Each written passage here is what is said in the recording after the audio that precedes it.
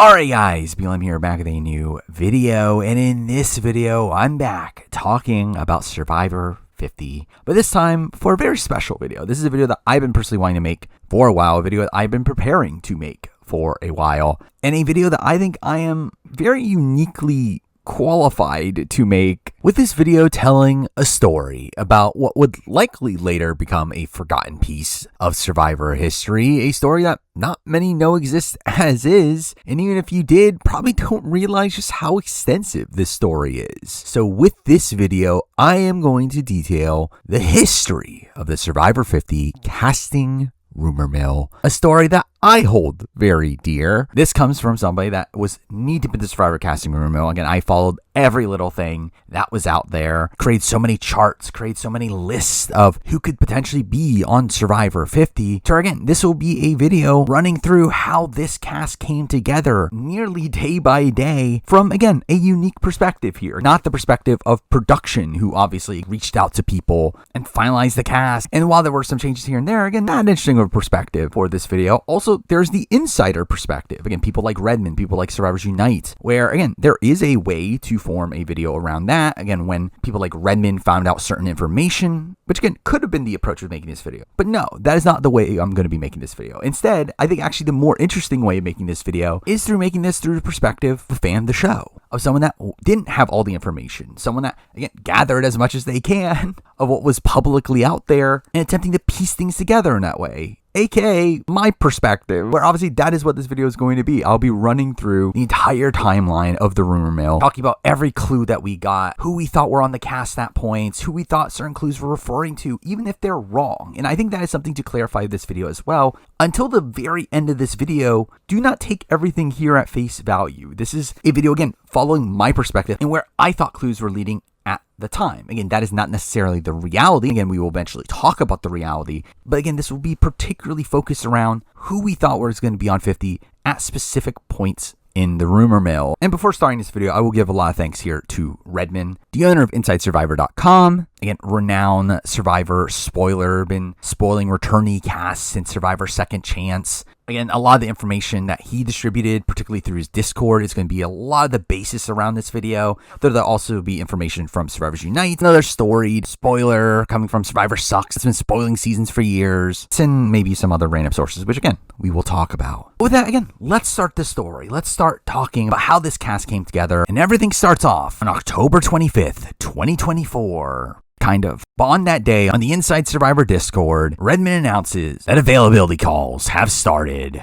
AKA, they actually started in August, which he didn't seem to find out about until later. Though if we want to be technical, the rumor mill technically started well before this, where obviously we had known about 50 being a returnee season for years now for me personally, but officially since April of 2024, where Jeff pretended like he let fans at a Hollywood event decide if 50 was going to be a returnee season when it was clearly always going to be a returnee season, where by this point it had been known that Jeff was calling this a celebration of the series. That is, unless you debuted in the 20s. Despite that, people still seem to assume that this was going to be a new era based season, despite him openly saying that they're looking at players from before the new era. This season in particular just never seemed logical that was the way they were going to approach things. Though also along the way, we did have Jeff making statements about players that have gone on other shows, clearly being annoyed at how other reality shows are stealing players from Survivor, making a statement that they appreciate loyalty in pertaining to the casting of 50, which again can be looked at as more so a scare tactic than anything, especially considering, again, there are some pretty big names that have recently gone to other shows where there's obviously no way they wouldn't call them for 50. But we do end up getting a major update of where the casting process is during August. Jeff did end up saying here that they started off with 200 names that they were able to narrow down to 125 and then later to 100, which I do very much doubt that they called all 200 names here, but I would assume that by the time they started to narrow things down, that is probably the time that these calls started to go out. But again, probably closer to that 100 to 125 grouping there being the people they reached out to. But again, info about those calls didn't seem to reach insiders until late October, where I would assume that this is probably also the first day that Redmond specifically heard names,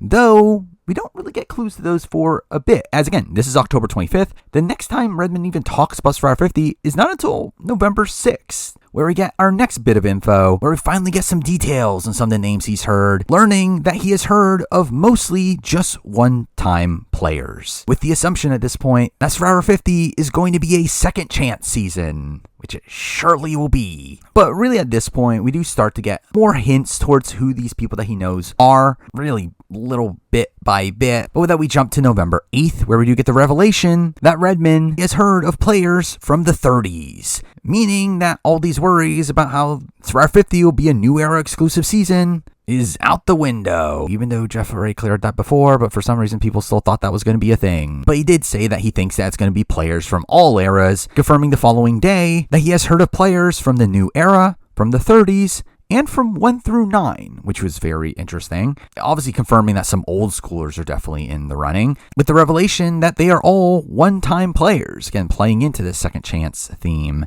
Now we do jump forward to the 10th, where we do learn that he has heard a new name at that point from the 30s, though it does also confirm here that most of the names that he has heard are from the new era, which might play a factor into a certain massacre we hear about later. But then we end up jumping to the 12th, where straight up, this was a clue that I actually genuinely forgot about. This is something I just somehow forgot to write down and did not actually realize that this was a thing until after the cast was finalized. The fact that at this point, Redmond actually replies to a comment saying that they don't think that people like Devin Pinto, Sydney Gillen, Lauren O'Connell, and Julia Sokolowski would be called for Survivor 50. With Redmond saying he wouldn't be so sure about that, which obviously implies that one of these people are on his list in a spot where, again, I forgot about this clue. And obviously, again, as we get further down the road, I mean, people like Sydney and people like Julia Sokolowski were very clearly on his list and were kind of just all over the rumor mill. However, I feel pretty confident that at this point, he was actually referring to Devin, which is a player that, again, we don't really get many other clues to beyond this. Again, kind of a player I kind of forgot he alluded to at this point, but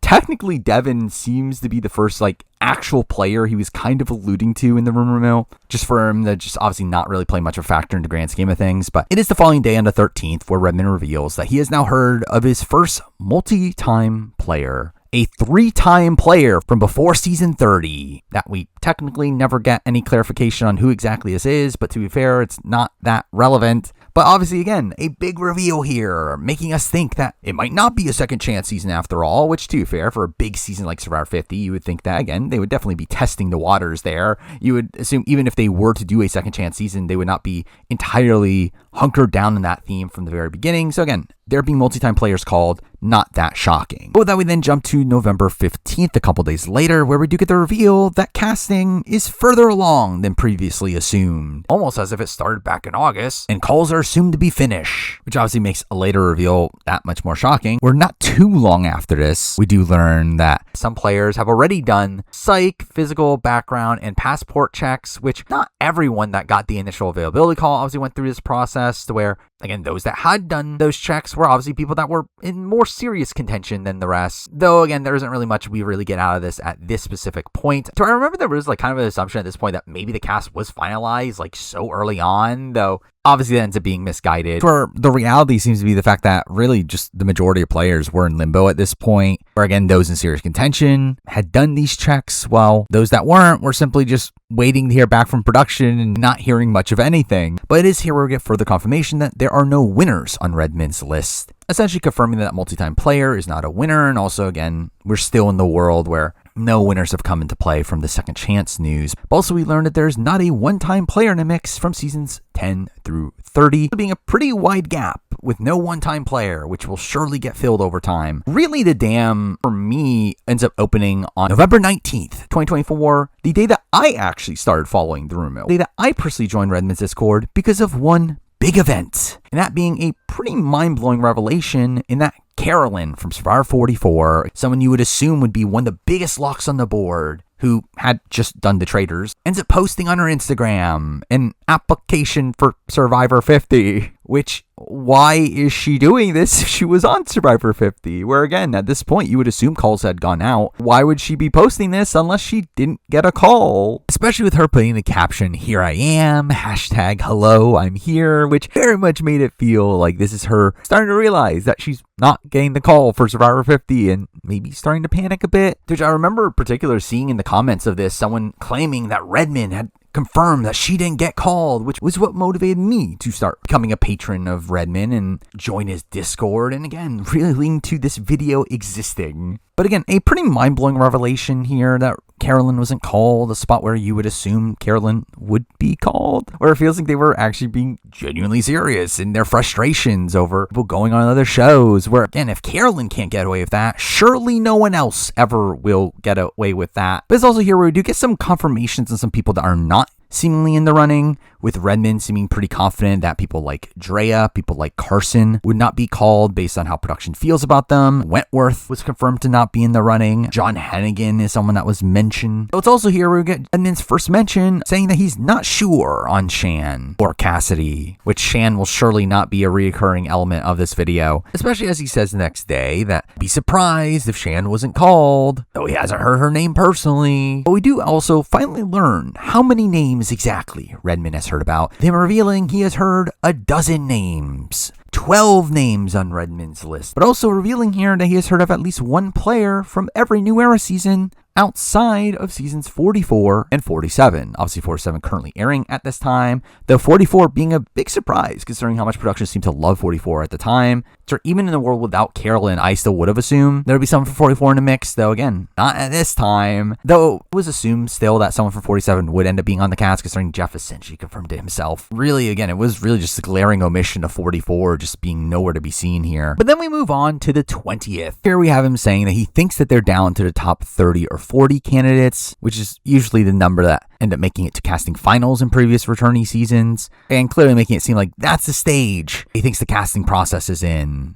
which turns out to not really be the case. But we do continue to get some more hints where here it's revealing that he has heard of at least one pre-merger. Only on the 22nd to expand on that, saying that he has heard of pre-mergers and runners-up from the New Era, which did allow for some predictions here. Again, I think in terms of the pre-merger, right away my gut went to Sabaya. I felt like Sabaya was the most likely pre-merger of the New Era to be in the running, with a couple others being possible, but definitely Sabaya was top of mind for me. Well, for the runners-up, there were really actually a decent amount of options. Again, especially if he's hearing people from 41, Xander and Deshaun were definitely people that would be on my mind. Mike Turner is someone that I could definitely see be in the mix. Even Owen from 43, considering he was not sure about Cassidy, and would not have thought Cassidy would be in the running anyway. Again, Owen is someone that I could have seen maybe being in the running. From 45, Austin, definitely somebody that could be in the mix, even though he was dating Jeff Probst's niece, which definitely led to some question marks around him. And then obviously from 46, a big one is Charlie, who very much felt like a lock coming into this entire process. But again, this giving us a lot of possibilities for people that were on Redmond's list at this point. Well, a few days later on the 25th, we do also get the revelation that there are no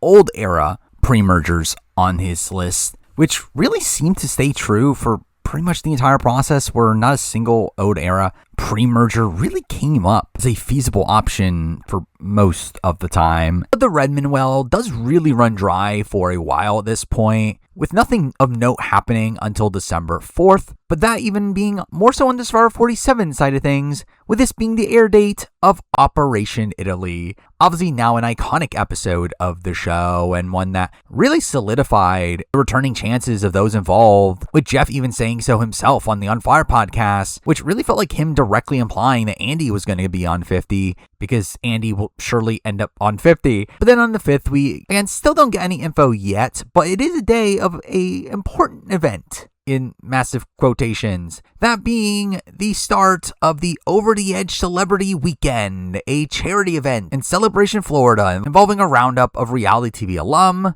which I wonder if through that they'll end up talking about Survivor 50. But we then move back to the Redmond side of the story, where Redmond finally decides to drop a few more hints, saying that he knows people from two 30s seasons, while also later saying that there's no way someone from season 37 is not on the season, essentially clarifying that Dave vs. Goliath is one of those seasons, as you would expect. Though at this point, not enough information to really hone down on what the other season is, though again, based on that previous info about Devin, Sydney, Lauren, and Julia, which again, I did not remember at this time, but again, if I did, it would obviously narrow it down to 32, 35, or 38. Though it's also on this day where we do get the reveal that the multi-time player that was on Redmond's list is not seemingly on anymore, and it's assumed that Survivor 50 is a second chance season once again, which again will surely stick. But then we jump to December 11th, day that we get part 1 of the Survivor 47 finale, and it is on this day that we do lose both Andy and Mothervieve, meaning that they didn't win, meaning that they are increasingly more likely to be cast on Survivor 50, because that will surely matter. And obviously, as mentioned previously, again, continued praise of Andy and Genevieve on the On Fire podcast.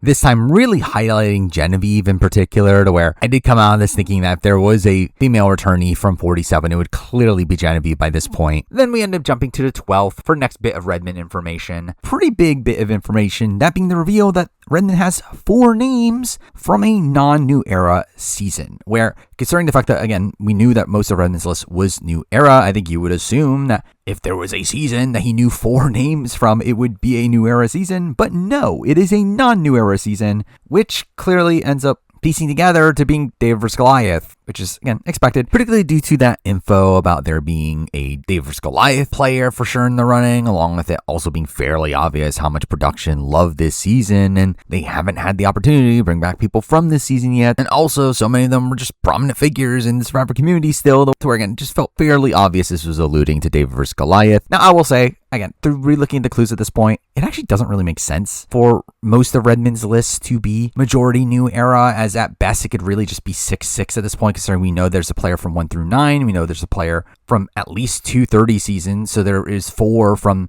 Dave vs. Goliath and 1 from another 30 season, so that's 6 out of 12. Again, it's at least half, but again, at the end of the day, it doesn't really matter. But once again, after that, kind of a drought until December 17th, where we get our first bit of information that really narrows it down to a specific player, with the reveal that the 1 through 9 player that Redmond knows, which again, at this point, it seems to just be 1, is from season 4. Which right away is pretty obvious who this person is. Again, it has to be a one-time player, has to be a non-winner. It just makes so much sense for it to be Sean Rector. Now, technically, we do actually learn of a couple other one-time players that were in the mix, though at the time, very much felt like confirmation it has to be Sean Rector, which was very exciting news that Sean Rector could potentially be on 50, where at this point, I was certainly thinking Sean Rector was a lock. Though we then move on to the 18th, which ends up being the finale day of Survivor 47. Can't believe Rachel won. Never have guessed that. But through that, Rachel winning did obviously lessen the likelihood of Rachel being on Survivor 50, because again, there's surely going to be no winners on Survivor 50. But also on this day, we did get our first look into Survivor 48, with the trailer really highlighting Joe, giving him focus at the beginning and end of the trailer, to where I wonder if they like this guy. So far as we then get another pretty slow period with nothing happening, taking us to December 22nd before our next bit of information. Again, more clarifying information here,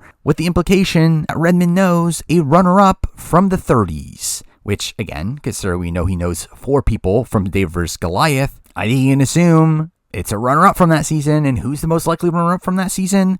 Really, both. But at this time, it was Angelina, because clearly Mike White is way too busy to ever be on Survivor ever again. But again, at this point, I was also really confident in the fact that Angelina was one of these people that Redmond had known, which, to be fair, once we knew that Redmond knew 4 Dave vs. Goliath people, I mean, I think you can kind of assume who those people were. Oh, well, Redmond now fully confirms, again, hasn't heard of Bryce or Jatia, which is in line of him not hearing any OG pre-mergers. Though Bryce's name is one that did end up continuing to circle around for a bit, to where there was a user on Sucks that ended up claiming that he heard that Bryce was called, though Bryce later futes that he was called. Dory ended up getting a lot of mixed signals from Bryce across this process, though ultimately didn't really expect Bryce to obviously be on the cast by the end of it. But it's also here where Redmond does specify, which again, kind of obvious based on the other clues, that again, he has not heard of a single player from the 20s, which is the first sign of many that is not looking great for the 20s on Survivor 50. But then we move on to December 26th, a day that doesn't have any proper information being dropped, though is a day where we did get the reveal of the cast of RHAP Traders Season 2. Obviously, RHAP's one-day game of traders that they ran with reality TV alumni.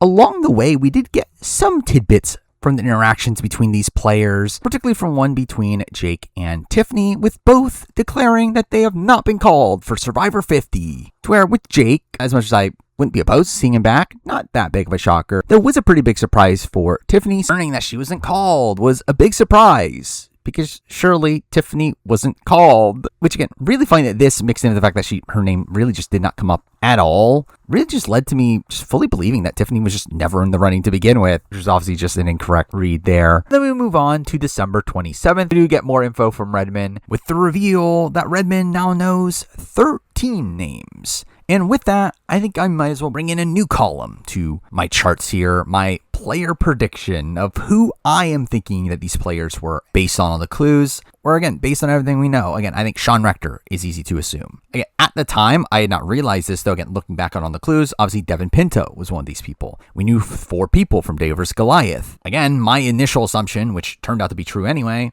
is Christian, Angelina, Davey, and Gabby, which ended up being correct from the offset. But again, we knew about a player from every New Era season that has aired up to this point outside of 44 and 47, which again, considering the runners-up and pre-mergers info, again, I'm going to lock in Deshaun and Xander from 41, Mike Turner from 42, Owen from 43, Sabaya from 45, and Charlie from 46. Now again, it was not clarified that all these people were runners-up or pre-mergers. However, again, at this point, that is the only information we have. So again, that is the assumption I am running with at this point, which again, to clarify, this is not true. But it's at this point where we do actually start to see some information leak outside of the Discord. Some of it not particularly real, some of it based on assumptions based on Redmond's Discord, which I might be at fault for some of that, but this was not me. But we did get someone claiming to know the New Era players on Redmond's list, saying that those people were Evie from 41, Jonathan and Mike from 42, Jesse from 43, Caleb from 45, and Jelinski, Q, and Charlie from 46. A list that gets instantly disproven. However, Redmond does clarify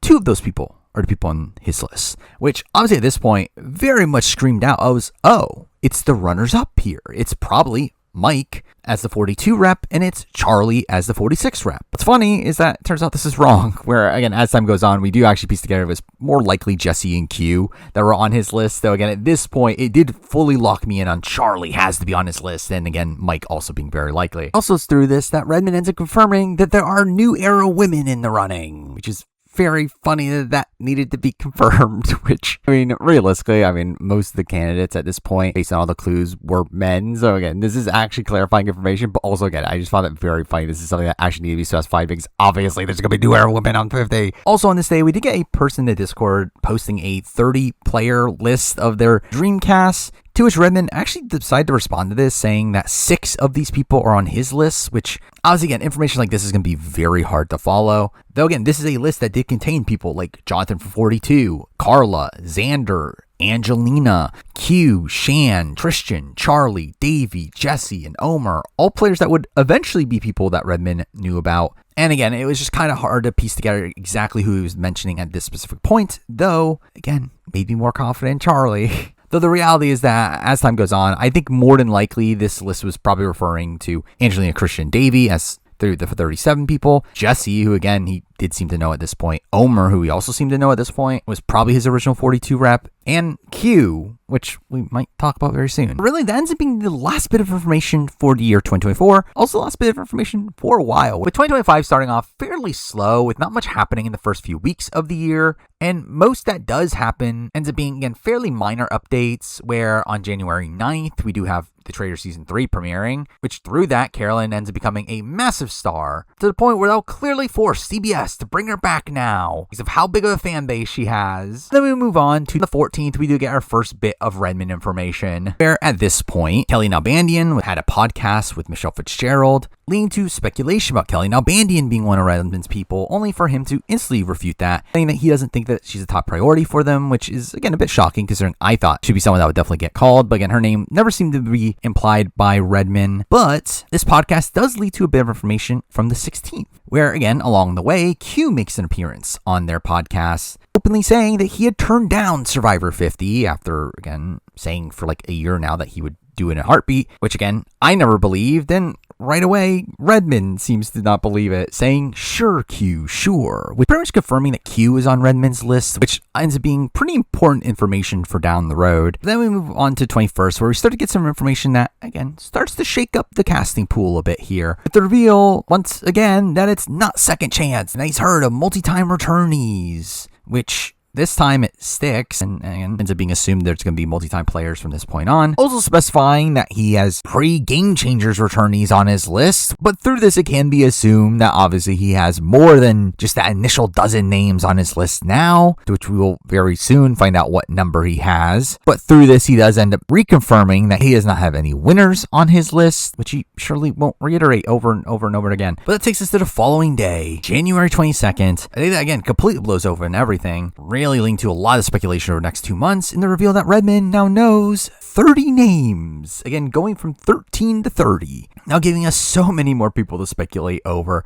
and honestly kind of resetting a lot of the information we had heard up to this point. But we get some new information alongside this. The fact that half his list is New Era, implying again around 15 New Era people here, while also confirming that he has heard of a couple more pre-30 names, with it being pretty easy to assume that, again, the multi-time players that he was referring to are probably in this grouping. But again, he doesn't end up implying any names from this grouping for a bit, where we once again get another slow period here. Then we end up jumping to the 31st for our next bit of information, one that, again, ends up being pretty big at the time, where the reveal that things might have changed for Carolyn in pertaining to her being in the running, where obviously in the time since the Traitors had started airing, a spot where Carolyn became a massive star, massive fan favorite, with again, makes sense that they would now call her, only for actually the reveal that this actually happened before Traitors started. And we later do get confirmation that, yeah, this happened in November, actually, like pretty much seemingly like right after she made that application video, where maybe that had some influence in them calling her back. But again, Carolyn now officially in the running, which again, she's surely a lock at this point. Though it is also during this day that we do get confirmation that Carson is still not on Redmond's list and never will be. And that then takes us to February now, February 2nd, today, where we get a minor update from another player not being on, that player being Andrew Savage, making a tweet saying that he would play on 50 if asked, but doesn't think they'll call him, which, I mean, obviously he could be lying, but ultimately, again, it did seem like Savage was just someone that was never in the running for 50. And similar thing on February 3rd, with another name confirmed to not be on, that being Boston Rob, where Boston Rob, obviously doing a lot of press at this point for the Traitors, ends up revealing during an interview that he was called for Survivor 50 and turned him down, which is not surprising based on how he's been talking recently, but in a spot where obviously he is a winner. And again, we did not hear about any winners getting called. Now, to be fair, following this, Redmond does specify that he has still not heard of any winners, or first boots for that matter, but assumes that winners are on the table. But still, at this point, I did not still believe that winners were actually truly in the mix, largely because of the fact that the way Rob described this conversation was as if he was talking to Jeff for things outside of Survivor 50, and then Survivor 50 came up, making it seem not like an official availability call, and making it seem like a spot where this is possibly before all the other official calls came out, making me think that this is a spot where Rob turned it down, and at that point, I could see them just thinking that maybe we shouldn't even go for winners at all. By the way, we then move on to the 4th, where we do get another implied name here, that being Davey Rickenbacker, who again I assume was one of the Dave vs. Goliath people from the offset. And to be fair, Redmond does not clearly specify this, but he does reconfirm that I've heard at least 4 players from Dave vs. Goliath, and he's not confirming names, which again very much felt like, yeah, Davey is one of these people. It's also in this day where we get confirmation that he has not heard of a player from season 38, meaning no Rick Devens on his list, meaning that Lauren O'Connell was not the previous person alluded to, meaning that's likely seasons 32 or 35 that previous 30s player came from. But this also leads to another thing that Redmond just consistently reiterates across the process, the fact that, obviously again, Rick Devens is not on his list, but he assumes Rick Devens got a call because obviously Rick Devens would have gotten a call. But despite that, again, Rick Devens is able to really avoid the rumor mill for pretty much the majority of it, which is pretty surprising considering how prominent of a name Rick Devens is. But beyond that, this ends up being another day that someone on Twitter ends up posting a list of 50 rumors, and that Redmond once again denies, with again it just being kind of like a mix of his information with some new stuff that probably wasn't real, though it does mention Will Wall being called for 50. Wu was actually one of these names that was constantly floating around the rumor mill early on, despite the fact that it didn't really seem like there was any true merit to the rumors about him. Though along with that, Julius Sokolowski, which again, ridiculous to think that Julius Sokolowski would actually be in the running for Survivor 50, mentions Tiffany from 41 getting called, which also later gets disproven. So Tiffany was once again one of these people that was kind of circling around the rumor mill, despite the fact that it never seems like she was actually a realistic possibility. But finally, through this list spreading, we do end up getting information from a random fan being upset at how Victoria from Edge of Extinction isn't on the cast, only for Victoria to respond to this, confirming herself that she wasn't called, which disappointing but not particularly shocking. But what's funny is that this ends up leading to also Eliza responding to this tweet, essentially confirming herself that she also wasn't called. They're again funny how a fake fan list end up leading to two pieces of actual information. But then we jump to the 5th, which does start a slower stretch for the next few days outside of Redmond's constant reassurance that he still hasn't heard of any winners, but wouldn't be surprised if they end up being on. I'll be honest, at this point I was very apprehensive on that, as I did find it very weird, the fact that we knew about so many players here, yet just none of them ended up being winners. Again, that seemed fairly unlikely if there were actually any winners in the running. Though beyond that, we also do have Redmond starting to drop some more clues on who these older school players might be, where we get, again, an interesting bit of information where Redmond implies a season 10 through 19 player was called, which, again, lines up with some of the information we heard more recently, with him doing some more direct implying on the 10th, where he confirms that he has one of Rupert, Coach, Amanda, and Stephenie on his list, which really narrows down the field here, especially in conjunction with a later clue from the same day. He has heard of players from one of Survivor Cook Islands, Survivor China, or Survivor Tocantins, where, while, again, not impossible, it was a player from Cook Islands, and through that could still be Rupert and Stephenie, who he was alluding to earlier, it does very much imply that the player that he is talking about is probably from China or Tocantins, or at this point, it very much felt like he was either Amanda or Coach, in a spot where I fully believed it was Amanda Kimmel, as, again, RGP did Survivor Wishlist series before the casting process started, that ultimately, Amanda ended up being on the Dreamcast there, where in a spot where we know Mike Bloom was told from producers that they were looking at his list. And again, Amanda was on it. So again, I was fully in the camp thinking that it was definitely Amanda being implied here, even though, again, that might not be right. But it's also here where we hear about a couple other names that are not on Redmond's list. People like Aaron Lobdale, who's actually a person that was talked about a lot during the early portions of the rumor mill. Not from any reliable source, but just a name that was brought up specifically due to some weird social media activity, aka her privating her Instagram briefly, which obviously is a sign that she's on Survivor 50, to where ultimately, again, it seems like Aaron was someone that was never actually in the running. But also, Wu is a person that Redmond shuts down, and again, does so multiple times in the process, again, just being someone that never seemed to be in the mix. But I should mention that this is also around the time that my Guide to Every Player's Returning Chances video ends up coming out, and in turn, I was getting requests to make a tier list of players returning chances, which I didn't end up acquiescing, largely because I was also interested myself at what I would come up with, to where ultimately I ended up making a spreadsheet including every player and breaking them up into tiers of how likely I feel like they are to come back, and then proceed to update the spreadsheet as we continue to get further into the rumor mill, which might cause some issues down the road.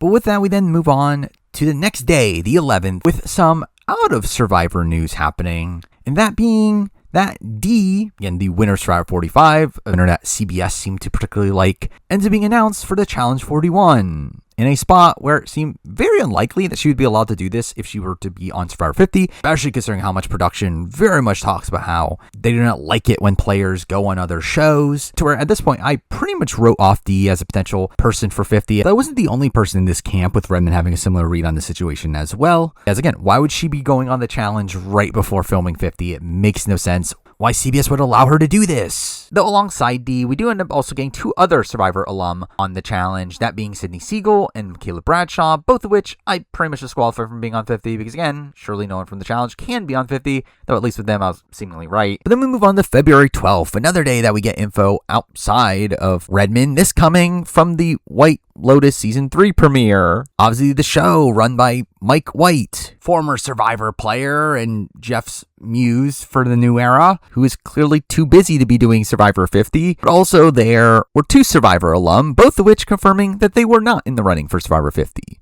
First of which being Natalie Cole, which is, again, tad disappointing considering she was in the running for 40, though again, doesn't seem like she was in the running for 50 at all, along with Parvati Shallow, which I think was a bigger surprise here, and kind of feeling in line with the fact that, again, there's no winners on Survivor 50. As again, if they're not calling Parvati, then it really just emphasized to me even more that, again, it probably was just Boston Rob that they called. And once he said no, they were just like, no winners. Because again, there'll surely be no winners on Survivor 50. Anyway, we then jump to the 13th, where we do get a decent amount of information at this point. And really from this point on, we do start to get a more consistent flow of clues leading to the people that are on Redmond's list. First up, learning that there's no Banu on Redmond's list and no quitters, again, kind of expected. Also, we get a lot of people asking about certain groupings of players, where we learn that he has one of Jenna Lewis, Jerry Manthe, Colby Donaldson, Rob Cesternino, and Fairplay on his list, which pretty quickly gets narrowed down to Jerry, especially as her name was already circling around the Over the Head charity event, though I wasn't fully privy to that until a bit later down the road, which again we'll talk about eventually. Though we also learned that one of Chrissy, Tiffany Seeley, Ellie, Kelly Nalbandian, and Genevieve are on his list, with this one clearly turning out to be Chrissy, where the only other viable option here at this specific time would have been Tiffany from 41, though again I think it pretty clearly becomes Chrissy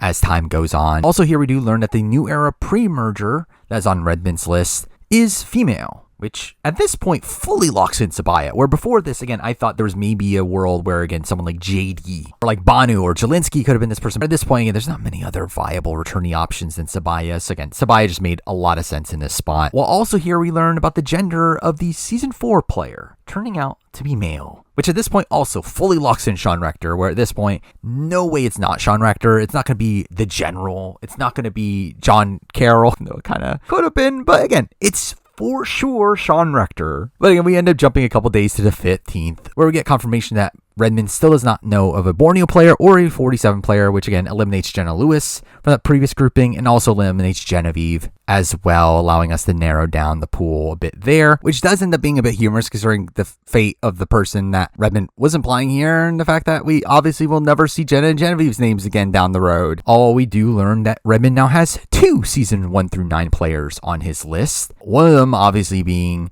the season 4 male, which again is clearly Sean, while also revealing a player from season 2, which obviously ends up narrowing down that grouping to Jerry or Colby as this other option, which again did seem like Jerry at this point. Though it is here where we also get reconfirmation of still no one-time player from 10 through 19 on Redmond's list, which again doesn't really change for most of the process. We then jump to the following day, the 16th, where we do get a pretty big update of people that were not on Redmond's list. Again, being asked a pretty big group of New Era women that Redmond reveals that none of them are on his list. Again, a list that includes Lindsay from 42, Janine, who was also someone that, again, was like being talked about around this time, though it never seemed like she was actually in the running. Reconfirming Cassidy, Sarah Wade, who would have been funny, Franny, who also I'm surprised never really came up, and also Emily Flippin, which again, not just yet. But also on this day, he does confirm that he also has not heard of James Clement, Russell Hantz, or Johnny Fairplay, all of which never seeming to come up from Redmond's point of view. Oh, we also get a pretty big list of New Era men that Redmond comments on.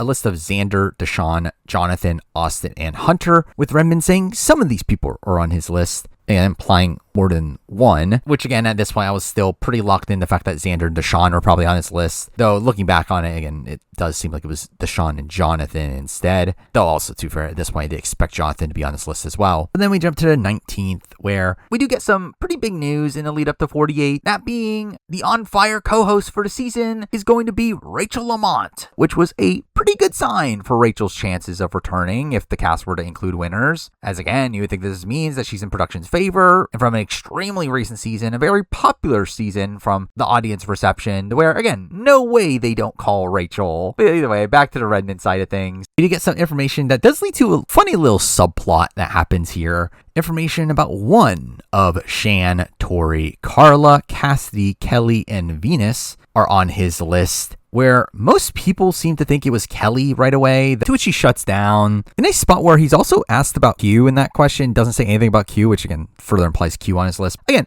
this ends up being the first sign that a certain Venus Vafa might be in the running, which it turns out to not be a correct sign. Where really actually this ends up being a little bit confusing based on later information that, again, it could have been Shan, it could have been Carla. Because there's actually 2 people from this list that end up being on his final list of calls, to where I'm inclined to think he was probably referring to Carla in this spot, but again, still some questionable stuff here. But either way, we then jump to the 22nd, a big day, especially for a general public, with this being the day of the official reveal of Survivor 50's theme. But obviously, all this ended up being revealed at an event that Jeff was at, answering a lot of questions along the way, during which very much implying Suri being in the running for 50, where at this point, again, Suri was certainly on my radar, especially as, again, a few days later on the 27th, we have Parvati essentially leaking herself that Suri was in the running in an interview with her. At this point, again, it felt pretty clear that Suri was definitely on the table. Also through this, Jeff essentially confirms that Carolyn is also in the running through his talk about how he needs to let go of his bitterness of people going on other shows like The Traitors, and clearly alluding to Carolyn. Though again, that was information we had already known. It's also in this spot where Jeff confirms that his current shortlist for the cast is down to 50. Also implying that they're looking at a cast of 18 to 20, because they surely would not go over that. But it's also here where we're just saying that he wants to make a cast representing all the eras. A comment that certainly won't be constantly brought up and backfire on him by the time the cast actually comes out. It's also at this point that Jeff's declaration of how they're down to 50 players did lead to me updating my spreadsheet with a top 50 player prediction. That again, I continued to update and adding when I thought people were cut and when we found out about specific players from Redmond, which, while the spreadsheet was public, I was, again, just generally just doing this for my own sake, not even really thinking that many people would be looking at this spreadsheet at this point. As again, it was literally only available through the comment section of my guide to every player's returning chances video, to where, again, it was technically public. Who cares? Almost no one's going to see it, surely. Again, this surely won't backfire in any way. But following this, on the 24th, back to the Redmond information, Redmond reveals that there are pre-40 multi-time players not mentioned anywhere that are on his list, which, to be fair, is kind of expected considering how many people we don't know at this point, but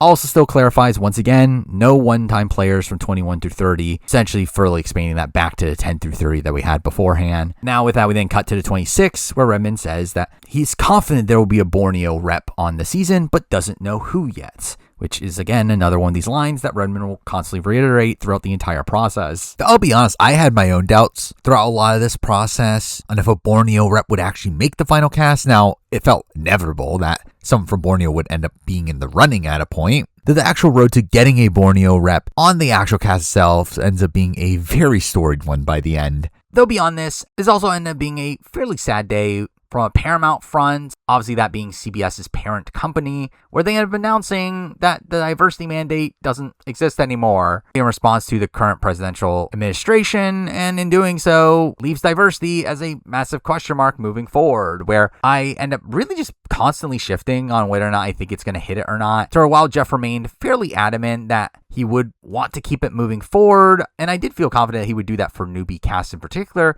I was, again, unsure if they were going to hit that metric with Survivor 50 in particular, again, it being a cast of returning players, with there also being different motives for why people are cast there, to where ultimately it ends up looking fairly rough for diversity mandate throughout the majority of this process. Though beyond that, this also ends up being the day of the Survivor 48 premiere, where we instantly get a glowing edit for Joe and Evo, with them clearly coming off as production favorites from the offset. Joe also presuming to be my epic frontrunner to win the entire season, which would be the only doubt of him potentially being on 50, as clearly would be no winners on Survivor 50. Though alongside that, Say also ends up getting a massive premiere, most confessionals in the premiere, proceeding to get the biggest pre-jury edit in the history of the show, so I wonder if she will end up being in the running at some point. But then we cut to the 27th for, again, some big news, where Redmond confirms that he has heard of one of Shan or Venus, saying he heard their name a while back in a spot where, obviously, as alluded to before, he has said a while back that he is not sure on Shan. So essentially, this definitely confirms that Venus was the one that was called. Venus is in the running for Survivor 50. I was very confident at the time. Though truthfully, I was actually pretty surprised to even hear that Venus could be in the running at this point. While again, I did believe that she was the person over Shan because of all the previous information. Venus is someone that, based on her social media activity during 46, I was surprised to hear that she would be someone considered for a future Survivor season. So where ultimately, while I did find it surprising that Venus was even in the running to begin with, I still felt like there was almost no chance she would even be on the cast, even if this information was true. All while we get Redmond also confirming at this point that he still thinks that there are no winners that are going to be on the cast, also thinks it will be a majority new era cast, which again, will surely stick. But also has confirmed that he has not heard of Malcolm, which we'll get to that. But it is on the 28th here where we get some pretty big news relating to a previous clue in the fact that Redmond finally confirms a certain season that he has heard a person from, revealing he has heard of a player from Survivor Tocantins, where, again, looking back at the clues, he revealed that he had heard of one player from Cook Islands, China, or Tocantins. Now we know that season is Tocantins, meaning he has not heard of a player from Survivor China, aka it is not Amanda Kimmel on his list, it is Coach instead, which again will certainly have a journey in this video, but also through this there could be more Tocantins players, as again it was always a spot where he has heard players from that season. So again, maybe more Tocantins people we will talk about. But with that, we then cut to March 2nd, with the reveal now that the new era female pre-merger on Redmond's list is the only pre-merger on his list, with again not seeming to change. Oh, we also get the reveal that Redmond has not heard of any Survivor 39 players, which also never really changes across the rumor mill. There's also here we get full confirmation about the genders of the David Goliath players. Again, 4 of them, 2 of them being men, 2 of them being women. Again, just fully solidifying why I already thought that it is Christian, Davey, Angelina, and Gabby, which again was correct. But then we get to March 3rd, where we start to get a lot more clues in the next few days, essentially being able to piece together a lot of Redmond's lists, though this day ends up actually starting instead with another source's information. That source being BrianHeidiksWeiner from SurvivorSucks, which I'll call BHW for the sake of not having to say BrianHeidiksWeiner over and over again. But again, BHW is a SurvivorSucks user who is essentially trying to piece together 50 casts themselves, though did it in a way that kind of made it seem like they were spreading their information to, for some of it was probably misinformation. But again, their lists end up spreading to Redmond's Discord on this day. A list that we just instantly laugh off, specifically because Jonas from Survivor One World is on it, where again, there is no way Jonas from Survivor One World be in the running for 50. But again, BHW's list ends up really essentially just being a lot of guesses based on the Redmond information, along with, again, maybe some other sources, where again, he had some names that were not referred to. Names like Jervis, Jenna, Colby, Alicia Calloway, Nalia, Rob C., Rupert, Penner, Sydney, Julia Sokolowski, whose names will certainly never be brought up again. Though we do later learn that some of the information BHW did get came from the Over the Edge charity event back in December, where supposedly that's where many of these names that Redmond didn't hear about ended up coming from. Like Jonas, for this event will clearly be a very accurate source. But again, beyond this, we do actually go back to some more Redmond clues here, with again another big list of players from Survivor 43, with Redmond confirming he has at least one of these people on his list. A list that includes Jesse, Carla, Cody, Noel, and Ryan, which again, clearly is Jesse. And I do think he's at least was again referring to Carla, who seemed to be shaky information. But again, at this point, I felt pretty confident Jesse was the person from 43. Also around this time, Link, someone in Redmond's Discord, a person that might come up again later down the road, started creating a list of seasons that Redmond has confirmed that there's a player from, to which Redmond decides to add to that list, adding in HHH, which can be deduced as the other 30 season he was previously referring to, which ends up further locking in Chrissy as one of the players he was previously alluding to on his list. Though along with that also confirms that he now knows players from 3 30 seasons in a spot where it was previously 2. We're mixing that and the fact that he also ends up confirming this day that he has not heard of a player that debuted on seasons 29, 30, 33, or 36. In his previous information of no 38 or 39, that fully confirms at this point that the 330 seasons that he's heard people from are seasons 32, 35, and 37. With obviously the addition of Survivor 32 being new information here, though we don't get clarification on who exactly is being mentioned at this point, though I did have already in my mind that Sydney was obviously a name that was being brought up quite a bit at this point, to where definitely looking at her as a top contender. And while Julia Sokolowski's name was actually probably floating around more than Sydney's by this point, I just generally didn't believe it and felt like it was baitless speculation. But along with this, we do also get Dominic being officially added to the list of people that Redmond says that he hasn't heard about, but he assumes he got called. Also confirming that he has not heard about Natalie Bolton being called either, which he constantly has to reiterate. But also on this day, we do get confirmation that was implied earlier, but now fully known, the fact he knows 2 players from Survivor Tocantins, which again, one of them being Coach, but the other one being a bit up in the air, to where we do later find out who this person is. But again, my initial assumption was that's Aaron Lobdell, especially considering how, again, Aaron Lobdell was talked a lot about earlier on, though realistically, we should have known it wasn't Aaron Lobdell based on his other clues. Or again, he said that there's no one-time player from this batch of seasons, which again is something that I seemingly forgot, but it is also here we do get a reveal of one player from Survivor Cagayan, our first of what will clearly be many 20s reps that will end up being in the running for the season. And if there is a person to be in the running from Survivor Cagayan that isn't a winner and is likely a multi-time player, that player is clearly Tasha. It's clearly Tasha. They would not call Spencer nowadays against sponsors too controversial because they're clearly adverse to casting controversial people, but also cast didn't feel in line with who production would cast nowadays, and we already knew it wasn't Woo. Again, it's clearly Tasha. All while we also hear about Redmond, knowing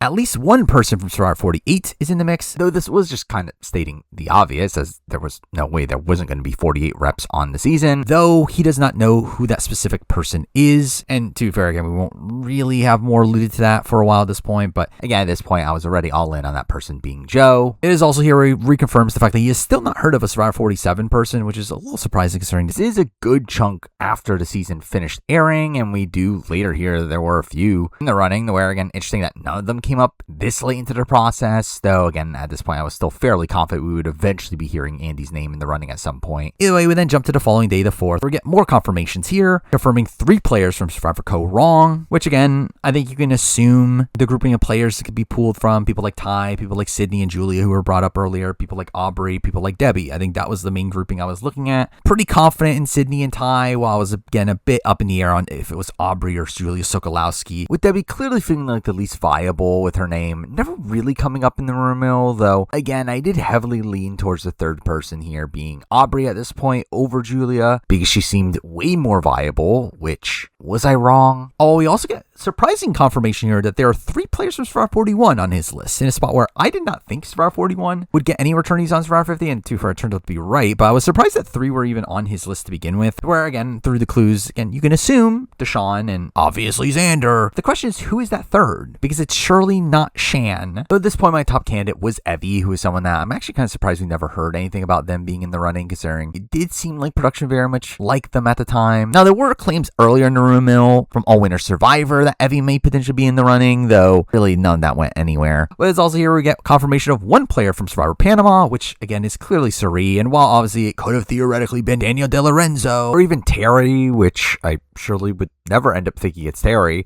to where again it's clearly Suri, especially in this spot where it's very open how involved she is in the 50 casting process by this point. So it's also here where we get confirmation on more seasons that he has not heard people from, essentially confirming no player from the 20s outside of that one Cagayan player. Though generally I was expecting at least some people from the likes of Survivor Philippines or Blood vs. Water to eventually show up, as again, clearly there's no way they would end up without any 20s reps on the season, all while revealing he has not heard of a player from Survivor Pearl Islands or Vanuatu, though by precedent there clearly will be some Pearl Islands reps in the running at some point. Also, Redmond proceeds to clarify that he's only heard of 2 players from seasons 1 through 5, meaning there's still no players outside of the 2 that he had previously alluded to, which again, we already knew that there was no Borneo players, but now that also means that there's no Africa or Thailand players either. I mean, that's obvious for Thailand. But then we move on to March 5th, being a day, well, any true Redmond info, but some very weird social media activity from a person that we know was called at this point. That person being Coach, who ends up making an Instagram post saying that he's not going to be on Survivor 50. And not too far after this, ends up appearing on Tyson's podcast, bashing the new era, or at least that's what was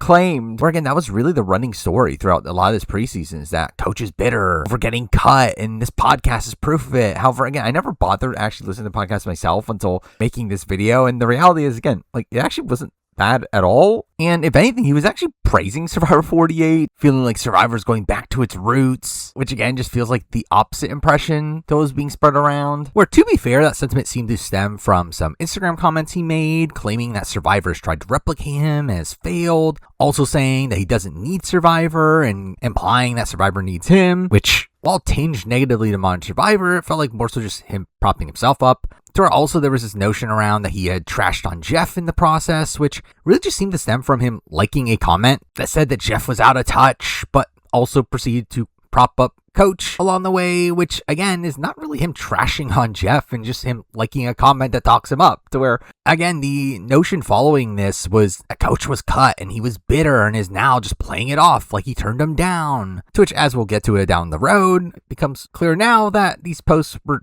just real. But again, this notion was something that really stuck in my mind throughout a lot of the rumor mill, something that Redmond also seemed to think as well. Though interestingly, this is weeks before we actually officially hear of any players getting cut, which again should have been a clue. But again, clearly coach is out of the running. He's clearly acting as somebody that is clearly bitter and trying to hide the fact that he's bitter, which again is surely what's happening here. But then we jump to the 6th, where we do get the reveal here that Redmond has heard a new batch of names, essentially resetting some of the previous info we had learned. Though it is here where we get the reveal that he has heard of a new Season 2 name, which turns out to be Colby, though initially obviously could have been someone like Alicia, someone like Elizabeth. But again, Colby was obviously the first person to come to mind. It just made sense that he would be in the running here alongside Jerry, especially for a season like Survivor 50 that was meant to be a celebration of the entire series. Though this did actually coincide with some information from All-Winner Survivor, who not long after this ended up claiming to have heard that Elizabeth Hasselbeck is on Survivor 50, which felt ridiculous to even think that she'd be willing to do Survivor after all these years of saying that she wouldn't do it. And again, would production even want her in this current political climate, to where again seemed like a baseless rumor. Again, we'll surely never hear her name again, all while we get confirmation that the Season 4 male is still in the running and that is the only Season 4 person on his list, essentially deconfirming a possibility of Nalia being on his list. Despite Nalia actually starting to pop up a bit more in the community around this time, literally posting about wanting to be on Survivor 50, which, to be fair, that's something that someone that isn't in the running would do. All while we get confirmation that he now knows somebody from Survivor Palau or Guatemala, where, again, felt kind of obvious that this would be Stephenie, where there's not really many potential options here, but again, instantly went to Stephenie. Along with confirmation that he only has one name from Survivor 45, which, based on all the previous clues, it still has to be a person from his original list, which, again, at that point, very much implying it is still Sabaya. All while confirming that he has finally heard of a Survivor 47 name, which, again, at this point, I was assuming was Andy, as again, that was someone that Jeff pretty much implied himself was going to be on 50, and felt like the biggest lock from 47 to play again, where obviously the name that he heard must be Andy. Again, I was very sure. But then we jump to the 7th with, again, some minor information here, particularly the fact that, again, still no fans from Micronesia or players from Gabon, but it's also here where he ends up confirming a player from Survivor Cambodia, which clearly it's the person from Cagayan. We're not many other seasons that we know players from had reps on Cambodia, especially of those that felt likely to be called, to where, I mean, it could technically be a new name, but I did feel it was more likely to be one that we had already known. So through that, again, we can narrow it down to Varner or Kimmy as the Australian Outback rep, which felt very unlikely. It could be a world where Cerise not the Panama rep and it's Terry instead, which how ridiculous would that be? Or it could be Steven being the second Tocantins player, which again, ridiculous, as Steven's talked about for years about not wanting to play Survivor again. So again, I did feel like the Cagayan rep here just felt the most likely, which while again, not 100% confirmed, it did confirm to me that that previous Cagayan rep had to be someone that was on Survivor Cambodia, to which again, I already thought it was Tasha anyway. So again, clearly Redmond's alluding to Tasha here. Now on the 8th, we do get reconfirmation from Redmond. There's still no pre-mergers or pre-jurors from the pre-40s on his list, though it's also here where we do get some confirmation on the makeup of the group of players Redmond just heard about, learning that it was just a couple names, and that outside of the Australian Outback player he had just heard about, it's all new era, which considering we know about the 47 player he had just heard about, it does, again, really further add proof to what we just heard about the previous day, that again, the second chance player likely is the Cagayan player, essentially confirming that Cambodia player was a player that was on Redmond's list previously. That is, unless the Australian Outback player they just heard about ends up being Varner or Kimmy, which again did not feel likely. With that, we then move on to the 10th, where we do get Redmond confirming that he knows a player from Palau, resolving the previous clue of there being a player from Palau or Guatemala, which obviously wasn't going to be a player exclusively from Guatemala, but again, nice to have that confirmed now. But again, Stephenie is still the most likely option here, while also implying that he has not heard of a player from Survivor Fiji, Samoa, Nicaragua, or Edge of Extinction, which again lines up. On the 11th, we get a few more confirmation of 2, maybe 3 from Survivor 42, which at this point I was thinking it was Jonathan and Mike as the confirmed two, with the third potentially being someone like Omer. Though I think it does turn out that it was actually the other way around. It was actually probably more so Jonathan and Omer as the confirmed two, with Mike as the potential third, but either way. Also, we do get confirmation of one player from Survivors 43 and 44, where at this point, very clear who those people are. Again, very clearly Jesse would be the person 43, though again, there's technically a slight chance of Carla. Oh, well, from 44, it's clearly Carolyn, as he pretty much said it was. But it's also on this day where we get confirmation that the Cagayan player is not Cass, Bryce, or Trish, though to be fair, it was already implied to be a multi-time player, and again, you can assume it was someone from Cambodia, so really the cast information there is the only actual important one, but it essentially does narrow down the Cagayan player to having to be one of Spencer Tasha, so again, it's clearly Tasha. But then we move over to the 12th, the day of the Justin Boot episode. The main takeaway from this episode was just how much it highlighted the Say Mary dynamic that Jeff had been hyping up for a while up to this point. And while I already thought Say was a likely returnee, I did actually start to feel pretty good about Mary as well, who obviously had her big shot in the dark moment, along with them also liking to bring back these like rivalries for returnee seasons, to where while Mary never actually seemed to be in the running, I did start to think there was at least a chance that they would want Mary and Say together, and that belief, and my belief that that was possible, led to a kind of funny misconception down the road. But it is also here where we get an update on this Survivor Cambodia news in the reveal that there's more than one player from Survivor Cambodia. Now, obviously, again, it's easy to assume that the player from Cagayan would be one of those people, but again, who is the other? Which again, should have been kind of obvious who it is at this point, but I wasn't paying attention. Where instead of going for the actual person, I decided to think, what if the Panama player isn't Suri and it's actually Terry Dietz instead? Which, too, I didn't really go down that rabbit hole. That was just a thing that came across my mind. I actually was just generally confused at who this person could be. But again, it was definitely a possibility at this point. Though also along the way, we did get confirmation that there are players from Survivor All-Stars on his list. Kind of already knew Jerry was on, so this doesn't really help much. But then we move on to the 14th, the day that has Redmond confirming to us that he has not heard of anyone not being in the running anymore, which should have been a massive tell in relation to that coach situation, as why is he the only person that's implied to be cut by this point? But beyond that, we also do get confirmation that was again already assumed, but the fact that the Cagayan player is a returning player, which again just kind of had to be based on the previous clues. Well, we move to the 15th, where we didn't get confirmation. That's pretty big confirmation that both the Token Cheese players are men, which should have been obvious already, but again, I wasn't piecing the clues correctly here. But clearly the second player from Token Cheese was Steven the entire time. Again, it had to be. Again, I was just not piecing that together for some reason. But again, at this point, fully confirms that, where I just really did not feel like there was another particularly viable Token Cheese male that was a non-winner that could be in the running here, to where, again, I guess like Brendan was the next most likely, but ultimately I felt like Steven was the clear frontrunner to be potentially in the running for a season like season 50.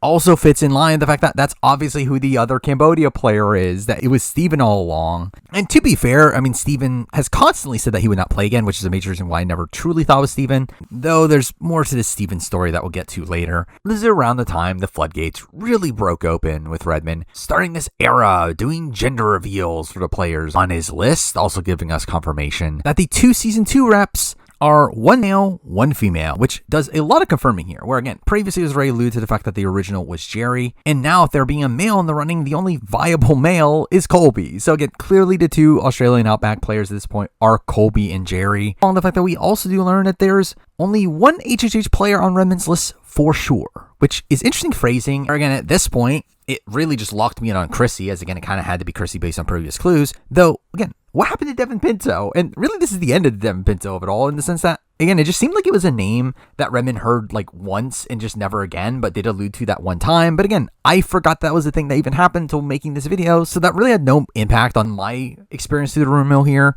as again, I just never really thought Devin Pinto was a possibility. And again, it was just always Chrissy the entire time. But again, it does seem like this is a spot where he kind of dropped off Devin as a potential person that could be on, especially as we then get to the 16th, where we do get more gender confirmations here. The first of which being that the HHH player is a female. So again, it has to be Chrissy at this point. Now again, there was some debate over it. Is it Desi? And it seemed like a lot of the people outside of Discord thought it was Desi for some reason, but like, come on, it wasn't Desi. Someone that was pretty much purpled on her season. All while we do learn some info about the co-wrong players, the fact that it is one male, two females. Again, fitting in line of what was assumed already, that Ty is the male. That of the women, again, it is probably two of Aubrey, Sydney, Julia, and Debbie. Still being fairly confident in Sydney, feeling a bit more confident in Julia by by this point, where again, her name just constantly showed up in the rumor mill. And again, still feeling like Debbie was the least likely of the bunch. But also here we get interesting confirmation, the fact that he only knows one Survivor 46 player, and that player is male, which does a lot here. First, in the fact that obviously, again, we already knew about Q, so again, it confirms that Q is the only 46 player he knows, which makes you question a couple things. First up, what happened to Venus? Where previously, again, he said he had heard of one of Shan or Venus back in the day, and again, through him saying that he was not sure about Shan, it was clearly Venus who he's referring to, though at this point, Venus just seemed to not be there anymore, which again, should have been a hint at the 41 female being Shan, but again, I personally just felt like it was a spot where he just thought it was bad info, and that did not imply it again, which to be fair, he did technically do with Devin Pinto, but again, a spot where, again, I generally just believe more so it was that over the fact that Shan was actually someone on Redmond's list. Oh, well, this also is interesting in the sense that through there only being one Survivor 46 male, and Q being directly implied by Redmond, it means that Charlie isn't on his list. This spot where, again, I felt pretty confident Charlie was on his list, going back to the fact that he referred to runners up. Again, there was that previous list that had Charlie on it, and he heard names from it. Again, it felt like Charlie was one of the people that was on Redmond's list, though again, it turns out at this point that is not the case. Though the funny aspect of all this is the fact that, again, in this original message, he does say one for sure, implying that there are people that he is not sure about, which again, you would think, and maybe it'd be Venus, maybe it'd be Charlie, the people we were thinking about, though the reality is that in retrospect, I'm pretty sure he was actually referring to Tiffany, who's somebody that obviously ends up on the actual cast, so someone that really ends up evading the room mill for the majority of it. Though is a name that Redmond later confirms that he did hear of at a point, just had much proof for it, to where, again, I'm pretty sure that's who he's actually referring to here, which is, again, kind of funny in retrospect. But again, another interesting confirmation here is that we do learn that the 47 player that he knows is female, which, again, assumed it was Andy. Now, clearly it's not Andy. I think at this point, it's clearly Genevieve. I think Genevieve would be the non-winning female that would be the most likely to be called. So again, at this point, already assuming it was Genevieve in the mix. Although we do get confirmation that he only has one POC player from the 1 through 10 era of the show, with, again, that very much alluding to Sean Rector, though it theoretically could have been Alicia, but again, I was so confident in the fact that it was Sean Rector. Through that, again, it deconfirmed Alicia, and through that essentially confirmed even more so that it was Colby and Jerry as the two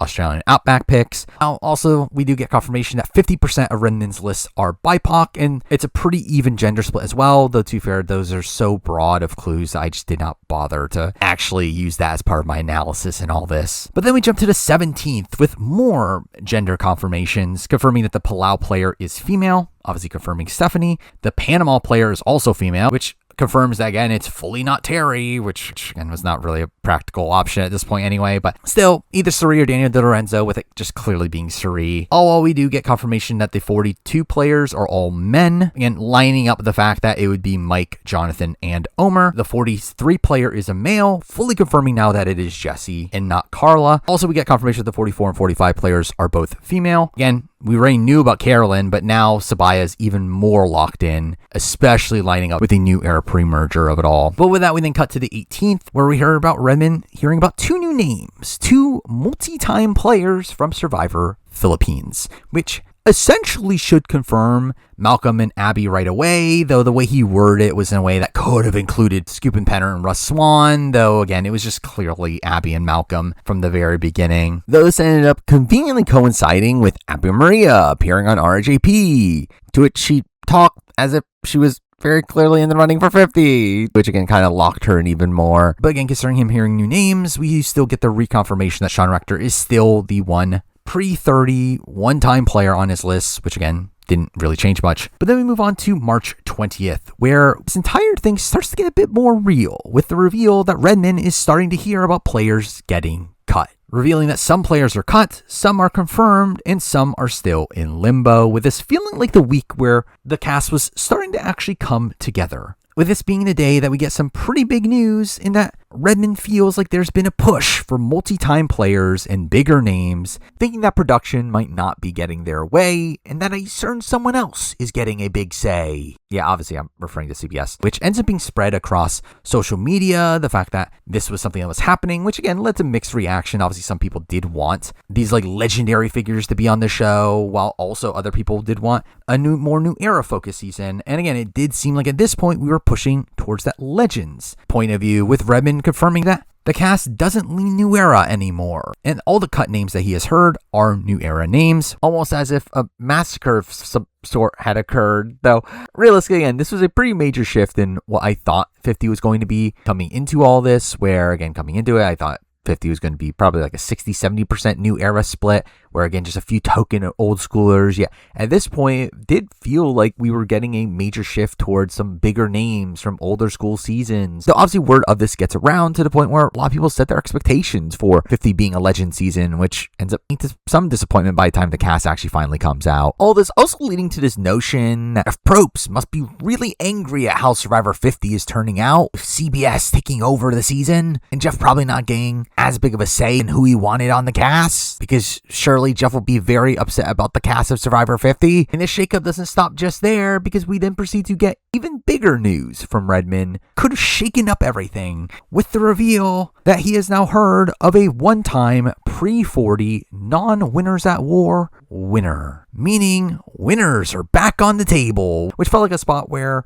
this just completely blew up everything. Where with winners back on the table now, it's like, what cast are we looking at? What kind of season could this end up being? This was all just for a second as we cut to 21st, where Redmond deconfirms the winner, so we're back at no winners for 50. Now again, it was assumed that this winner was Earl Cole, and we do get later info that implies that as well. But again, it felt like information of like a person getting called, but not really entering the process, which is why Redmond seemed to deconfirm that person. Also on the 20th, we do start to get some rumors roaming around about the Traitors season 4. Someone implying that Kelly Wentworth is going to be on the season, only for Redmond to instantly shut that down, which is obviously more relevant to a history of the Traitors season 4 rumor mill. So technically, this does lead to Redmond proceeding to reconfirm that she's not going to be on Survivor 50 either. We do later find out that she was never called to begin with, so again, we can finally put that notion to bed. Anyway, we then cut to the 24th, a few days later, where we now get a pretty big reveal here, something that really threw me for a loop when, again, in retrospect, it should have been kind of obvious, but the fact that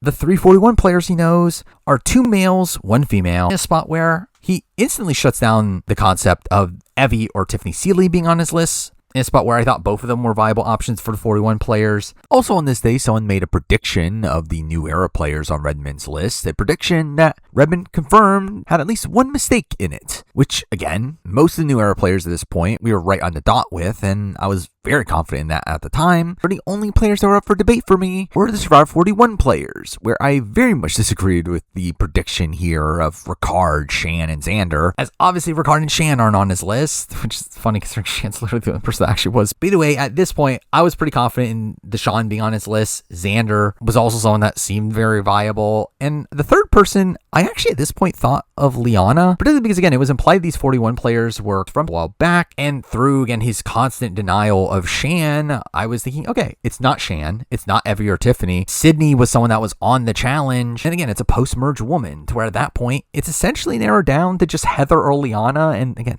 they're not bringing back Heather, so again, I was very confident it was Liana at this point, though again, there's more to the story that we'll get to. But then we get to the 25th, where we get more announcements of more cuts. This time, both New Era and Old Era, with the New Era cuts including a mix of bigger names and WTF picks, with Redmond revealing only a handful remain, which will get expanded on later, but is at this point that Redmond assumes that the cast is close to being locked in, where people are specifically told that they are on the cast, where despite there being some conflicting reports on how locked in this cast really was at this point, I do tend to believe that I do think most of the cast was locked in around this point, at least a good chunk of them, obviously those that were deemed locks, which I do think is a bulk of the names that we end up hearing about in the near future, though based on more recent interviews with Jeff, it does seem like it took a bit longer for them to really lock in the players that were on the fringes of the cast, and it seems like they were a bit unsure on what the exact number of players they wanted, which didn't seem to be solidified until a bit deeper into the process. That I think made it look probably more hectic than what it really was from an outsider perspective, though it does seem like for those that were just always going to be on the cast, which, as Jeff implied, I suspect to be a core of 18 people, the bare minimum size for this cast from the offset. This is seemingly the point where they were told that they were going to be on. But at this point, where despite it not seeming like production knew exactly how big the cast would be at this point, Redmond seemed to be thinking that it was going to be a cast of 20, which, to be fair, is what I naturally assumed as well. But this ends up being the running assumption for the bulk of the rumor mill. And through this, it now becomes not just about finding out who is called, but more about actually finding these 20 people, and surely not more that would later end up on our TV screens. And through that, I'll bring up my first ever cast prediction here, where, again, I did end up saving some of my cast predictions over time, where this is my cast prediction that I made on March 25th, which, to clarify the colors here, again, all the yellow names are the names that there's information pointing to these players, while the white names are complete guesses. So at this point, my cast prediction did have it split 50-50 diversity-wise, which obviously we don't see end up being following this, and I kind of give up on that concept as we move along, though also ends up containing mostly of people that we know were in the running, most of which don't end up making the final cut by the end, but still, again, there were people here like Sean Rector, Jerry Manthe, who felt very viable at this point, and Abby and Malcolm felt viable, considering they need 20s representation clearly. Tai Trang, also someone that I could have seen on as a casual fan favorite. They and Mary are here simply because, again, this was in the midst of their rivalry, something that Jeff seemed to love, to where I thought there was a chance of them being on 50. While Rick and Andy were just both people that Jeff obviously clearly loved. I expected to show up on the cast despite no real proof here, and to be fair, I wasn't entirely wrong. And also I have Jesse and Carolyn on the cast because clearly they would not do a season 50 without Jesse and Carolyn. But anyway, we then jump to the 26th, a massive day in the rumor mill, where it is during this day that Redmond ends up saying the term New Era Massacre. Following up on the fact that only a handful of New Era players remain, Redmond at this point fully confirms that the New Era has been, again, massacred, saying that the cuts includes peoples that he thought were locks. Cut to some social media posts being posted this day. First from Carolyn, saying that she has her schedule cleared for the summer, which was mind-blowing to see here, and the fact that Carolyn was literally not called initially, called later into the process, and which I assume was due to CBS intervention, only to now be cut after CBS intervened again, to where this is kind of a wild story for Carolyn and a wild trajectory for her, with, again, her just officially announcing that she's cut at this point. In a spot where, again, relatively early, considering we do know that some people were kind of like led along beyond this, which I assume was probably due to them being looked at as potential backups, while Carolyn was just outright cut at this point. Same thing goes with the later reveal from Jesse Lopez, who posted on Twitter that Jesse will not return in Avengers in the hands of the fans. Whether, again, this was in the midst of all the Avengers Doomsday news, but still a spot where Jesse Lopez also announced he's cut. A pretty big shocker. Mind you, again, I'm personally more shocked by Carolyn being cut than Jesse, but still, Jesse, pretty big name from New Era, where we clearly knew Jesse was the 43 person on Redmond's list, and again, now he's out of the running as well. Along with also Rome posting, "Welp would have been fun," which implies that he was cut, which I know a lot of people didn't tend to believe, but obviously calls came out before, to where, again, not that shocking that Rome would be in the running to begin with, but Redmond ends up confirming each of these cuts, confirming that he did hear about Rome's name as well. But again, obviously the Jesse Carolyn cuts really spread, leading to a lot of shock here. Obviously, again, two of the biggest names for a New Era being cut. In a spot where, again, I think it very much makes you assume that, oh, they must be cutting almost all the New Era, which really led to a lot of the fan base just assuming that this season was going to be a very, like, legend-like season, only for it to just kind of turn out that we just didn't know the right New Era people. But it's here where Redmond does reveal that this New Era Massacre has led to only 3 New Era players remaining on his list, going on to say that he's not sure if Q was cut, a spot where, again, we kind of knew Q was on his list beforehand, which essentially confirms that Q is one of these 3, also clarifying that he has still not heard from the 47 female, we're again implying that that is another one of the 3, meaning that we're missing just 1 New Era player from his remaining list, to where I was instantly thinking that that person had to be Jonathan, feeling like the most viable person for production to pick over Carolyn and Jesse of the people remaining, as through this news it also essentially means that everyone else from the New Era that isn't this last person, Q, and the 47 woman were supposedly cut by this point, making me feel fairly confident that the 41 players and people like Mike, Omer, and Sabaya were cut in the process, though ultimately that doesn't end up being confirmed just yet. Though again, that's not all the Redmond info for the day. We do also get him specifying that he has also heard of new names, both new and old era, which really ends up resetting a lot of info once again here. But he does go on to specify that he has not heard of any new pre-All-Star names, still meaning that no one from seasons 1, 3, 5, 6, or 7. But it is funny how all this was happening right before one of the most important episodes of Survivor 48, the episode containing the Joe and Eva moment, this defining moment for their relationship and their arc, which did go viral, spreading beyond just Survivor, with CBS even later re-airing the episode, and Joe and Eva going on a full-on media tour mid-season, which really just emphasized how revered they were by CBS, and we also see them continuing to be these casual fan favorites, to where it really just made it feel inevitable that one of these two were going to end up on Survivor 50, even amongst all these new era cuts. But it ends up taking us to the 27th, which is a pretty big day, and where these days get much bigger with a lot more information packed inside them. But again, the 27th, we do learn from Redmond that the cast is likely locked in, being told that they are on, though there are still some people in limbo and still some cuts happening, with Redmond revealing that he is confident on 9 or 10 of the cast, with him expecting less than 5 new era people to ultimately make the cast, which I always thought was misguided here. Again, this is something that Redmond seemed to be pretty confident on at this point, considering all the new era people that he heard got cut, though again, it just always felt impractical that they would go with only like 3 or 4 new era players, where I know a lot of people were really hoping it would be like this big legend season, but even in a world of a legend season, I just could not imagine them genuinely only putting on 3 or 4 people from the last 10 seasons, especially considering there were a decent amount of names that I thought were pretty likely that Redmond just never implied at any point, to where, again, I personally just never really believed this. So again, I always assumed there were going to be more new era players, just that those players were going to be people that were not on Redmond's list. But along with that, also just to clarify the fact that this 3 new era information does actually lead to us knowing that other 6 or 7 are very likely non-new era then, which ends up being a big clue there, with him also specifying that he does know both old and new era players are on the cast, specifying that most of the pre-40s players are multi-time players, giving us a pretty decent breakdown of this group here, where I assume that like 4 of these are multi-time players, possibly 3 one-time players from the 30s, and then again the 3 new era players, especially with him fully confirming that there are absolutely 30s one-time players on the cast. And also he later clarifies that there are players that have been on other shows that are still in the mix, which again, I think Suri is a good person to guess for that. But this is also where we do hear about some more cuts, Redmond confirming that not all of the Davis Goliath players are still in the running, where right away, again, I thought it was pretty likely that Gabby and Davey were cut, though we don't really get enough information to confirm that. Though along with that, I think you can also assume that there are definitely Davis Goliath people in the confirmed list, which made it look pretty good for the likes of Angelina and Christian. But this is also a day where a Twitter user named Caitlin's Veto ends up spreading a cast that, again, was pretty in line with what was assumed to be the people remaining in the running, though was a list that was clearly wrong,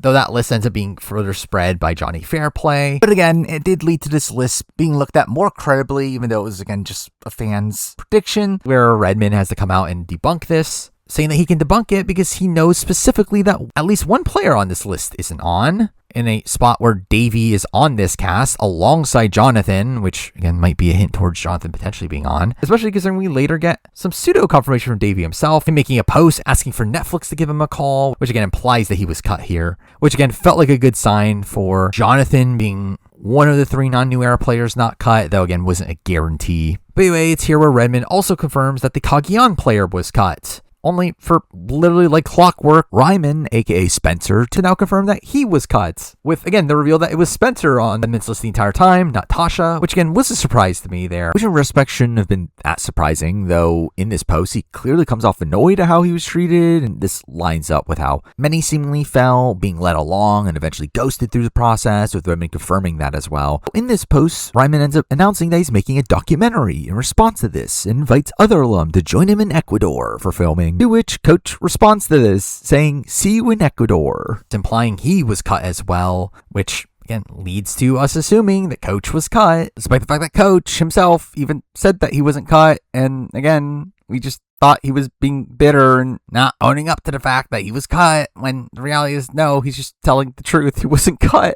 But it's at this point where we do get some confirmations of people that Redmond had never heard of, confirming that Tasha was never a name that he had heard of, alongside reconfirming no Russell Hantz, still also not hearing anything about T-Bird, also claiming that Colleen will never come back to Survivor, which, I mean, he's right. Also still saying that he had not heard of a player from Nicaragua, Malaysia Gen X, or Survivor 48 yet. Also confirms that the season 25 players were not given a yes, saying that that means that are likely cut, as anyone not given a yes is assumed to be cut. Which does lead to a weird situation with Redmond, and when people say people like Abby Maria was cut and Malcolm was cut, that again, he never said that. When it's like, again, he did say that people that were not given a yes at this point are likely cut. So again, that is why people think that they are likely cut, which I get. Redmond's trying to not talk in definites, to not be implicated in any misinformation, though again, this is a spot where you did literally say this. But again, considering the lack of information, I'm not going to move them on my chart just now. But another big news from this day ends up coming from a claim from All Winner Survivor, and up reclaiming this day that Elizabeth Hasselbeck is in the running for Survivor 50, which again, instantly you just kind of write paid off, as again, Elizabeth will never be on Survivor again, only for Redmond to confirm that it's not as far-fetched as it sounds, with also getting the reveal this day that she had just started following Jesse Tannenbaum, which feels like very convenient timing here. Obviously is a pretty big clue there, which again, we will get back to. Though I should mention that this is also a day where I did start to get more involved on Redmond's Discord, where up to this point, I was more so just lurking and just discussing the rumors on my live streams, though this is the moment where someone ended up posting my spreadsheet on Redmond's Discord, with there being discussion over some of my predictions, leading to me deciding to comment what I knew here. But from this point on, I started to become a fairly active participant on the Inside Survivor Discord. Way too active, amounting to 5,188 posts, aka 208 pages of messages over the next 2-month period. Part of that being due to the fact that on this day, I made the very decision to actually make this video that I'm making right now, which is obviously kind of meta.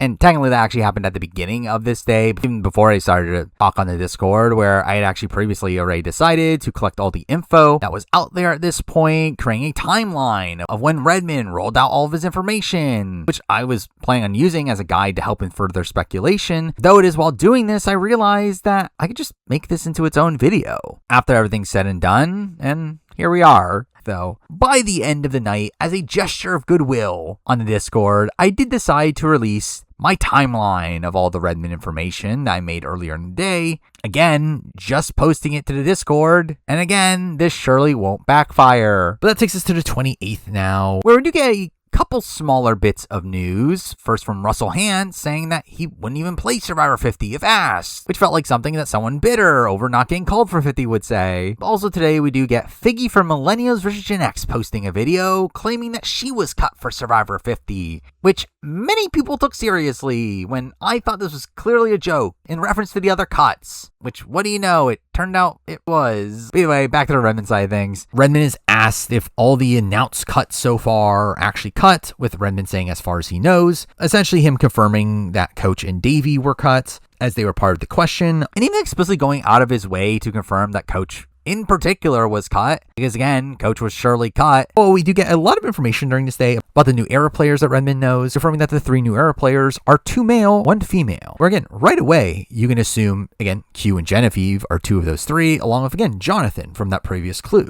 Especially as Redmond then goes on to clarify that the 2 new era men are from Survivors 42 and 46, fully locking in Q based on previous clues, and again, very much assuming Jonathan. Now, again, there was a lot of debate on the Discord. People think he was Omer. And again, we later get talk about how like Redmond thought Omer was a lock, and that's part of the reason why he thought New Era Massacre was the thing, which is like, I don't know why people were thinking Omer was a lock. Where again, I love Omer. I would love to see Omer back. Again, Jonathan was the much bigger lock than Omer for this entire process. And also there was technically some discussion about what if it isn't Q and if it was Tevin instead, with Tevin's name stemming from Jeff's clear love of him during Survivor 46, even saying that he would love to have a Tevin on every season. But again, come on, it's not Tevin over Q. But again, at this point, it was assumed it was Jonathan, Q, and Genevieve, only for Redmond to shut that down with the reveal that the woman is actually a new season 45 woman. That is not Kelly. And through that, and considering the caliber of the cast, I think it's kind of obvious who it would be, but still, it was, again, post-merger woman, non-winner, again, essentially between Keturah, Julie, and Emily. Technically Kendra, but Kendra was openly talking about 50 rumors, to where it had to be one of those 3 in a spot where, again, a lot of debate here between Emily and Keturah, where I ultimately do land on Emily, just because, again, Emily feels like a big enough name that would survive all of these cuts. Keturah is someone that I thought was possible for 50 before all this, but considering some of the cuts we had already heard about, I just did not feel like those people would be cut in favor of Keturah, especially considering we later get confirmation that none of the new Arrow players are WTF, which, to be fair, Keturah is definitely not WTF, but again, I do think it would be a little stranger if she made the cut over Emily. Though the major hesitancy with Emily is the fact that she had been openly talking about not wanting to play again for so long, to where that was a major point of resistance towards her being on the cast. Yet for me, I did feel like it was a spot where if Emily said yes, I did think they would want her. I did think she would be on the cast, where, again, I thought it was more likely that they changed her mind than them picking, again, the likes of Keturah, Julie Alley over, again, people like Carolyn, who you think would be a bigger priority. But this also obviously leading to question about what happened to the 47 woman, with Redmond revealing now that he thinks that they're in limbo. Later ends up saying that he thinks that they're 80% cut, which obviously, again, this woman is Genevieve, who is somebody that is obviously a very big favorite amongst the online community, which is funny considering obviously it turns out to not be true, but it does lead to this really massive meltdown on Twitter and Reddit over Genevieve being cut, leading to me actually getting into the mix a bit, and the fact that this leads to my lists getting spread all over Reddit and Twitter. I guess this day of reckoning for having this spreadsheet technically public, that when I updated it with Genevieve being cut, that image started to get spread around, along with images of my presumed cast at this point, which again is not correct at all. But again, this getting leaked is not really the worst thing in the world. Obviously, again, like, probably not great that I'm leaking information from Redmond's Discord in a spot where other people are like actively paying money to see it at that time. But I think a spot where the big issue from all this is the fact that people are spreading this as if it is Redmond's list and it is Redmond's info. And again, it's my prediction based on Redmond's info. It is not Redmond's info himself. And that led to Redmond having to clarify this is not his, and me also making a statement on that where it may have created a bit of a mess during this day. And that did lead to me stop updating that spreadsheet publicly. But again, it is funny considering it's all based around like information that turned out to not be true anyway. Though for some people, this is probably their first actual insight into who might end up showing up on 50.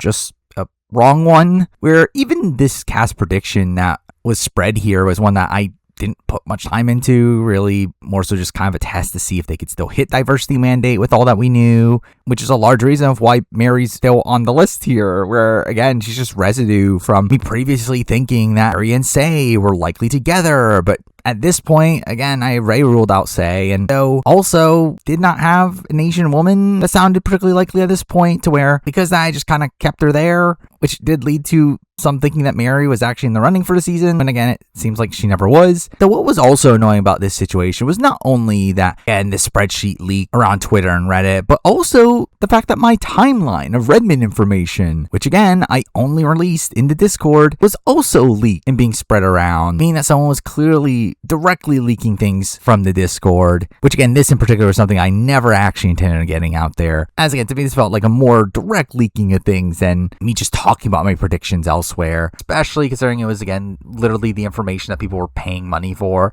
Now, with the cast starting to solidify by this point, I'm adding in a column for people that are confidently on the cast. Now, again, the names in white are still technically predictions, though the people that are in green are essentially people that are locked in, that it kind of has to be those specific people. But then move on to March 29th, another big day here, learning about more cuts, with it again being a pretty massive day in piecing together this initial grouping of players on the list. First up with Redmond confirming that he is unsure about the Season 4 player, which was very sad news, making me feel very confident that Sean Rector was lined up to be cut. Always get interesting information about the Season 2 players, with Redmond confirming 2 of them are on, though is unsure about another one. Also meaning that there are now 3 Australian Outback players as part of there previously 2, which again happened after he looked into Elizabeth, so I wonder if Elizabeth is the new one there. Also in a spot where he says that the one he's unsure on is not the one that you would expect, aka one of the names that we had heard beforehand, which we do later learn in the day that person was cut, which essentially means that this new Australian Outback player is actually on the cast, which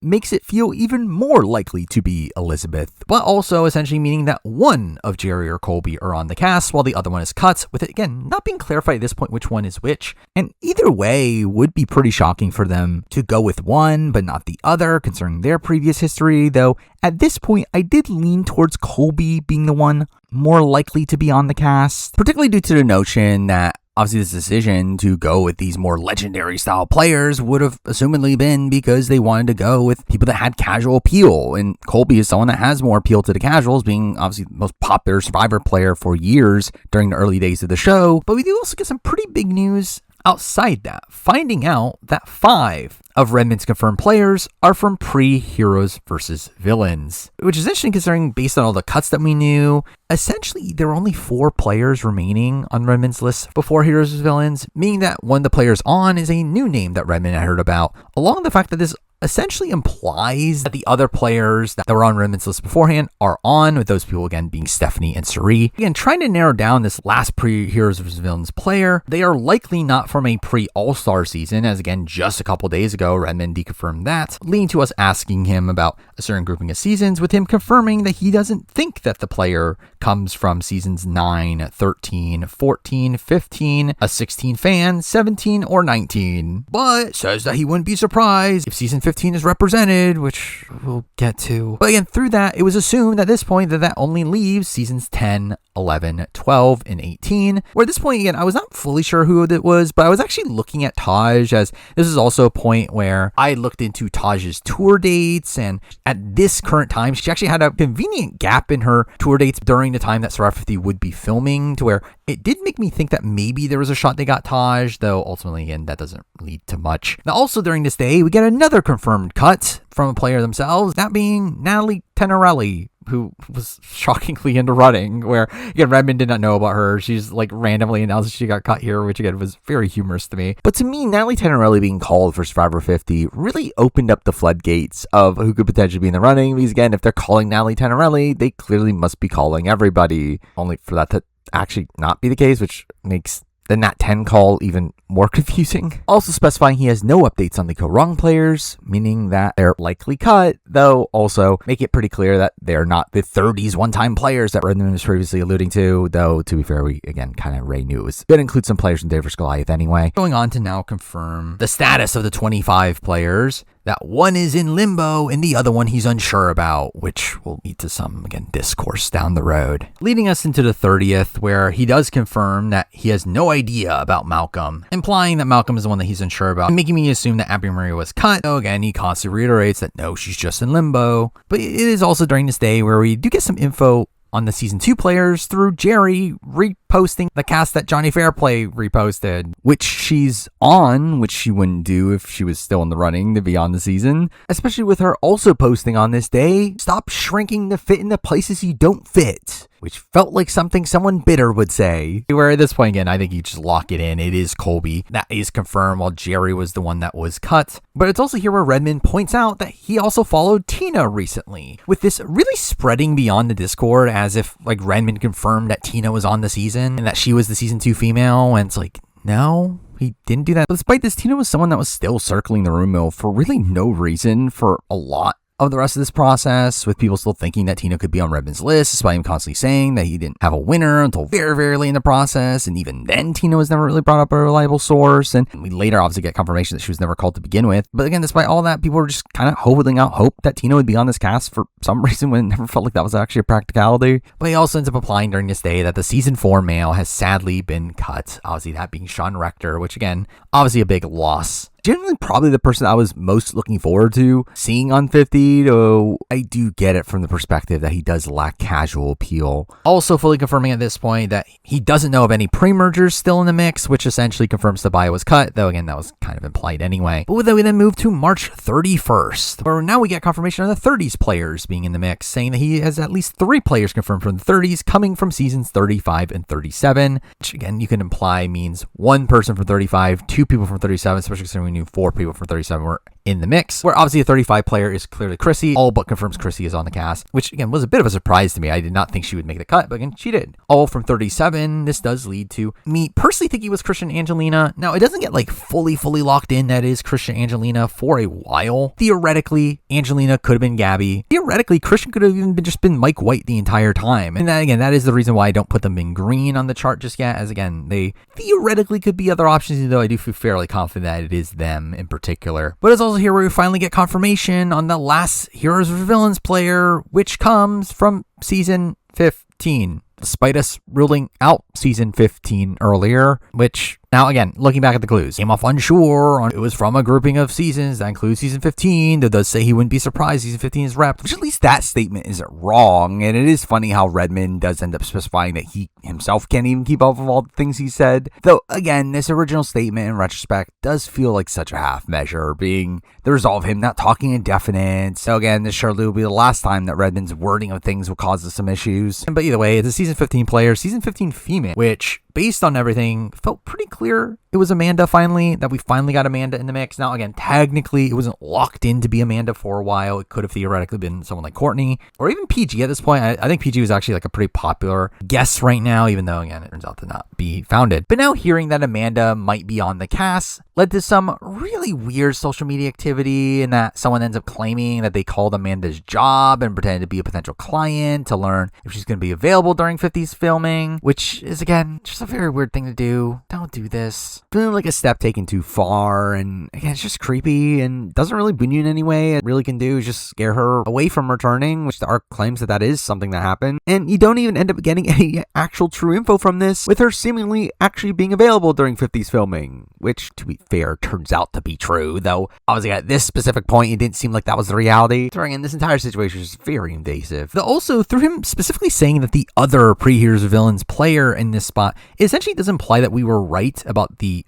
ones that we were speculating beforehand, that essentially it does pretty much confirmed to me that Stephenie and Suri were the other two pre-Heroes of Villains players that he had not directly said were on. Now, beyond that, again, we got confirmation on the 25 players, which, again, we could already assume. But yes, the 25 female is the one in limbo, while 25 male is the one that is unsure. Not shocking, but leads to Redmond once again specifying that he still doesn't have any players from the 20s on his cast, though speculates that if there is one, it might be from season 27, which again gets spread beyond the Discord as him saying that a person from season 27 is on the cast, which again never happened. He was just speculating himself, but it does lead to rumors about Sierra or Brad Culpepper being on the season, though again, none of that was really founded. But again, this is the next date where I have a saved cast prediction of mine, which again at this point, players in green are the people that fit into the slots that Redmond has implied are on. People in yellow are, again, people that we've at least heard about from Redmond, while the other names are people that, again, are just complete guesses. Also, to clarify, the cast here is broken down between the left two columns being POC, the right two columns being non-POC, and making that point here and saying that it's not looking good for POC. At this point, especially, again, no winners on the board, based on the names that we had heard, it was just not looking particularly good from a diversity standpoint, to where most of the names ending up on the cast from the early portions of this process ending up being non-POC. Though at this point, I was thinking that there was going to be a Borneo rep on this season. I did feel like Jervis was the most viable, especially considering, again, lack of POC. It did feel like Jervis being POC obviously helped the numbers there, so I did think he was potentially the pick at this point. Although I did still think people like Rob C., Rick Devens, Charlie would eventually come up in the rumor mill and could potentially still be on the cast. We also have Malcolm, Sydney, and Ty all not being completely written off yet, to where I still thought they were viable people to be on the cast. And also Andrea and Sierra were kind of more just full-on guesses at this point, though were there to kind of help with the 20s representation, because clearly they would want 20s representation. But now we move on to April 1st. Fairly slow day, where again you would have expected a lot of like Doki news on this day, but the only thing we actually got from Redmond was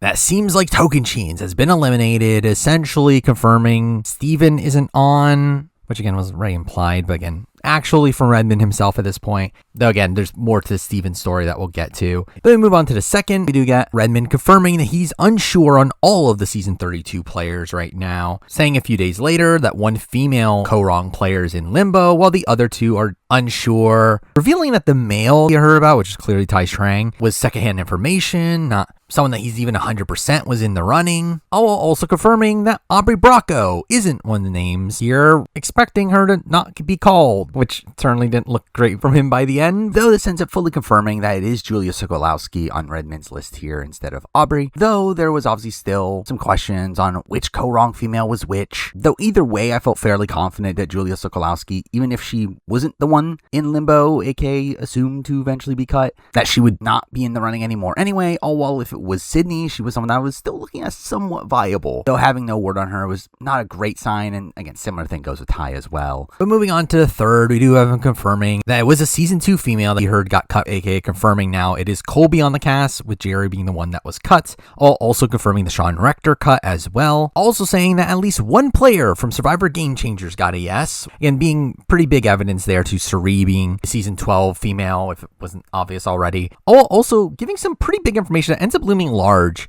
across this portion of the rumor mill. The fact that of Redmond's confirmed lists, only 3 of them are BIPOC, which again, looking very bad from a POC perspective, but this ends up leading to us being able to lock in a few more names. Obviously, again, Q is someone that we already know is the season 46 male, with Suri being assumed to be the season 12 female. That means that there's only one other POC on the list, and looking at season 37, knowing that we knew about 2 men, 2 women, one of those men was Davey, who is now cut, meaning that there has to be a season 37 woman on the cast, aka it has to be one of Angelina or Gabby, both of which are POC, essentially locking in those three as the POC there, meaning that everyone else on Redmond's list is white. At that point, essentially confirms that Emily Flippin is the 45 female over Katura, also confirms Jonathan as the 42 male over Omer. Again, locks in Elizabeth as the new Season 2 female over Alicia. Also fully confirms Chrissy over Desi, if there was any doubt of that still. So again, at this point, there are still some debates with certain other slots, though. Now, it does deconfirm PG as a potential option for the Season 15 female, though again, it still could theoretically be Amanda or Courtney, though again, still leaned Amanda. And again, it doesn't really shake up the Season 37 male that is potentially on. Again, it's still either Christian or Mike, even though again, I lean Christian. And again, still that Season 37 female. Again, while it is guaranteed to be a POC, it's not necessarily guaranteed on who between Angelina and Gabby it is, even though, again, still leaning Angelina. Though, it really isn't until April 7th where we get some new information, with the reveal now that Redmond has heard of a new batch of names. A lot of old school names here, revealing that he's heard of 3 players from Survivor Borneo. 2 men, 1 woman, that he knows were called earlier in the process, but does not know their current status. Here he ultimately ends up saying that one of them is a surprise, that they said yes, which leads to him reconfirming that it's not Colleen, which I will say, fully admit to this, it did lead to me into a bit of a spiral of me thinking that there was a shot it could be Sue Hawk as a Season 1 female, in a spot where ultimately it turns out it was Greg that he was implying was a surprise, which to me wasn't that big of a surprise. Like, to me, I just kind of expected Greg to say yes. So again, like him saying that there was a surprise, it did lead to me again kind of losing some credibility here, me going kind of all in for a few hours of thinking it was Sue. So again, in a world where they are going for big names, legends of the show, I didn't think that them calling Sue Hawk was that unreasonable. Now, to clarify, again, I thought this was just a call. I did not think that Sue Hawk would actually be on the cast. Again, did lead to a kind of funny situation where someone did ask me about who my predicted cast is on this current day, which I'll run through that cast later, but I did end up accidentally sending a list containing Sue Hawk, which completely burned all my credibility. And again, it was not purposeful. I did not actually think Sue Hawk was going to be on this cast. Though again, I did have her on my list of possible calls, and the way that I created the cast was just narrowing down that list, and I just forgot to take Sue Hawk off of it. But again, still a spot where probably not a great look for me to have Sue Hawk on predicted cast that I posted. And to be fair, this didn't even really last that long. By the end of the day, I had a pretty good idea of who the people actually intended were. Or again, Jenna Lewis was obviously always the more practical option, along with again Greg and Jervis as the men. Though again, we'll talk about the how after running through the remaining names. But beyond that, we also learn a couple other new people, where Redmond now confirms that he's heard of a Season 6 male, which I wonder who that is. I mean, it's clearly Rob Ciccinino. Really exciting to see his name officially in the mix now, though sadly nothing really comes of it. But also we learn about a Season 7 male, which again, could be Fairplay, could be Rupert, lean towards Rupert, but at this point could theoretically be either. Also, while we see Redmond confirm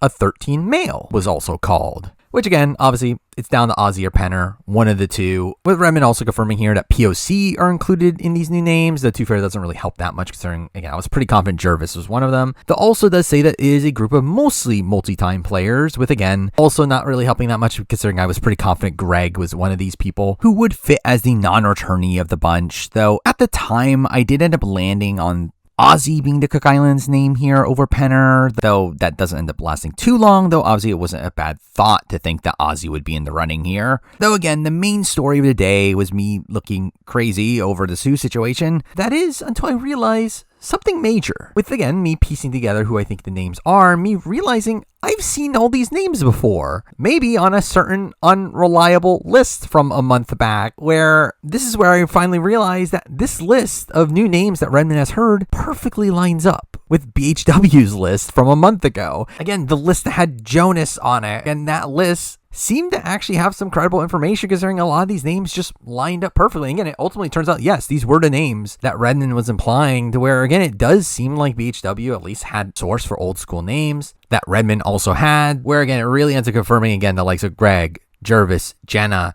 Rob C, Rupert, and Penner as the likely players Redmond was implying, while also having some names that Redmond would later imply. People like Alicia, people like Lex, people like Nalia. There were a while, again, BHW is not a reliable source and it's simply just someone taking in a lot of information. I do think this is a spot where they clearly at least had a source for old school information that again, Redmond also looked at as a reliable source, even though some of these names like Rupert and Lex get later disproven. Also here, again, not particularly relevant, but we do have Redmond confirming that the winner that he heard about earlier was male, which again just makes it that much clearer that it was Earl Cole. Also on this day, we do get a series of deconfirmations from Redmond, confirming that Dina was someone that he had never heard about, which isn't that shocking. Deconfirmed Xian, who did feel like the only viable person from Survivor Thailand, though again, not a shocker by the end that no one from Survivor Thailand was in the running. And the most shocking deconfirmation here ends up being Haley Ford's not on the cast. I can't believe it. This is the first point, though, where Redmond also implies he has some information about Survivor 48 players, having heard vague info about them, which again, we'll hear about one not too far from now. All we get a pretty big revelation here, finding out that season 42 male might have been cut, with it being implied that they were at least told that they were on at a point and later cut, which would have been pretty big here. Now, again, it doesn't stick, but it does seem like Redmond ended up getting conflicting info here that leads to the season 42 male being not as confirmed as the others for a while, with him, again, being a bit downgraded from being confidently on at this point. But after this, again, I made another predicted cast here. At this point, still thinking Jervis, Rob C, and Malcolm were viable, especially with Jervis and Rob C having come up from Redmond today. Also, adding Rupert to the list, as technically before this, we had never heard about returning season that Rupert was in the running for, that he didn't make. At this point, again, still thinking people like Sierra and Andrea were options from the 20s. Rick Devens, I was still expecting to be on. Natalie Bolton's here mostly just as, again, kind of just a complete guess, considering we were very much lacking in terms of POC representation at this point. And again, I was still thinking someone like Andy would make it on. And again, I did include Joe Hunter on the list at this point. Now, the red flag for Joe Hunter was the fact that, again, he was clearly winning Survivor 48. So, I mean, again, this is a cast without winners. So, I mean, he's obviously not going to be on if he wins. But again, I did still feel like at this point, Joe seemed to be the most likely 48 player to end up making the cast of 50. But then we move on to the 9th. Say getting voted out of Survivor 48, which ends up opening the floodgates for more Say rumors, with Fairplay explicitly tweeting very negatively about Say on the season, saying that dog shit performance preserves a spot on 50, with him clearly thinking that she's on at this point. Now, I should also mention that it is around this time that an interesting YouTube video came out from TV Insider, having Jeff Probst answer Survivor trivia questions, which ended up being a really interesting video, especially considering, again, this was in the midst of the Survivor 50 casting process, to where I do think we actually did get some hints to who could have potentially been running through this. To where throughout their questions, we do see him making reference to both Chrissy and Heidi from Survivor 44, talking about both of them as if he had literally just talked to them. Maybe in some sort of casting interview for a certain returnee season that's coming up. Even going as far as explicitly saying that if Chrissy plays again, to where again, it very much felt like him pretty much confirming that, Chrissy is on the cast, further locking her in. Another interesting aspect of this video, though, is the fact that Jeff does that Tocantins was Coach's season, which should have been a massive sign to Coach being on the cast, if not on the cast, and someone that production very much wanted. To where again, at this point, we still believe that Coach got cut. I'll also instantly remembering Vesepia and Earl and Todd even, to where that seemed like a positive sign for them. He does also go on to praise Vesepia as underrated winner, kind of showing his opinions change on Vesepia, to where, again, maybe she could be in the running at some point. Spoiler, she won't. But though, again, I at least left it open to a degree. But either way, next batch of information comes on April 10th, where we do get some information about the season 13 player, it being a multi-time player and someone that Redmond thinks is a great pick, which made it pretty obvious it was Penner instead of Ozzy, where Redmond doesn't seem like the type of fan that would be excited to see an Ozzy return, to where, again, I felt fairly confident at this point it was for sure Penner, which again further lines up with BHW's list. Beyond that, we also get confirmation that no player from Cambodia has been given a yes, which, to be fair, it doesn't really help that much. Again, we already ruled out someone like PG from being the 15 female. I guess it, again, eliminates people like Kimmy Kappenberg and Jeff Varner, but it's not like I was expecting them anyway. But with that, we then move on to April 12th. We get confirmation that Redmond has not heard about Andrea, though again, kind of to be expected. On the next few days, we do get some information, not from Redmond, but from alumni. On the 13th, Carolyn ends up making an appearance on Brittany Haynes' Patreon. First up, revealing that,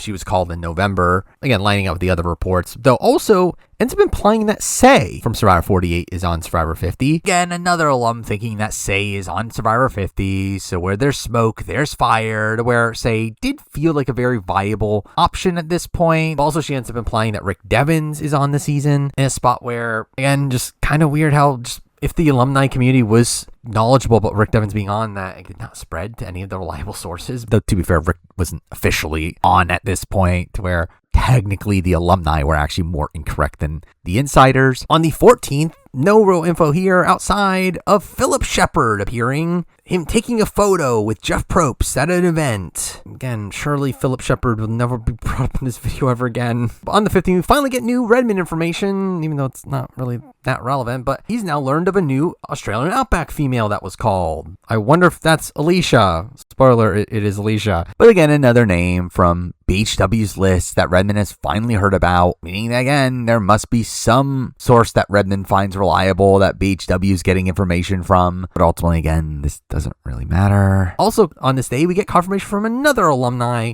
confirming themselves that they had been cut. That person being Lauren Harp, which is kind of funny. Now, again, a lot of people were kind of shocked that Lauren Harp was even in the running to begin with. I don't know why. Again, production clearly like Lauren Harp. You just don't understand. She rigged the rock draw. And again, they cleared like 44 in general, to where I expected more 44 people to be in the mix, to where, again, Lauren, someone that was in the mix and got cut, and kind of expected from my point of view. Though along with this voting, obviously this was another day of a Survivor 48 episode, so it does do a lot to focus on the Kyle and Camilla relationship, with Kyle being shown to do work to keep Camilla around, and Kyle from this point on becomes really the main narrator of the season, to where it starts to become very clear that production does like Kyle, which did make him a viable option because, again, Kyle's clearly not winning with the edit he's being given. Joe's clearly winning, and through that, Joe won't be on 50 because of the second chance theme, and it will be Kyle instead. But again, the 17th leads to more alumni-based information, where we see Sydney Gillen open up her appointments for the month of June, obviously not being a great sign to her being on 50. Also, we have Drew Basile appearing on RHAP and confirming himself that he was cut for Survivor 50, which, again, not particularly shocking at this point. But that then takes us to April 18th, a pretty big day. After, again, about a week and a half of almost no information, we finally get Redmond making a Patreon post, a roundup of all the information he currently has, which did give us some new information here. First, confirming all the cuts that he had heard that are not public, which includes a Season 2 female, that being Jerry, Season 4 male, that being Sean, Season 18 male, which was Coach, which I will also mention the fact that this is where we do get some backstory around the Steven information, where Redmond does confirm that he had heard Steven's name, though at this point he's unsure if he was actually in the running, where, again, it's kind of implied that he thinks it was bad info. Though, again, it was Stephen Fishback he was referring to earlier. And like clockwork on this day, Stephen Fishback decides to comment on the rumors that he was on, saying that he's definitely not the Tocantins male. So again, we can write off Stephen Fishback. Either way, Season 25 female is now cut. That person obviously being Abby Maria, which again is new information there. Even though weirdly Abby Maria herself didn't know she was cut, which makes all this very awkward. A Season 32 female is cut, which turns out he was referring to Julia here, though again, I personally thought it was Sydney at the time based on her recent opening of her appointments. A Season 37 male and female are cut, where again the Season 37 male was Davey, but the female, again, was not locked in just yet. While I was pretty confident Angelina was the one on the cast, it still wasn't enough information to completely rule out Gabby just yet, though clearly it is referring to Gabby. Also, Season 41 male was cut, which we don't really have full confirmation on who exactly this is, especially because, again, like, Season 41 was a season that I was very wrong on in terms of who the clues were leading to. Though, again, at the time, I was definitely thinking this was Deshaun. 2 Season 42 men were cut, which, again, were Mike and Omer, considering it was pretty confident Jonathan was the other 42 male, which again we'll get to. This was another spot where Mike himself wasn't told that he was cut until supposedly a few weeks before the cast flew out, seemingly being one of the last people kept around. So I do find it weird how Redmond was so confident in the fact that he was cut at this point, especially over people who we know were cut by this point. But again, it feels like a spot here where Mike was being kept around just in case. A 45 male and female cut here, which, again, the female was clearly Sabaya. The male, though, was new information here, which my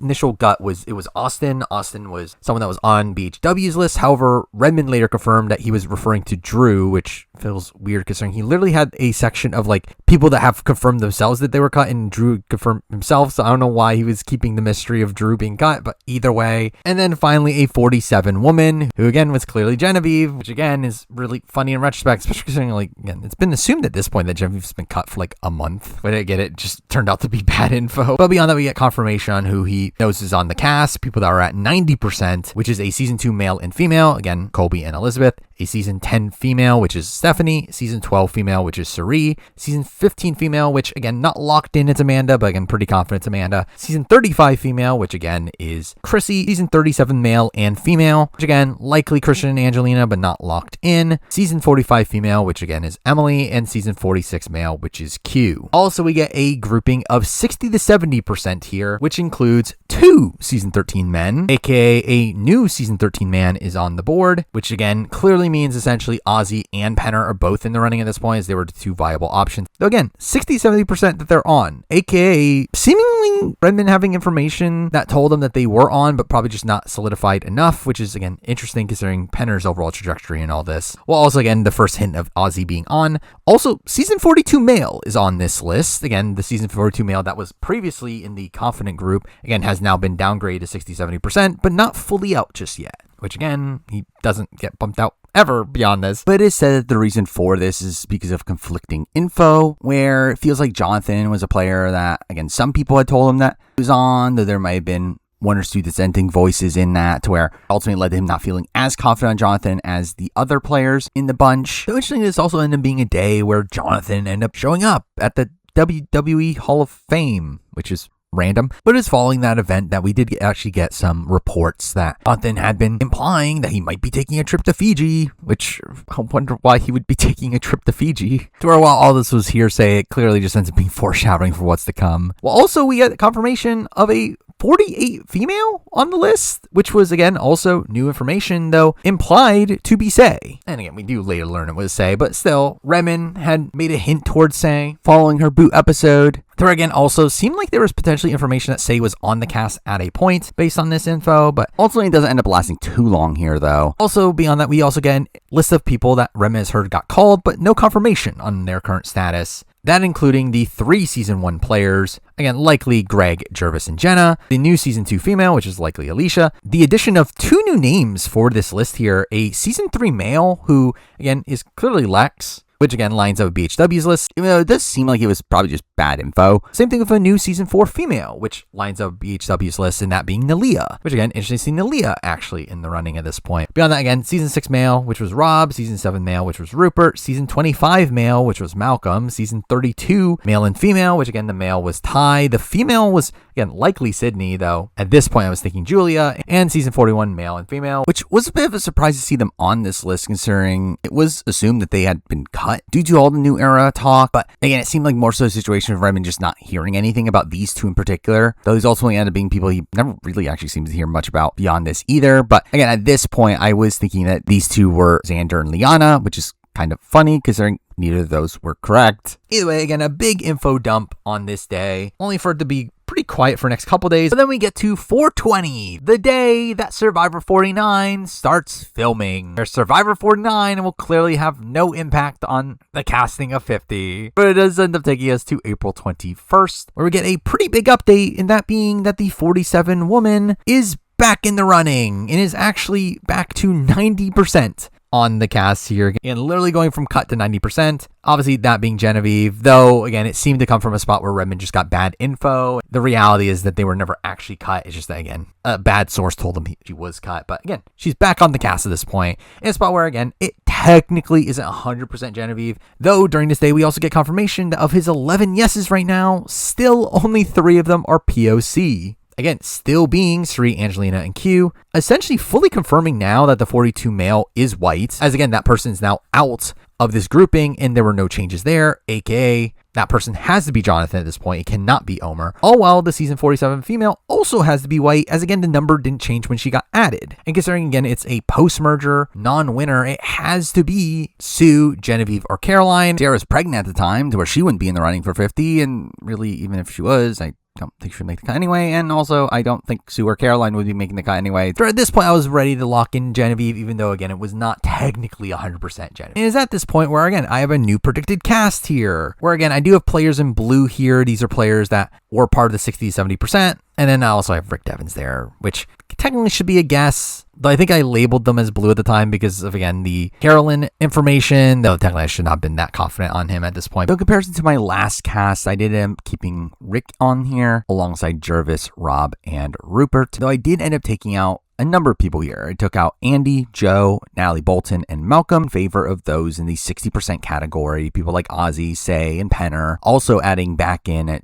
Jonathan and Genevieve, also taking out Andrea and Sierra. I guess at this point, me also giving up on having 20s rep on the season, as they did as well. Instead, add in Eva as a complete guess here, but as 48 representation, a spot where I did expect them to have at least a couple 48 reps, where while I know a lot of people were really incensed at how many 48 people we got in the cast, I always expected a few, considering that's just tradition to have a couple from one of the last seasons to finish airing, especially in a spot where production likes that season and likes that cast. So where, again, this was a spot where I did take out Joe because clearly Joe was winning. And again, there's no winners on this cast. So at this point, I did not feel as great about Joe being on the cast, but I did feel like they would want one of Joe or Eva. And considering how much they love their dynamic, I very much expected Eva to be someone that they would want, despite her actually never really coming up in the room mill. But anyway, we then move over to April 22nd, a pretty big day, but not from the Redmond side of things, but actually because we have a new source in town.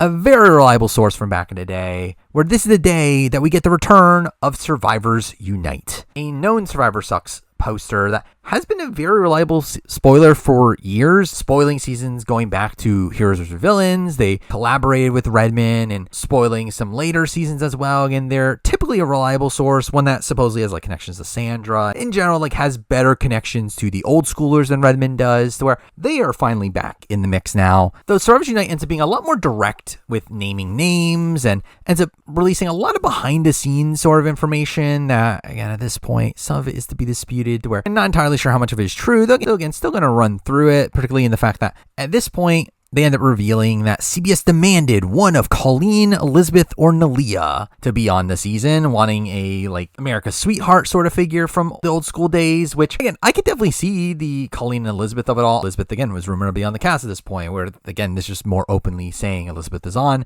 Though, again, the inclusion of Nalia here is random, and again, that definitely leads to this being kind of wonky information. Though again, we get confirmation the following day on the 23rd that Nalia would be the replacement for Elizabeth had Elizabeth end up dropping out, which we later see not happen. And we also get confirmation that Colleen was a hard no, all while Elizabeth was supposedly offered more money than the big four of Survivor 40, which I know at the time, again, the big four of Rob, Amber, Parvati, and Sandra were rumored to have been offered $100,000 to show up. So again, this is a world where supposedly Elizabeth was offered more money than that, which again, doesn't really matter by the end, where again, all this did feel like very wonky information. But again, it is here where SurvivorSUnite does fully confirm that yes, Jerry was cut, though not cut in favor of Elizabeth, which is what a lot of people were saying, that they were actually fighting for two different slots. Though to be fair, if the Elizabeth is there, I do think it makes them less incentivized to put another Australian Outback player. But still, again, it seems like Jerry was fighting probably more so for like the Stephenie spot by the end. Also confirming that Romber isn't on the season, though that's kind of to be expected, and confirming that T-Bird was not called, which is obviously a shame there, along with the fact that no one from seasons 5, 9, 19, and originally 15 were called, implying that Amanda was a late call in the process, but also through this implying that Amanda is the only Survivor China player in the running here, and no other Survivor China players were ever in the running, which again, is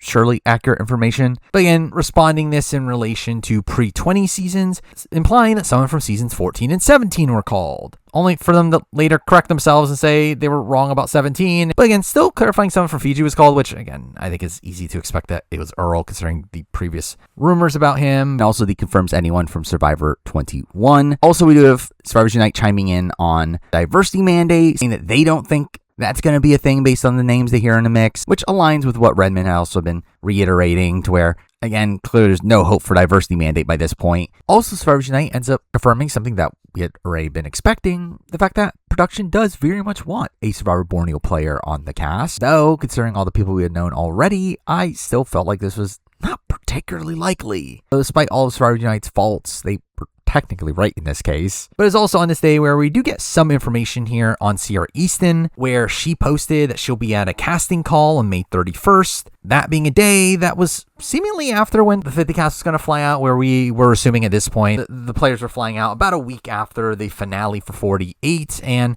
again, this is after that. So we're again not looking good for Sierra Easton. But be honest, it ends up actually being kind of a slow period before just pure insanity in the last few weeks before the cast was finalized. But again, on the 24th, we get a bit of info from Redmond confirming that there are now pre-jurors on his list, which again just further confirms Say as that 48 female, as again before Say's inclusion he said there were none, and again none of the other clues really pointed towards a pre-juror outside of the 48 female. But also on this day we do get info from Spoiler Girl of all people, a very unreliable Big Brother spoiler person that is clearly just seeking attention. But on this day they end up sharing a cast, which funnily matched almost perfectly my previous cast prediction, just swapping out Eva for Sierra, who we knew by this point wouldn't be on. So again, we clearly can't take anything Spoiler Girl is saying seriously, because they'll surely never get accurate information. But finally we get a big update on April 27th with Redmond revealing that he's now heard of a new 46 male that was called,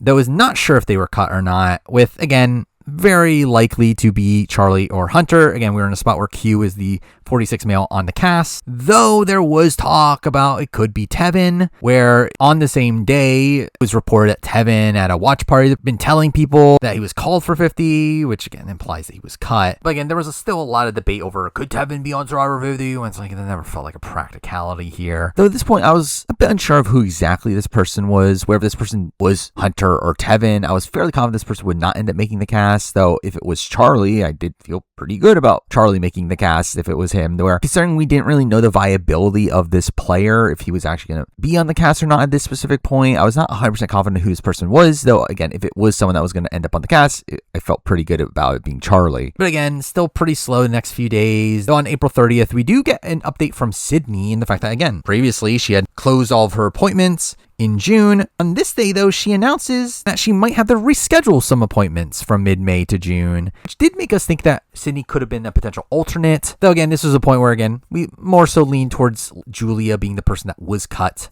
from season 32. But in retrospect, really none of this means anything anyway, as again, Sydney has since confirmed that she was cut by this point. So again, this just kind of ends up being pretty irrelevant. On May 1st, we do get another reveal from Redmond, though one that isn't that relevant, just hearing that a 47 male was called but also cut, specifying it's not Andy, which was interesting that he did that. But again, it was clearly Sam. That was my first instinct, and it turns out to be right. So again, not shocker. But it's not until May 5th that we get another big update here from Redmond, with Redmond now revealing that he expects 6 or 7 new era on the cast, where he now has 4 locks, with 2 very likelies at this point, and him confirming that the 41 male was not promoted along the way, where, again, there was some speculation over Xander being in the mix at this point, going as far to say that anyone previously believed to be cut is not back in the running, which will surely shut down that conversation. But Redmond does later clarify that his new lock is because he now has 2 46 men that are on, very likely that new 46 male that got upgraded, which obviously makes that 46 male look even more like Charlie, where, again, I did not expect Hunter to be someone that would make the final cut here, or Tevin. So again, at this point, I was pretty confident it was Charlie, though again, technically not locked in yet. But beyond that, we do also now finally hear about a 48 male that is likely on, which, considering where we were in the season, again, a few episodes out from the finale, I was pretty sure it was one of Joe or Kyle, in a spot where I actually initially thought it was Kyle, because, again, Kyle's obviously not winning this season. Again, he's the non-winner that would be on this cast. Well, again, Joe's winning, so he can't be on this cast that doesn't have any winners. So again, with the addition of these 2 new players at this point, it does beg to question what happened to the 42 male and the 48 female, as again, if both of them are on, that obviously leads to more new era people than what Redmond is implying that one of them might be off. Though again, don't get that info just yet. Though it is also during this day that we get another confirmed player that was called, that being a 42 female. That, again, he specifies that he does not think is on the cast, though also does later specify that he still leans towards there being no winners on the cast, but wouldn't completely rule them out yet. Thumbs upping a comment asking if he heard of a new winner, which did make me very much think that this 42 female was Marianne, where again, it felt very convenient that he would hear of a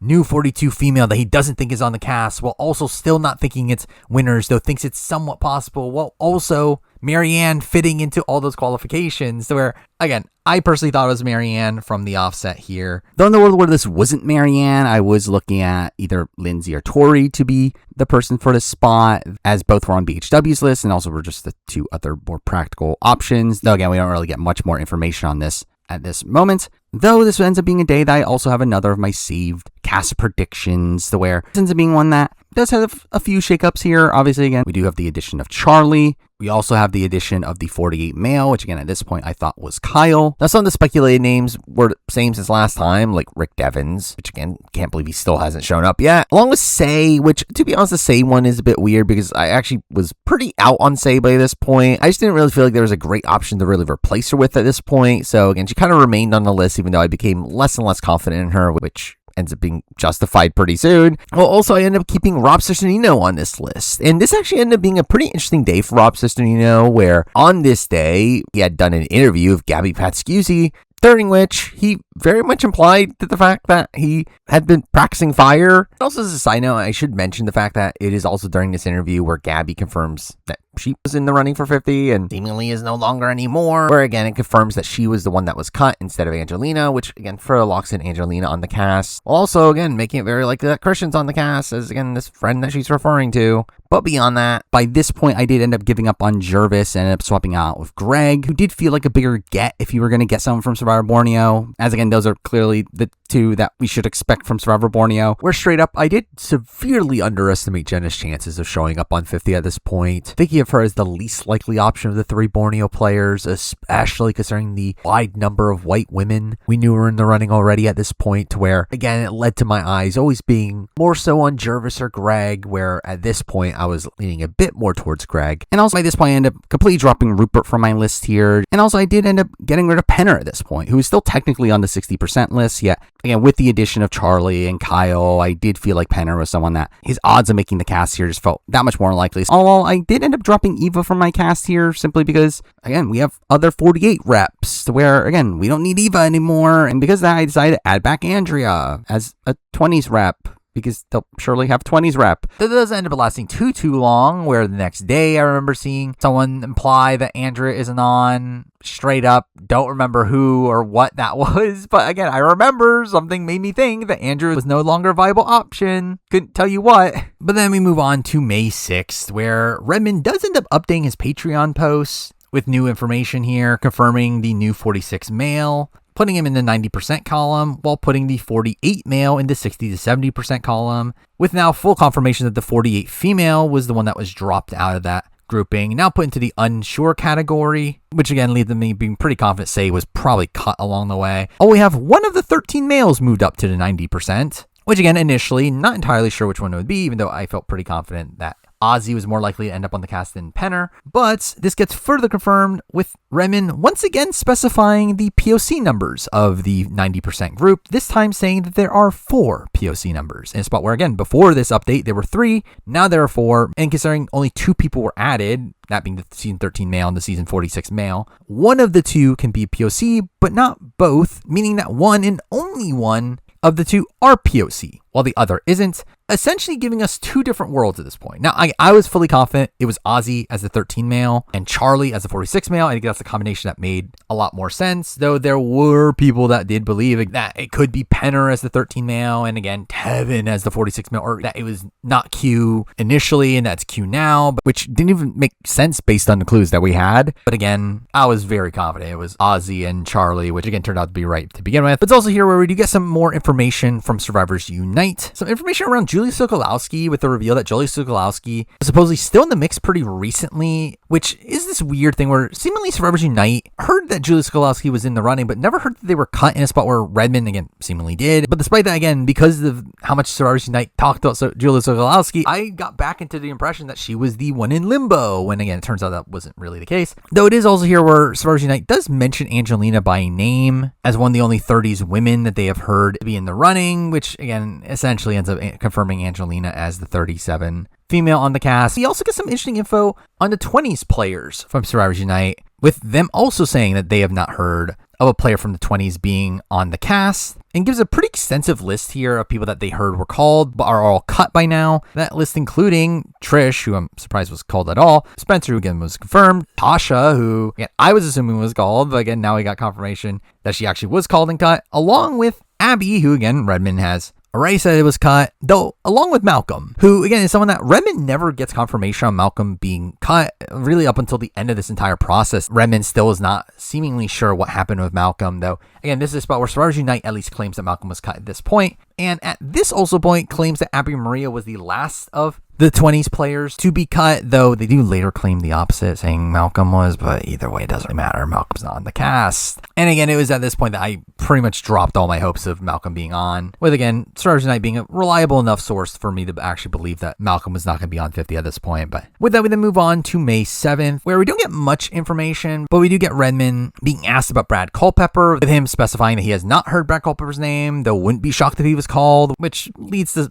some speculation later. Also here, we do get confirmation of two people seemingly not being on. First of which being Penner, where Penner ends up revealing on this day that he is going to be at a film festival in June that's happening during the filming of 50, which again made it unlikely that he was on. Oh, we also get confirmation from Lex that he has a concert mid-June as well. So again, he also doesn't seem to be on. Again, two names that again were on Redmond's list of calls that again at this point could pretty much write off, though to be fair, Penner actually ends up remaining on Redmond's list, with him seemingly never getting that confirmation from his sources, even though again it became fairly apparent. But then we move on to May 8th, a rather slow day, though a day where Redmond is asked about this massive gap of seasons that we know nobody from at this point, from season 16 to 34, being asked if he expects someone from that range of seasons to be on, with Redmond saying yes, not elaborating on that, and through that, we assume that this was just a guess. And again, I'm sure this will never come up in this video ever again. But with that, we then move on to May 9th, where we do get a pretty big revelation here, with Redmond revealing that winners are back on the table, where he thinks that there'll be at least a couple winners on the cast, with this obviously really shaking up everything. First, in the fact that obviously, again, we spent so much of this process thinking winners were not on. Now they're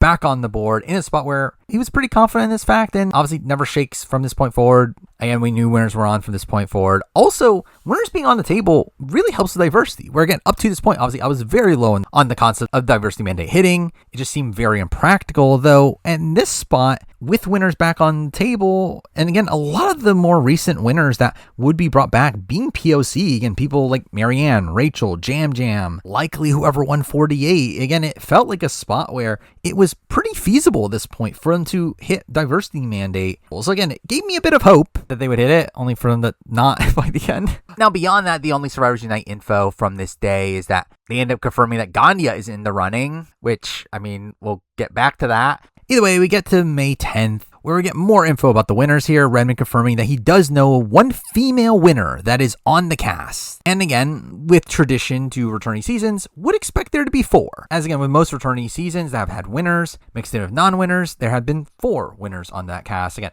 All-Stars had 4 winners. Here's the Villains had 4 winners. Game Changers was meant to have 4 winners, though Natalie had to drop out the last second. So again, it does seem like a trend with Survivor casts that they would go for 4 winners, which again made me think there were going to be 4 winners on this cast, which they surely will do. But obviously through all this, again, it was assumed that the winner that is on is the winner that Redmond had referred to a few days ago, which again would make sense if it was Marianne. Though I did think there was at least a chance that was potentially Rachel, considering Rachel was obviously a very recent winner, a very popular winner. So again, there's surely no way they wouldn't call Rachel. That is, if she wasn't going to a Survivor 48 finale party, taking place just a few days before the cast assumably would fly out, because flying from Michigan to New York to Michigan, then to LA, then to Fiji is way too much flying, surely. And despite all this, I still was not feeling particularly good about Dee's chances of being on 50. I still did feel like her going on the challenge felt like a sign that they weren't interested in her being on 50, both in terms of like what you want to do 2 seasons back to back, and also the fact that would CBS want her appearing on our show right before this airs? And what do you know, I'm wrong about all that. And also the fact that winners are now on the table, it did make me feel even more confident that the 48 male was Joe, really just no matter what at this point. Again, whether he wins or not, he is likely on the cast. So really from this point forward, I was pretty locked in on Joe being on 50. Also by the end of this day, we do get a couple more unofficial confirmations from Redmond, now saying that he does think the 42 male is likely on. Swan. Obviously news that everyone was so excited for, though again, he doesn't get officially promoted until a few days from now. Oh, we also have Redmond saying that he thinks the 48 female is likely cut by this point. So again, still never moves her off the list. With that, we then move on to May 11th, aka Mother's Day, which that fact won't be that relevant right now, but it will be when we get to it. It is during this day that we get the official departure date for the 50 cast, where at this point SurvivorSUnite had already said that they would leave immediately after Memorial Day weekend. However, it is on this day that Redmond confirms that they'll be flying out to LA on May 27th, with the official departure day being May 28th. Only 17 days away, and what a long 17 days that will be. Again, at this current point, based on the cast that we had known, there is a pretty big gap from Amanda season 15 to Chrissy season 35, a near 20 season span of seasons that has no representatives from it, leading to worry that batch of seasons would not be represented, and calling back to Redmond's statement from a few days ago saying that he thinks we will, is on this day that Redmond decides to confirm that it's a fact that someone from that grouping of seasons would make the cast, leading to one of the funniest spirals from the entire rumor mill, as again, the process of finding out who this person is just takes so many twists and turns. But first things first, just have to do this right away because it's going to bother me otherwise. Obviously, we can eliminate game changers from this grouping of seasons. It's obviously a returnee season. And considering all this information is based on the seasons that players debuted on, there's no point in keeping 34 in this range of seasons. So again, it's actually 16 to 33, though actually starting with the Redmond information, it does start off with him saying that he can't say what season they're on as that would burn his source, which makes us assume that the source is likely a player connected to the player that is on the season, though again, that ends up probably not being true by the end. Still, we get some clues towards who this person is. First, the fact that someone posted that they assume that the winner Redmond heard about was in this range, which had that been the case, this would have actually really limited the pool of people here quite a bit, considering we knew that winner was a woman, though this is all for naught as Redmond just instantly shuts us down, saying that this isn't the case. Later, saying that it's a man and that person is 100% on, which is a level of confidence from Redmond we don't typically see. Feeling very out of character here. Something that Redmond had absolutely no doubt about, which again, interesting that he had that level of confidence with this person. Oh, also confirming that this person is not the 25 male or 32 male that are on his list, aka Malcolm and Ty. So again, they're not the 16 to 34 male. Also specifying that he doesn't think anyone that was cut before is back in, which obviously nullifies a decent amount of options as well. We're really at this point, I really narrowed it down to two options. One of them was Brad Culpepper. Again, as I mentioned beforehand, he was asked about Brad Culpepper a few days ago, to which he said that he had not heard of him, but would not be surprised if he was called, which again, would not shock me if he reached out looking into Brad Culpepper and found out Brad Culpepper was on the cast, and that is the person he was referring to here. The other option, the person that I actually believed in more so, was Jay Starrett from Millennial Gen X, and the reason for this was because, again, his information about how he can't burn his source, where it makes sense if his source was Adam Klein. Again, he would have info on Jay, mixing that in the fact that, again, Jay felt like the type of person that at the time was a lock to return. Would make sense if, again, Malcolm was cut in favor of Jay, as again, Jay technically helps with the POC numbers. So again, ultimately land on Jay by the end of the day, but again, don't worry, the name doesn't stick for too long. But beyond that, we get further confirmation on the remaining season 32 female, with confirmation that person was cut, meaning that no matter what, both Julia and Sydney are cut at this point, so it doesn't really matter which one was in limbo and which one wasn't. But it's also on this day when I started streaming the best game of all time, Squirrel with a Gun. But it is during this stream that someone in my chat ended up claiming that they had gone to a watch party, having seen Sammy from Survivor 43 there, with Sammy having told them that no one from Survivor 43 got called outside of Jesse, which I don't know if that was true or someone just made that up in my chat, but it was something that did linger in my mind beyond this. Though, to be fair, if Jesse wasn't making the cast to 50, I doubt anyone else from Survivor 3 would be making the cut. And ultimately, I do end the day with, again, another predicted cast here that now fits diversity mandate. Mind you, at this point, we were in a precarious spot, even though diversity mandate was possible, where, again, we knew 4 locked-in men that were white, 6 locked-in women that were white, meaning that literally every other person remaining had to be POC, though again, it seemed possible now with the winners on the table, and again, with the 16 to 34 person, again, being Jay, if that was the case, again, it would help with diversity mandate, or again, it felt feasible at this point, even though most of the guesses here end up being wrong. As for the changes to this list, obviously, as previously mentioned, at this point, I thought this 18 to 34 player was Jay, so again, he's on here, along with also switching out Kyle for Joe as the 48 rep, to which, again, still debate on whether or not Joe wins the season, which might affect things. Considering I did think they were probably going to go 4 winners on the cast, in a spot where if Joe had won this season, that would be 5, but ultimately, again, that doesn't matter. Outside that, the other changes to the list here are the addition of winners. I did end up putting on the 4 winners I thought were the most likely to be on this cast at this point, which were Marianne, who I was pretty confident was the winner that Redmond was alluding to, Jam Jam and Rachel, who I looked at as the next 2 most likely new era winners to be on the cast, along with Earl as an older school winner, because they surely will put an older school winner on the cast. During the process of doing this, obviously I did end up taking out Say, who by this point, again, we could completely rule out, along with also taking out all the non-POC, non-winners that weren't locked into cast from last time, which includes Greg, Rob Ciccinino, Andrea, and Rick Devens. Though now knowing the timing of things, I was technically not that far off at this point on Devens, though obviously I proceed to be wrong. But anyway, we then move on to May 12th, which ends up being another pretty big day here. First, in the fact that, just to give an update on Rob C, it is during this day that he ends up doing a podcast with Drop Your Buffs, where he ends up pretty openly talking about Survivor 50 rumors, which, again, while I was kind of holding out hope that he could potentially be on up to this point, this is the point where I completely dropped out on Rob, especially considering a few days later, he ends up just openly talking about how Joe is probably on 50 on know-it-alls, where I felt like this is the point where, again, I felt pretty confident letting go of Rob as a potential option here. Now, beyond that, we do get a confirmed cut from SurvivorSUnite, with him revealing that he has now heard of a few old school cuts, including a Borneo man, saying that 2 Borneo players remain, and that the cut was not a surprising one, with him reacting with a smiley face to Jervis, where Jervis was someone that was kind of hovering on the cast for me as like the Borneo rep, as again, it would help with diversity, where him being cut here obviously takes away that option. And again, Redmond ends up corroborating this immediately after this, saying that he also thinks that when the Borneo men were cut. But beyond that, SurvivorSUnite also does a lot of talk about winners here, talking about how winners were in the process at the very beginning, but seemed to be out by the time of the Sean and Jerry cuts, but are now back on, revealing a list of winners that were called that never entered the process, like Boston Rob, Tony, Sandra, and Tyson, to where while we know that Rob was called, some of the other information is again a bit spotty. It also reveals that Parvati and Amber were not called, which lines up with Parvati a few months back revealed that she was not called, and it does seem like the Amber side of it is probably true as well. While SurvivorSUnite later ends up confirming the fact that they don't think Richard Hatch was called, saying that they think that they have specific winners in mind that we haven't seen, aka implying one-time winners. And in a spot where SurvivorSUnite and Redmond seem to be collaborating on names here, I did feel like this was potentially a hint towards the female winner being a one-time player. To fair again, I thought it was Marianne at this point, so again, I kind of assumed that to begin with. Now beyond that, we also get SurvivorSUnite commenting on Sierra Easton, saying that they know the Sierra Easton got called, but don't have a direct answer on what happened with her, though again, kind of irrelevant at this point, considering again,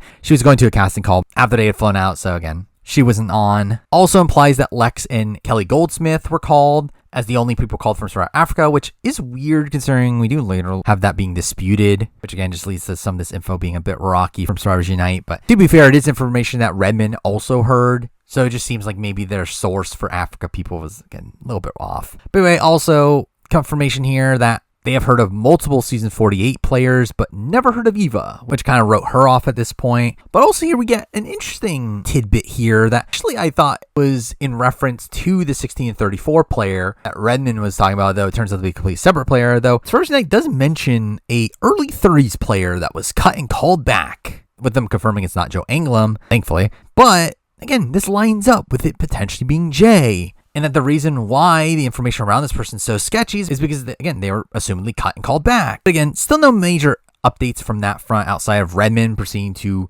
confirm that he still doesn't know about Russell. Now, technically, he does not confirm if it's Hans or Swan. Everyone else was talking about Hans, so I assume he was referring to Hans. Though, again, him not specifying it in this spot does leave it a little bit open. People speculating on Hans a bit down the road. But again, Redmond does do some confirming of some winners that he has not heard of. Confirms that he has not heard of Vesepia, Jenna Maraska, or Tina, which, again, didn't really change my overall view of who the female winner could be. Those end up being the result of a lot of speculation on SurvivorSucks around Vesepia on this day, largely spreading from someone saying that SurvivorSUnite implied that Vesepia would be on, which didn't really happen and was really more so hearsay based around Redmond SurvivorSUnite having discussed the possibility of Vesepia calling back her favorable mention by Jeff. Though again, this really was just a whole bunch of nothing. Also ends up stating here, though, that the 60% season 13 male is not as likely as it seems. Despite saying that, Redmond still doesn't end up ruling him out, despite I feel like it being pretty clear at this point that Penner was not in the cast. Also, again, we do get further confirmation on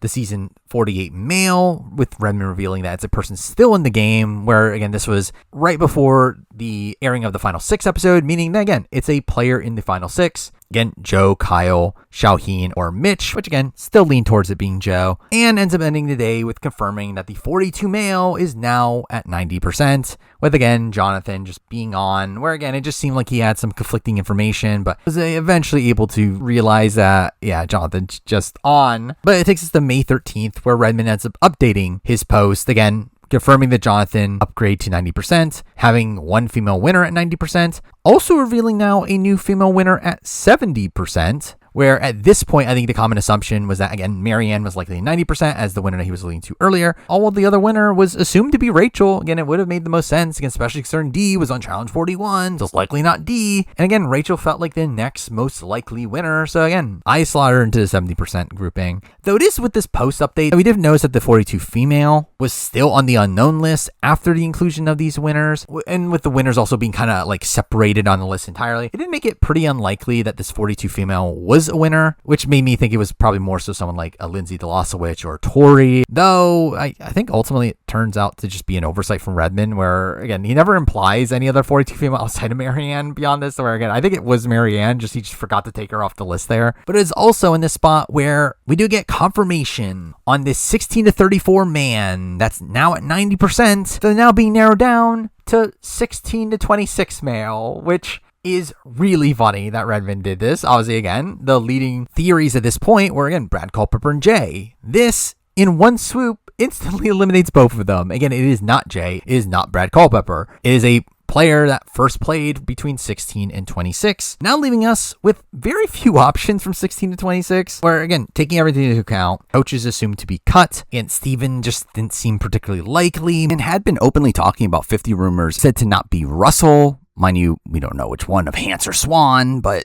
again, it's not Russell. It was confirmed to not be Malcolm, to where we're really at this point left with Eric Reichenbach, who has said that he would turn down the opportunity of Ask, Kenny, who would be a bizarre pick, and supposedly on his live streams, he had been openly talking about 50 rumors, to where, again, don't think he would be on. I do not see the likes of Marty or Jim Rice making this cut. Wyatt Nash, I know, is someone that actually I've been clamoring to have back for a little bit, though, again, also would be a bizarre pick in this spot. Albert is someone that was mentioned around this time, though production never particularly liked Albert, so I didn't look at this as a viable option. Obviously, we got to bring up Jonas, because why not? Troyzan, which is like, again, are they calling back Troyzan after they purpled them on Game Changers? Jeff Kent was also someone that was like floated around. Though again, another one that just would have been a very bizarre pick at this point. And also, people were bringing up Reynolds, with the fact that, again, it was narrowed down to 26 in particular being something that was pointed out as, again, maybe it was someone that was on Survivor Karamoan. But ultimately, again, Reynolds was just someone that also did not feel like someone that they would pick for Survivor 50. Leaving us with one option, the only option, Phillip Shepherd,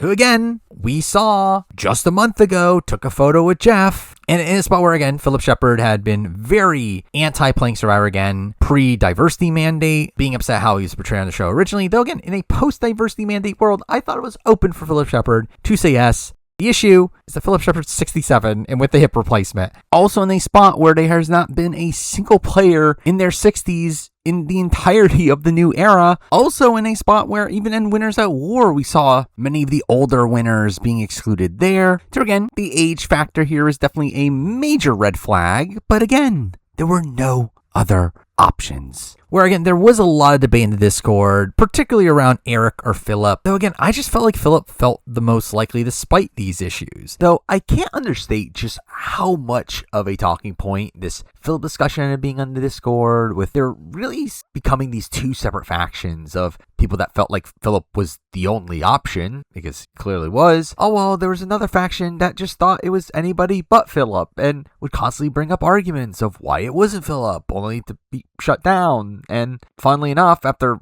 evidence down the road, end up kind of cowering down to, yeah, Phillip is the only option, because Phillip is clearly the only option. Though, conveniently, after all this information deconfirms Jay, SurvivorSUnite decides to specify that the early 30s male that they were talking about earlier is a returning player. While also being asked if 30s player is one of I, David, Jay, or LJ, which I don't know why LJ was included considering he's not from the 30s, but SurvivorSUnite ends up confirming it is one of those four, aka one of the two returning players in that grouping. So again, it's either Ty or David. Later confirming through likes that it was Ty, which again made Ty a viable option to be on 50 at this point, but ultimately he's not on, and ultimately again this doesn't really lead to anything. Also, this was the day that SurvivorSUnite ends up essentially fully confirming Amanda, where someone asked them about the Amanda and they end up directly responding to that, to where again, what a shocker, it's Amanda, that's the China rep. But we do end the day with another person being bumped up to the 90% column from Redmond, that person being the 48 male, which again at this point like fully felt like Joe as the most likely option there. But with that, we then move on to the 14th, where we do get a couple slower days in a row before things just really exploding. But on the 14th, we do get Redmond being asked specifically on if it was already announced that Coach has been cut, with Redmond replying, yeah. Which again, true statement. Just further proof here that made us think that Coach was not this 16 to 26 male, which again left Phillip as still the only option. But beyond that, we get some info from SurvivorSUnite, now explicitly saying that they have not heard about Jay being in the running, which again, thank you for that, a bit late. Also saying that Jenna Marasco was not called, but now saying that 3 Amazon players were, which ends up dashing all the hopes for Jenna Marasco showing up, if there were any to begin with. Though as for the 3 Amazon players that were called, obviously one of them is Rob. Again, my initial gut was Heidi and Christy, especially with Christy having been referenced to at the beginning of 48. Heidi is someone that they had tried to get back in the past. It's not mind-blowing to think that she would at least be considered in this spot. Though again, didn't really look at her as someone that viably make the cast. So ultimately, I ended up being right in these predictions, though there was a lot of speculation around Dina, which really just felt more like wishful thinking, as again, I didn't feel like there was any way that Dina was actually going to be in the running for 50. And again, none of these people seem to be particularly close to making it on anyway. Though it's also on this day that SurvivorSUnite responds to someone asking about Rachel, with SurvivorSUnite clearly never having heard of her, thinking that the other 47 woman, clearly Genevieve, is the 47 woman that they're going for, which should have been included in retrospect to the fact that Rachel was probably not in the running. It is also in the same post that we do see SurvivorSUnite making reference to a boring 46 male on the cast, which is clearly Charlie, and felt like further proof that he's on, because who else would that be? But then we move on to the 15th, where again, more info from SurvivorSUnite confirming that they never heard about Natalie Anderson. Also confirms that Alicia was called, alongside also confirming Burton, which was kind of out of left field. That was interesting to see someone like Burton being considered for Survivor 50, if only it ended up being true. Also saying that 4 Marquesas players were called, in a world where we know 3 of them. We know Boston Rob, Sean, and Nalia. But the question is, who's the 4th? And again, I was holding out hope that it could be Vesepia, where around this time, Vesepia's name was popping up quite a bit. But ultimately, again, nothing really comes of it. Though it is during this day where we finally get some word on Earl Cole, confirming that he's probably not on, because he makes a post saying, what's just as cool as getting called for Survivor 50? Filming a movie in Fiji. And again, reports are that he got called, which has been contested, but even if he did, it seems like he turned it down for the movie anyway. Though again, at this point, just completely rules him out of the running. And also, this ends up being the day that Survivor 49 finishes filming. But again, that will clearly not matter in any way. Anyway, we move on to the 16th, where we have Redmond asked if there's any W2F picks on the cast, with Redmond saying not really, which again felt like further evidence of Phillip, as again, Phillip's not a W2F pick, but Eric probably would be. We have someone asking Redmond to eliminate one season that this person can be from, deciding to eliminate season 16, which was again so funny. Obviously, again, through eliminating season 16, that eliminates Eric as an option, and through that, again, Phillip is the only option. But either way, we get to the 17th, where we do get some new information here, with Redmond now revealing a 47 male that is now at 80% on his list. A 47 male that is different from the ones he has referred to in the past, where again, obviously he had referred to Rome, he had referred to a 47 male that was not Andy, which again was clearly Sam. At this point, I think this one's clearly Andy. Again, Andy just made sense as a person that would be close to making the cut. So again, it's been a long road, but Andy's finally here on the cast, and he's surely here to stay. Also here, I'll mention the fact that again, at this point, Redmond did talk about Penner's not being likely, because that, we don't get the official update of him being dropped out as a possible group. I'm going to downgrade him myself on my chart at this point, along with the fact that also he ends up upgrading the winner that he previously had at 70% to now 80%, with 80% essentially just being his new number for those he thinks is likely but doesn't have like full confirmation on. But he does also end up confirming that both of the winners that he knows about are both post-Heroes versus Villains. Again, both female winners, post-Heroes versus Villains, implied to be one-time winners, while also confirming that half the cast is likely New Era at this point, which is not really possible without these two female winners also being New Era, to where, again, it's clearly two New Era female winners, which again is clearly Marianne and Rachel because D is on the challenge, and that is surely eliminating. So by this point, even though it's becoming very apparent by the growing number of New Era players that we were hearing about, even Redmond, again, fully admits at this point that, again, he was essentially wrong about there being a true New Era. That, again, he assumed that that was the case due to the fact that all of the names that he was hearing that he thought were locks were ultimately cut, to where with them out of the running, he just assumed that must mean all the New Era players are out of the running, which by this point, again, became pretty abundantly clear that we just didn't know the right New Era people there, instead being a lot more focused on recency bias within New Era, which, how exciting. Anyway, move on to the 18th, where we get one tidbit from SurvivorSunite on the Borneo players, with the second Borneo male, aka Greg, being someone that they can't get a handle on him. All the females, someone that has gone unresponsive, thinks it's going to be TBD until departure day, aka not really much of an update. Though I wasn't feeling particularly great about either of their chances following this, as clearly we would hear something from them if they were actually on the cast. Though at this point, we have Redmond also confirming more about the 17 to 26 player, confirming the fact that it's a multi-time player, deconfirming Jonas. I can't believe it. So again, it has to be Phillip. Where again, now it is a player between 17 to 26, a male, non-winning, returning player. To outside of Phillip, that really leaves Randy, who again is never coming back,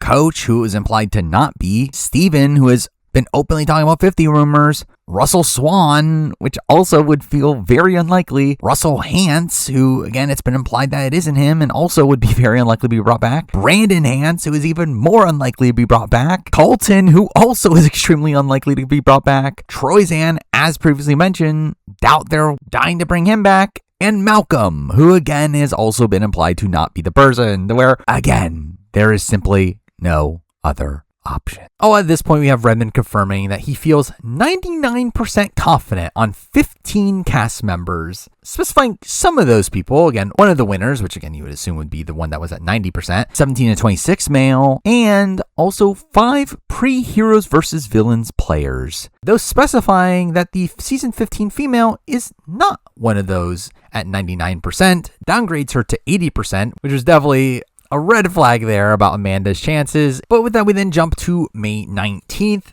a day of just full-on chaos. Now, also funny that this is also the day that the Survivor 49 cast starts to get leaked, which I generally just did not care about. There's too many 50 updates that I had to pay attention to. That was really just blowing everything open, with us realizing that certain players that we had thought were on just simply weren't. Again, at this point, it was assumed that because Amanda was out of the 99% group and there's 5 pre-Heroes Villains players, that would mean that all the other known pre-Heroes Villains players have to be in the 99% column, with that being Colby, Elizabeth, Stephenie, Suri, and Ozzy. With, again, Phillip clearly being the 17 to 26 player, again, not being pre-Heroes Villains. Though this is where we get the reveal that the season 2 female is also not at 99%, also now at 80%, which is a big review here, as who is the 5th pre-Heroes Villains player? That is at 99%. Where the only way that's possible is if 17 to 26 is not Phillip, which again, how ridiculous of a concept that is, or there's a new pre-20 player on the cast, leading to a hunt of who this person is, where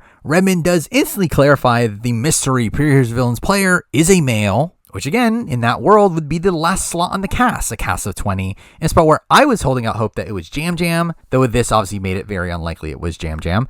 And to be fair, again, it was never Jam Jam anyway. Also, during this day, we have Redmond confirming that he thinks that they are keeping diversity mandate, which to me implied this pre-Heroes Villains player had to be POC, as, again, why would he feel so confident without that? As, again, he really shouldn't, considering how many non-POC people we knew. But through that, it did lead to me thinking that this new pre-Heroes Villains player has to be James Clement. Because again, what other POC pre-Heroes Villains players would they be willing to bring back, especially one that is not within the 17 to 26 range? That could have been the previous player. Or again, we thought of it as James Clement for a second. It doesn't last that long. But this is the point where the Phillip of it all starts to unravel. First, in the fact that it is revealed during this day. It's actually about a week ago, Phillip had actually commented on some 50 rumors. Mind you, this is before he was rumored himself, but still a spot where that did not seem to be something you would do if you were on the season. But also our assumed cast coming in today, which to be fair included Jam Jam on it, but also had Phillip on it. With that chart being made by Emma in the Discord was being spread around at this point, with Reality TV Fan commenting on it, saying it's wrong, with Redmond also specifying that it's wrong, to where clearly there's something wrong on it, but again, not necessarily Phillip, because clearly Jam Jam's the person wrong there, even though it turns out there's actually a decent amount wrong there. The more damning evidence against Phillip here ends being Redmond making a post here saying that the Phillip thing is funny to him, which,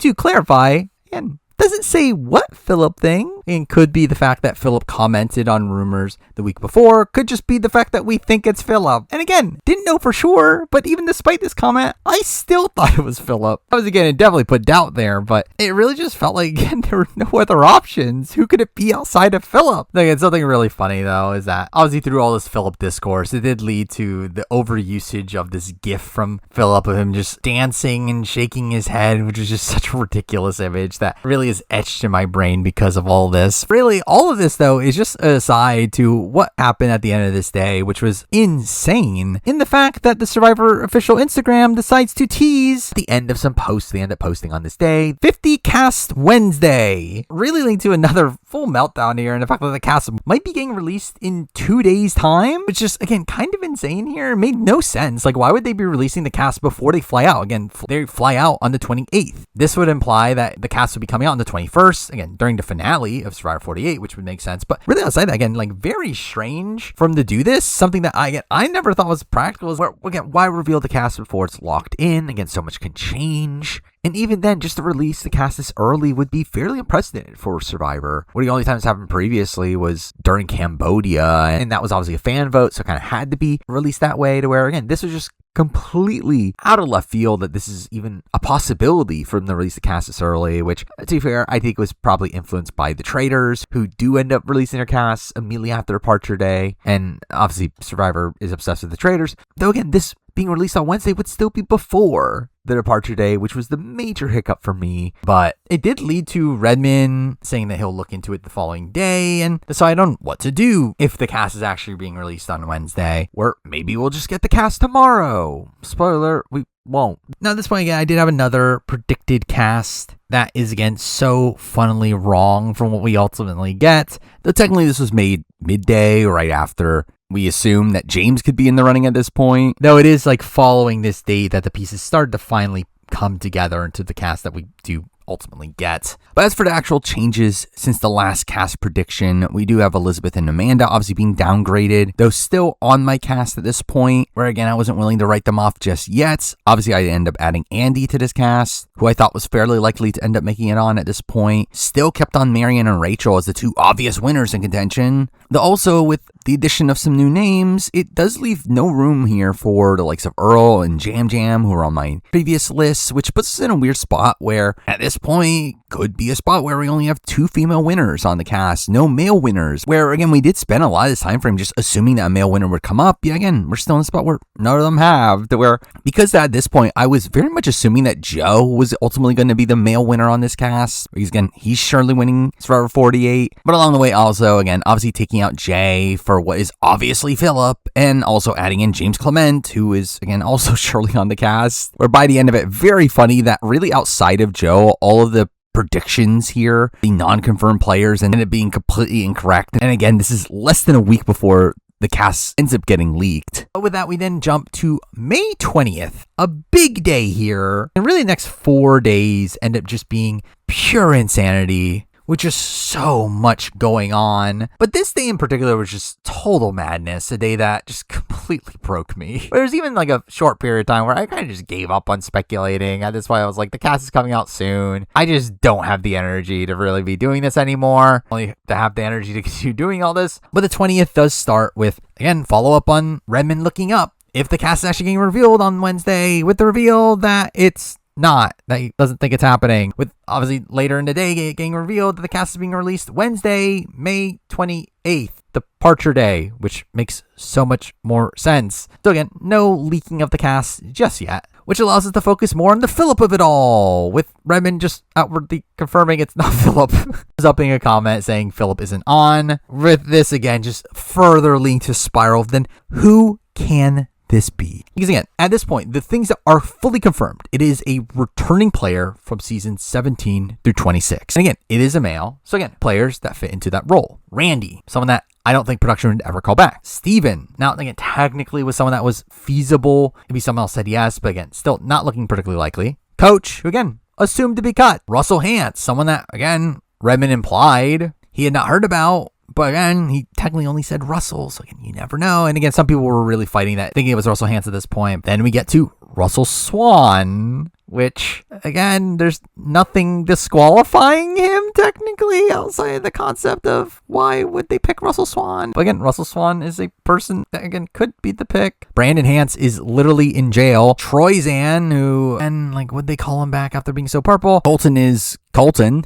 And Malcolm, who again, we know 25 male is not this person. So again, there are literally no options. No one makes sense here. With actually probably the person that has the least disqualifiers is Russell Swan, which I'll say also led to a really funny meme, the usage of the swan emoji after any mention of Russell Swan. But generally, again, this was my breaking point. There is no way Russell Swan is on this season. It makes no sense. Why would they pick Russell Swan over almost anyone else? Which again led to essentially me having to do a full deep dive on all the previous clues where again, we clearly got something wrong. So again, the options here were essentially, again, was it Russell Hance that he was referring to? Was he, again, playing it coy, but not specifying which Russell he was talking about? Which, again, I still did not think that was that likely. Also, was there a world where 25 male was not Malcolm? But again, that also did not feel particularly likely. It's at this point where I finally pieced it together. We're rereading every clue, looking at the exact wording of all the clues, and that's when it all clicked. Just a few days ago, Redmond said, yeah, to if it has been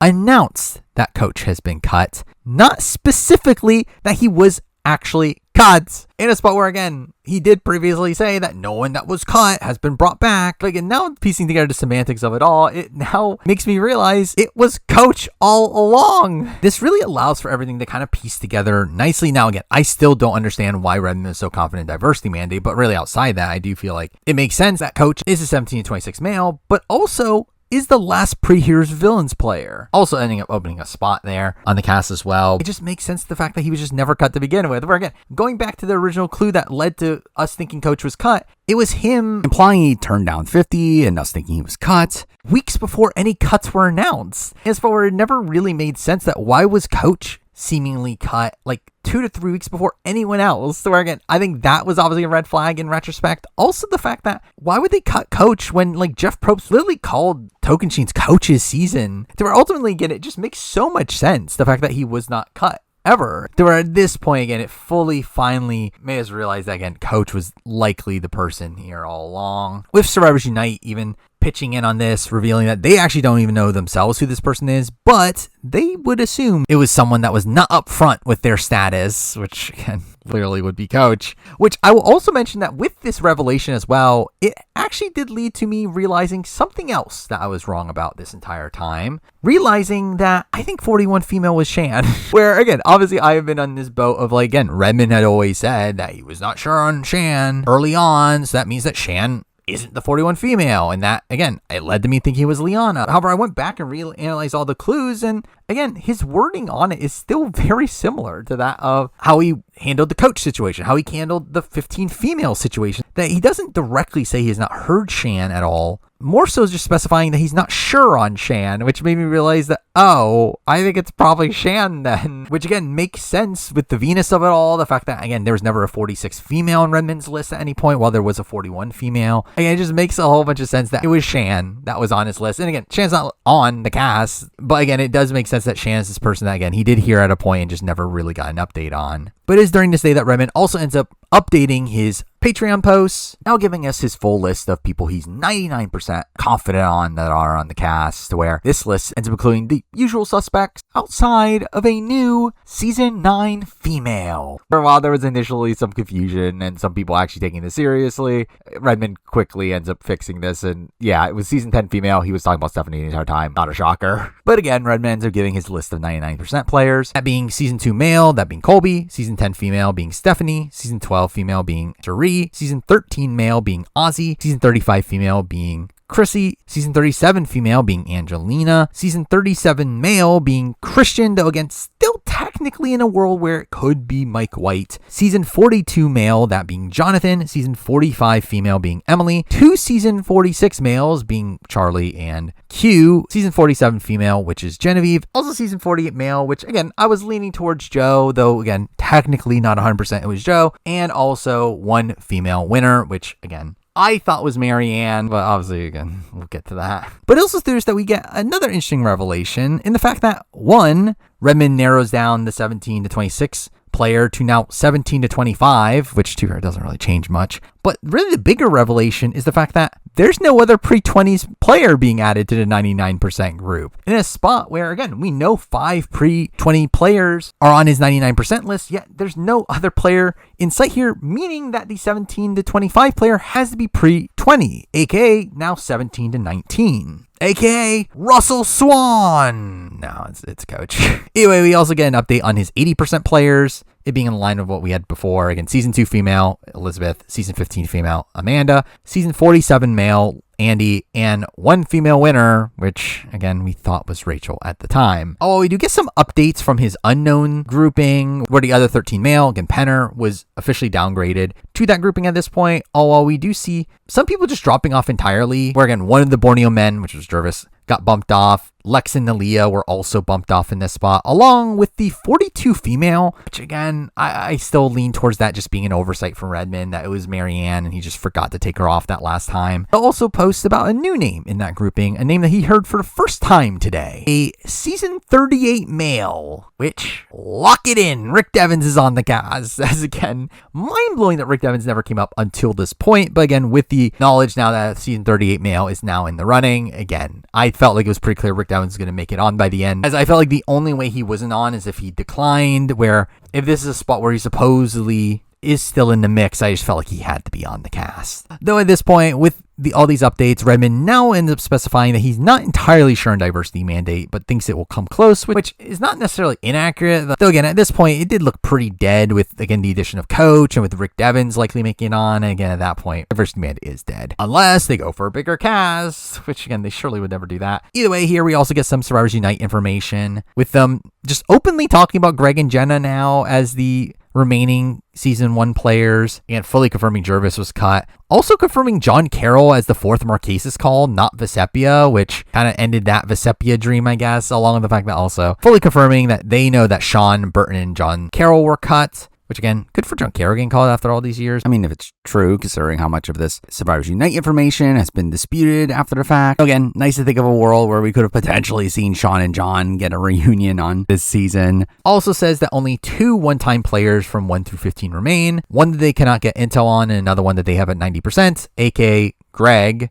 the one they can't get intel on, and Elizabeth as the one at 90%. AKA also meaning that all other one-time players from that time period are now cut. Them also saying that they now think that Nalia is cut after having been held on to a long time, with again feeling like Nalia possibly is one of these people that was cut a bit later into the process. Also fully implying that the new 46 male is Charlie by agreeing with someone being outraged over them picking Charlie over Sean, which again I assumed it was Charlie anyway, but again this just felt like further proof. Also Survivors Unite as specifying that they, like Redmond, are pretty confident on 15 or 16 of the cast at this point, with them also specifying that they still have 22 to 23 names that could potentially still be in the running. So I wonder if me specifying this means that we'll proceed to get more updates on the amount of people Survivors Unite has on their list moving forward. And with that now, I do have a new cast prediction to show, where again, it really just felt like the cast was just fully piecing together at this point. Where again, if it was a 20-person cast, this just felt like who it was going to be. I felt like this is the cast that all the clues are pointing to. Though again, there's still something wrong here, and even then, none of this ends up sticking by the end anyway. But we're now a bit closer to what the cast ends up being, though by this point, I had pretty much entirely given up on diversity mandate once again, or again, did not seem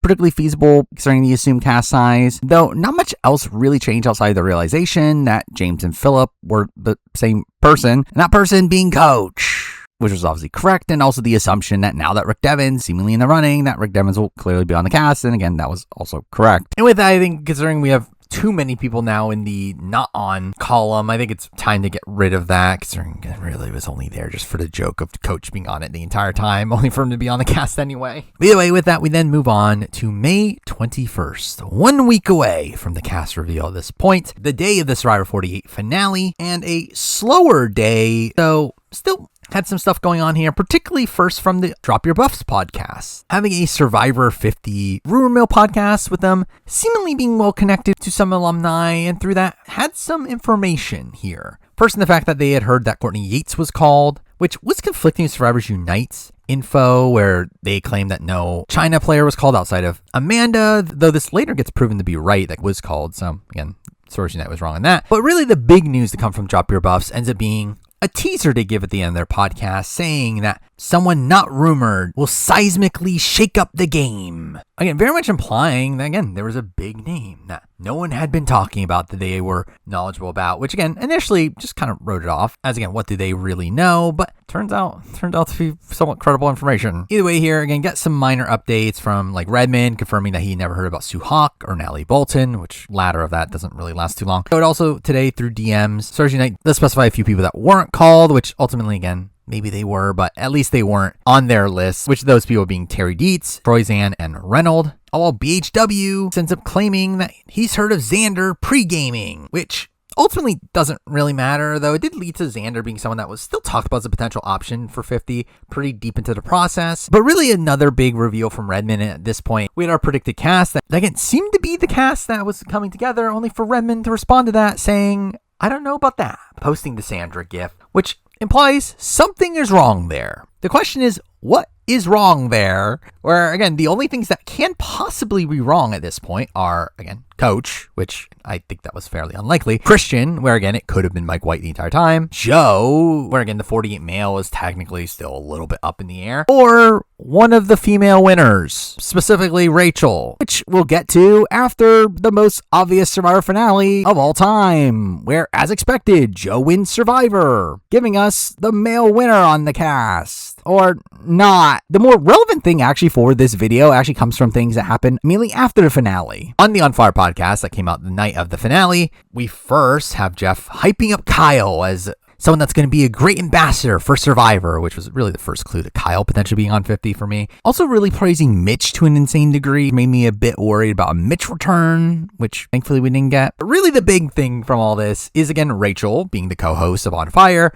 ends up getting very emotional over the course of this podcast, saying that her 1-year journey of Survivor is over. Why would she be saying this if she's about to film 50? Where this was obviously a major red flag here, that is likely the wrong name. It is likely not Rachel, which obviously means it was Dee all along. Dee was the person that was in the mix the entire time, which, again, perplexing considering she was on the challenge. But again, maybe she's there. Maybe she's the 80% winner. I'm sure she is. But we do end the day with another pretty massive reveal. I guess literally, in the sense that we have Redmond revealing that he actually thinks now that the cast is more than 20 players, likely even more than 21. Pretty mind-blowing news, as I never thought that they would have a 22 or 23 or even a 24-person cast on a 26-day season, because that would clearly be insane. We then cut to May 22nd, another massive day. We get some aftermath of Survivor 48 finale. We do end up getting exit press from the players in the finale. Just getting very clear information from Joe and Camilla, both being very open with wanting to play again, to where, again, that felt confirmation that Joe is on 50, as, again, I just cannot imagine a world at this point where Joe would want to play again and they would not ask him, to where, again, lock him on. Oh, well, Camilla says she wants to play again. Despite that, didn't really think much of it at the time. Though the most interesting news from these interviews came from Eva, who came off a bit more apprehensive on if she would want to come back, making it seem like she was a bit busy at this time, which, thank God, as I didn't need to see Eva on 50, but I was personally under the impression that Eva must have been asked for 50, but turned it down due to real life circumstances. Though whether or not she was asked becomes a bit contested later on, though at the same time, it's still a spot where I was not expecting Eva on 50 at this point, where this felt like full-on confirmation that she was likely not on. But as for the actual information, it does start with Redmond now revealing that one of the female winners was recently cut, the 80% winner, meaning that I guess Dee is cut. Again, we learned about Dee being in the running just for her to be cut the next day. That's a shame, because that's really what happened. Oh, we also hear about the 47 male was also cut. Though kind of insane to hear about Andy being, considering how big of a lock he felt like, especially during the airing of 47, I was very surprised to see him getting cut this deep into the process. But across the day, Redmond ends up reconfirming his 99% people, with none of that really changing.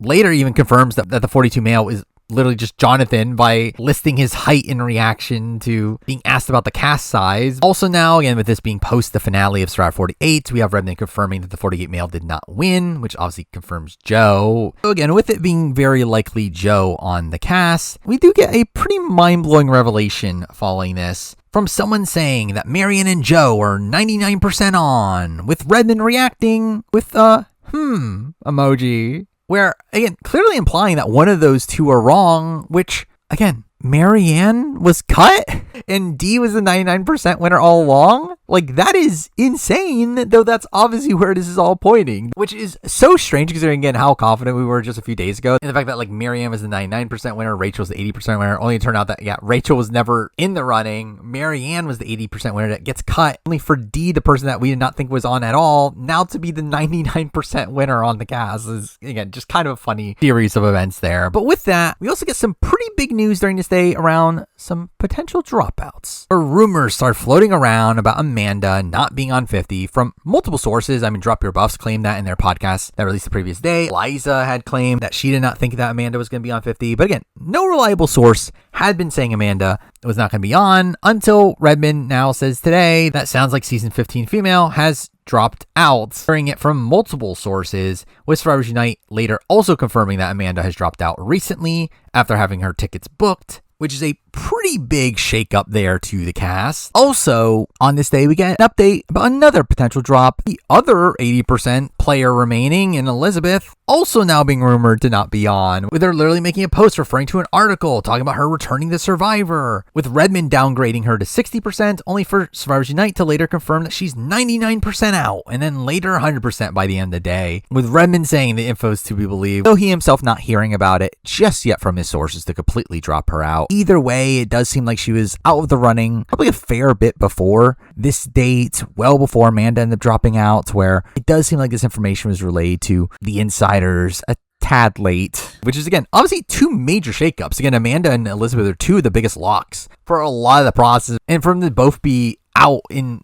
a singular day, again, not too far away from the cast reveal, was, again, pretty shocking to see. But again, through them not being on the cast anymore, obviously leaves open some slots now, where, again, it felt like the cast was starting to get pretty filled. Now, again, 2 slots are wide open, leading to the reveal of 2 new names that Redmond has vaguely heard, but not confident in, a 16 female and a 37 male, which, again, pretty easy to deduce. It's Natalie Bolton, Mike White, to which, with the knowledge of there being a new 37 male, that for me fully locked in Christian as on the cast, as, again, I just felt like it was way more likely that Mike was the new one here, with Mike also seeming very feasible here as, again, the surprise from Drop Your Buffs, who, again, are big White Lotus fans, and I feel like they would consider Mike White that surprise, where, again, I feel like Mike White was this new name. Oh, well, Redmond just kind of openly responds to questions about Natalie Bolton, making season 16 female clearly Natalie Bolton, only for SurvivorSUnite to just instantly shut this down. So, again, that didn't really go anywhere. By the end of the day, SurvivorSUnite does confirm that season 1 female is on, with Redmond saying that he has not heard her name personally, but does think SurvivorSUnite is accurate in this. Terrell Jenna was not the person that was front of mind for me of the Borneo reps to be on the season. It was nice to see that we were going to get a Borneo rep on the season. So again, by the end of the day, I will be adding Jenna Lewis to my 99% list. Yet I'll put her name in yellow to specify, again, it's not locked in by Redmond, but again, definitely a name that obviously has some backing to it. The finally immediately after that, SurvivorSUnite ends up going from saying something very true to something not as true, in saying that Nalia dropped out, implying due to being frustrated over being in limbo and that CBS has screwed themselves, where Nalia herself has come out after the fact saying that she never would have dropped out and more likely just cut instead. Again, this ends up being another one of these situations where SurvivorSUnite's information just does end up seeming a little bit rocky here. Also here we get more information from SurvivorSUnite in that there's a guy that's been lying to everyone, and they had confirmed cut before, only from the Beyond, where they also mentioned this player is an old school player, with them specifying that means previous villains, where, again, clearly it's Coach, and this fully locks in Coach as that 17 to 19 player had been eluding us. But, and along with that, get some confirmations on some cuts, with SurvivorSUnite saying that Rob C is 99% out, also while confirming that Penner was cut alongside that. Them also fully confirming that Rob, Heidi, and Christy are the Amazon calls, which, I mean, I was already expecting by this point anyway. Also at this point saying that they think Greg is out as well. Obviously very devastating there. Though at this point doesn't specify if he was cut or he dropped out, which we'll get to, along with revealing that Rupert was cut along the way, which we learned after the fact that he wasn't called at all, while also revealing that no woman from 2 through 9 remains left on their list, confirming Alicia, the last remaining potential person there to be cut along the way. And SurvivorSunite ends up claiming that they have 15 people confirmed themselves. And with Elizabeth now being out, they're looking into the season 32 players, as Julia was talked about as a replacement for Elizabeth, which doesn't make sense, but that is a thing that they said. Also, again, they still don't know the status of Ty, so again, they start looking into the co-wrong players, which later in the day, they end up confirming that they're now up from 15 to 17 cast members, which, again, considering this happened after they looked into the co-wrong players, it made it seem like they were implying that Ty and Julia ended up making the cast, which would have been mind-blowing, particularly, obviously, the Julia of it all, where, again, Ty's a fine pick, but, again, Julia would have been a pretty mind-boggling choice for 50. And really, throughout all of this, Redmond still continues to confirm that Julia was the 32 female that was his initial cut, though we just continuously have Julia Sokolowski's name coming up for some reason. So again, we do leave the day with SurvivorSunite kind of implying that information, though again, it kind of gets disproven pretty quickly. But with that now takes us to the 23rd of May, a big day. It is obviously being the day that what ends up being the cast does get leaked, though finally, despite that, it's actually a very slow day from the Redmond front, where all we really get from that side of things is Redmond implying Christian is on his list through responding to someone questioning his social media activity. Something that was more impactful on this day was that Rachel Lamont gets announced to be doing a charity Zoom call on May 29th, the day after Departure Day, which again, that would be a bit tougher to do while on the Survivor 50 cast, where again, that fully wrote off Rachel at this point. But again, Redmond thumbs up a message about his previous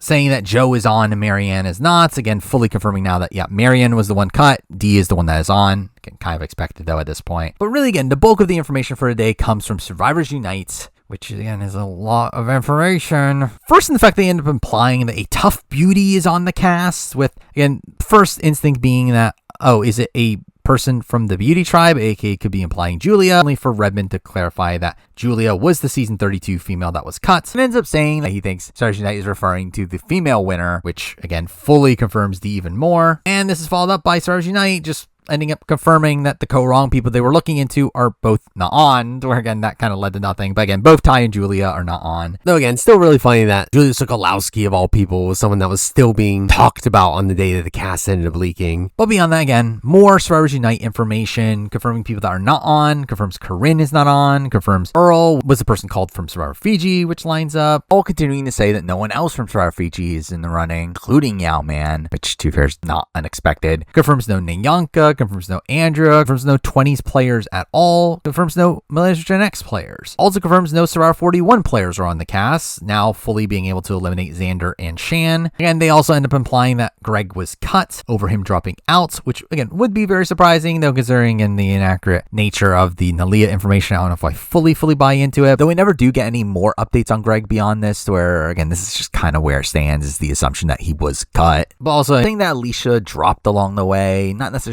specifying if she was cut or if she dropped out herself, but either way, not in the running anymore, as was previously alluded to. But again, as in the actual relevant information here, SurvivorSunite does again say that they have 17 people at this point, and they do have more pre-40 players than not. Later actually increasing to 19 players of the cast and still saying that there are more pre-40 players than not. But this kind of leads to this big snowball effect leading into the cast eventually coming out, which does stem from a lot of more public clues SurvivorSunite were posting, though there was some privately shared information that really ends up blowing things open, where Link, someone from the Inside Survivor Discord, was someone that was in contact with SurvivorSunite, and through that was given information he was supposedly told to not tell anyone about, only to relay it to me and supposedly others. But again, that surely won't cause any issues here, which at the time, again, was trying to not reveal this to the others, trying to keep it secret, as it wasn't my information to spread, which became increasingly difficult to do as the day continues. With this ending up being pretty key information, especially in conjunction with some later clues that were dropped. Third is here where he relays to me that there are female and male New Era winners on the cast, which, I mean, to be fair, again, I was kind of assuming at this point, as it would feel weird if there was only one winner on the cast, especially only one recent winner, to where And it's not this mind-blowing news here that there was another New Era winner on, with that ending up being a male winner. Though finally this ends up leading to everything kind of unraveling. My initial instinct when hearing this, though, is that, okay, I guess Jam Jam's on the cast. Jam Jam's obviously the person they would pick, as you would think that they would pick him. That quickly gets debunked through SurvivorSunite posting a clue out in the public, the fact that there are 3 players from one of the worst New Era seasons, which also mixing that in the info about the male winner and also the info that the majority is pre-40, it essentially confirms that this worst New Era season that has 3 players has to be Survivor 48. As again, we know there has to be a male winner on the board, and considering the other seasons with male winners in the New Era, 43 and 44, both don't have any representatives yet. So that would mean that there has to be 3 players from each of those seasons. However, that just simply isn't possible when mixing in the notion of there being less New Era players and old New Era players, to where the only New Era season that had a male winner and we already know a player from is Survivor 48. So again, at this point, it became very clear to me that they were implying Survivor 48. The problem is that this is only known because of the knowledge of there being a male New Era winner, which led to me, again, being very gung-ho in the fact that I am pretty confident Survivor 48, though not being able to fully explain why I'm that confident, which did lead to some frustrations with me on the Discord at that point, where there just weren't enough unaccounted names here to be able to add in this New Era male winner and also 3 other people from a cast that doesn't involve that New Era winner. Though generally, even if I did not know this, I feel like my initial gut would have been 48 anyway. Obviously, it's the most recent season of the show at this point, where obviously there'll be a lot of recency bias in play. Also, it makes sense that this is the season that SurvivorSunite is calling one of the worst in comparison to these other seasons, where, again, I think I would have been on 48 even without knowing this information, though obviously for people that did not know this, it was definitely less clearly and the more speculation from the masses. Though really, despite people's frustrations, how this information was doled out, like SurvivorSunite later ends up confirming it was 48 themselves anyway, before the cast was revealed, so again, it's not really that mind-blowing of a secret, but again, it kind of leads to a bit of a spiral that we'll talk about. But again, obviously through this information, obviously we know Joe is on. It does confirm Kyle is on as well, which to me was a mind-boggling choice, but considering what Jeff had said about Kyle recently, it didn't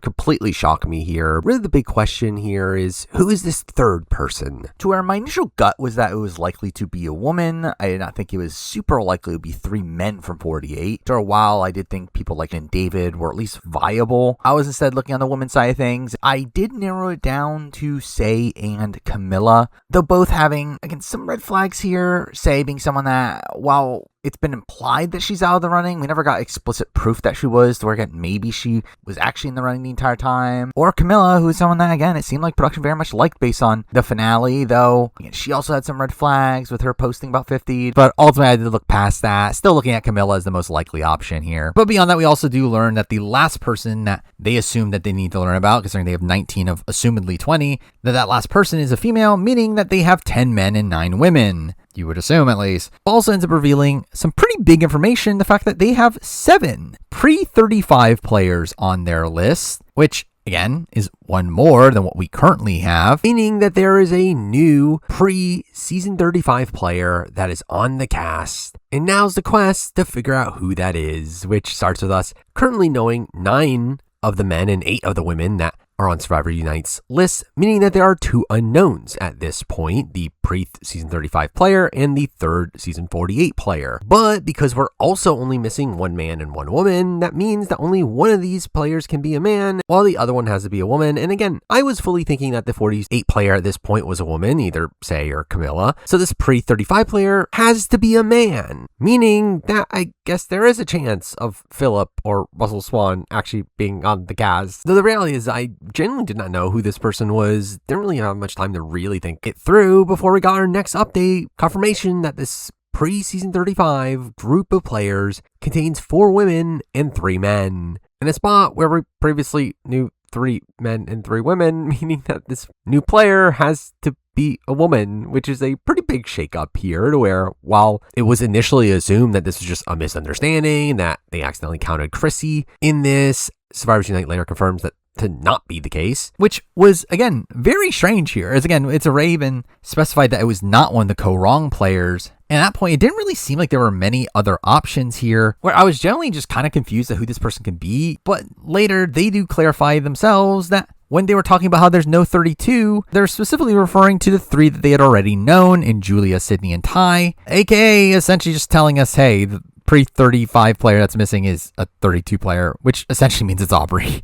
Where again, very late into the process, we figured out it was Aubrey. Literally like hours before the cast was officially leaked. Again, it theoretically could have been someone like Debbie, but again, I just felt like Aubrey was the very obvious pick here. Having the biggest legacy of the options, with it being implied that Aubrey was added 4 days ago after a special event, which again, I thought was pretty clear. The special event was Amanda dropping out, with Aubrey being implied to be the replacement, which will later get confirmed. Though, funny just how little she was rumored before this, with Redmond even saying early on that he doesn't think she was called, which obviously turns out to be wrong here, where while she was put into the cast fairly late, she was likely in the process the entire time, and just no one heard about her until now. So with all this information compounded at this point, the names that we essentially know are 9 men, 9 women. Again, not including this mystery last 48 player, where again, it's implied that there are 10 men, 9 women on SurvivorUnite's list, aka implying that this last 48 player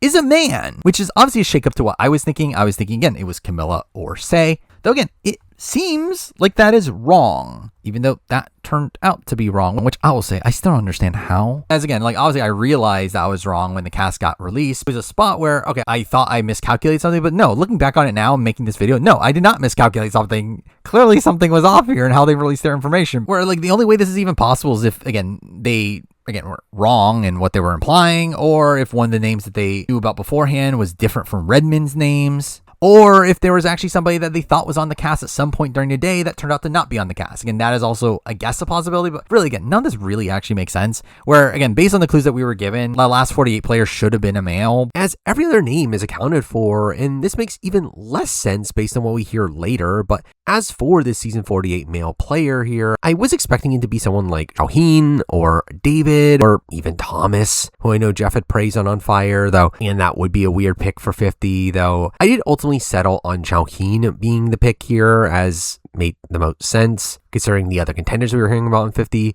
and also the lacking POC numbers, though to be fair, even then Shauheen was someone that had been openly talking about 50 rumors, which should have been a major red flag there as well. Anyway, again, things just start snowballing at this point. SurvivorSUnite later ends up saying that they now have 21 names, again, now seemingly confirming the cast is over 20 people, which obviously wasn't much of a surprise by this point, considering how much an expanded cast had been rumored by this point, though they still do end up saying that they are missing a woman, implying that they have 11 men, 10 women. They'll also end up saying alongside that if the cast were to be 22 players, the majority would still be pre-40, aka essentially meaning a breakdown of likely 12 pre-40 players and 9 new era players, meaning that the new names that they had heard are pre-40, which also led to me potentially thinking at this point that there was a new pre-40 woman on the board that didn't end up happening, which again, just a lot of the math here doesn't really fully make sense based on how these clues were distributed. But following this is when the dam really breaks open,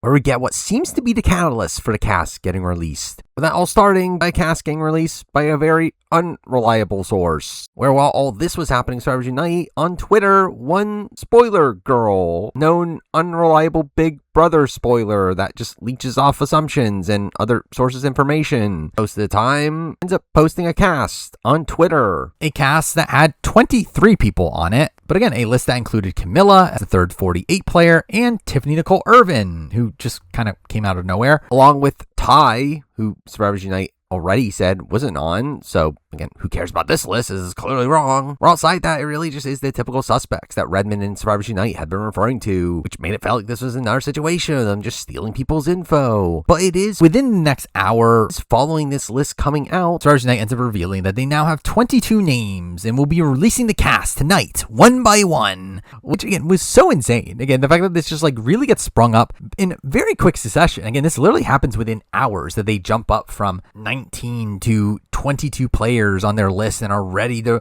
reveal everything. So I know that did lead to some doubting SurvivorSunite's list due to the very quick nature of how they found out these names, though again, that ends up being completely unfounded. But the seeming reason for all this information getting dropped right now largely seemed to stem from the cast starting to spread around, almost as if a certain spoiler girl got mostly accurate information. In a spot where this, again, seemed to prompt SurvivorSunite into be willing to release the cast, in a spot where finally Sucks tried to blame me and Link for this, and saying that because of me and Link being so confident on the 48 players, that led to someone sending the list to Spoiler Girl and that prompting SU to release their cast, which none of this actually makes any sense. Like, one, it's like just the knowledge of a male New Era winner being on the season does not fundamentally change much. I still would have assumed it was Survivor 48 and still would have assumed Kyle was on, especially after the On Fire podcast, where again, ultimately this doesn't actually matter much at all. Obviously, it made me more confident in that opinion, but the fact that, again, there was an attempt to blame me for this leak was, again, just kind of funny because, again,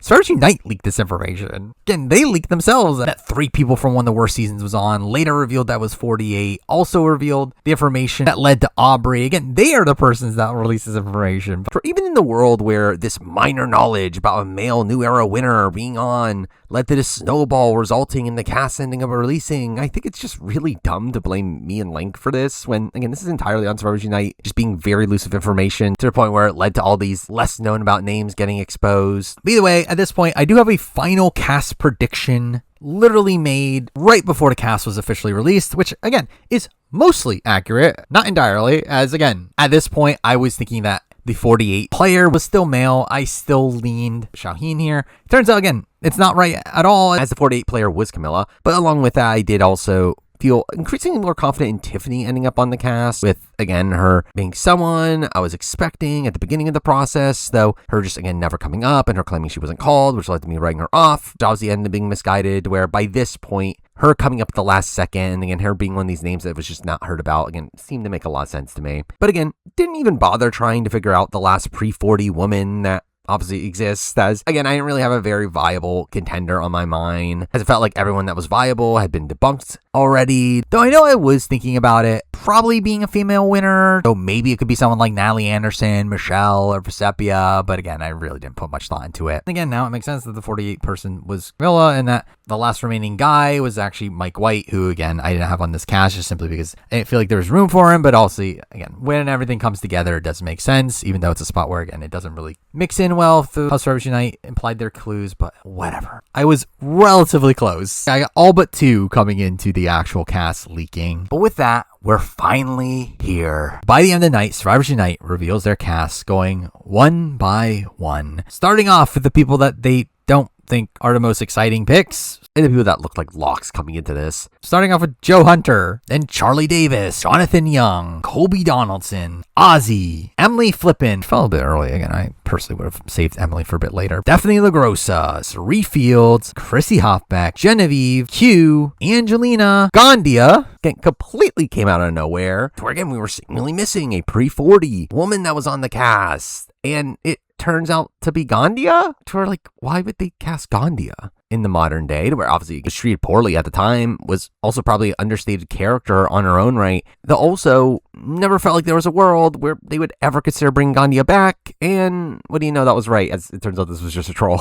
But then Jenna Lewis, Christian, Coach. And then finally the 7 new names that they've heard over the last few days, aka where the surprises really start, because we'll surely get a lot of surprises here. First up, Aubrey Bracco, who, again, had been alluded to with all the clues. Rick Devens, which, again, finally getting confirmation on that. Though ultimately not a big surprise. Mike White, where, again, one of the names I did not have on my cast, simply because, again, didn't seem to line up with the 48 information, but, again, makes sense he's here as that seismic surprise. And if they can get Mike White, you would think that they would want Mike White, though for me, it was just a question mark if he would have the time to do so. Then Camilla, which again now makes sense after Mike White reveal, as that meant that the remaining 48 player was female, and again was my initial read to begin with. Though funny that I convinced myself out of it just for it to be right to begin with, this ending up being the only minor surprise of the cast leak here, where we then get to Tiffany Nicole Irvin, who again was not on my radar literally until Spoiler Girl posted her cast, but by this point fully expected her here, especially as it started to click to me at this point that this was just fully aligning with Spoiler Girl's cast. Again,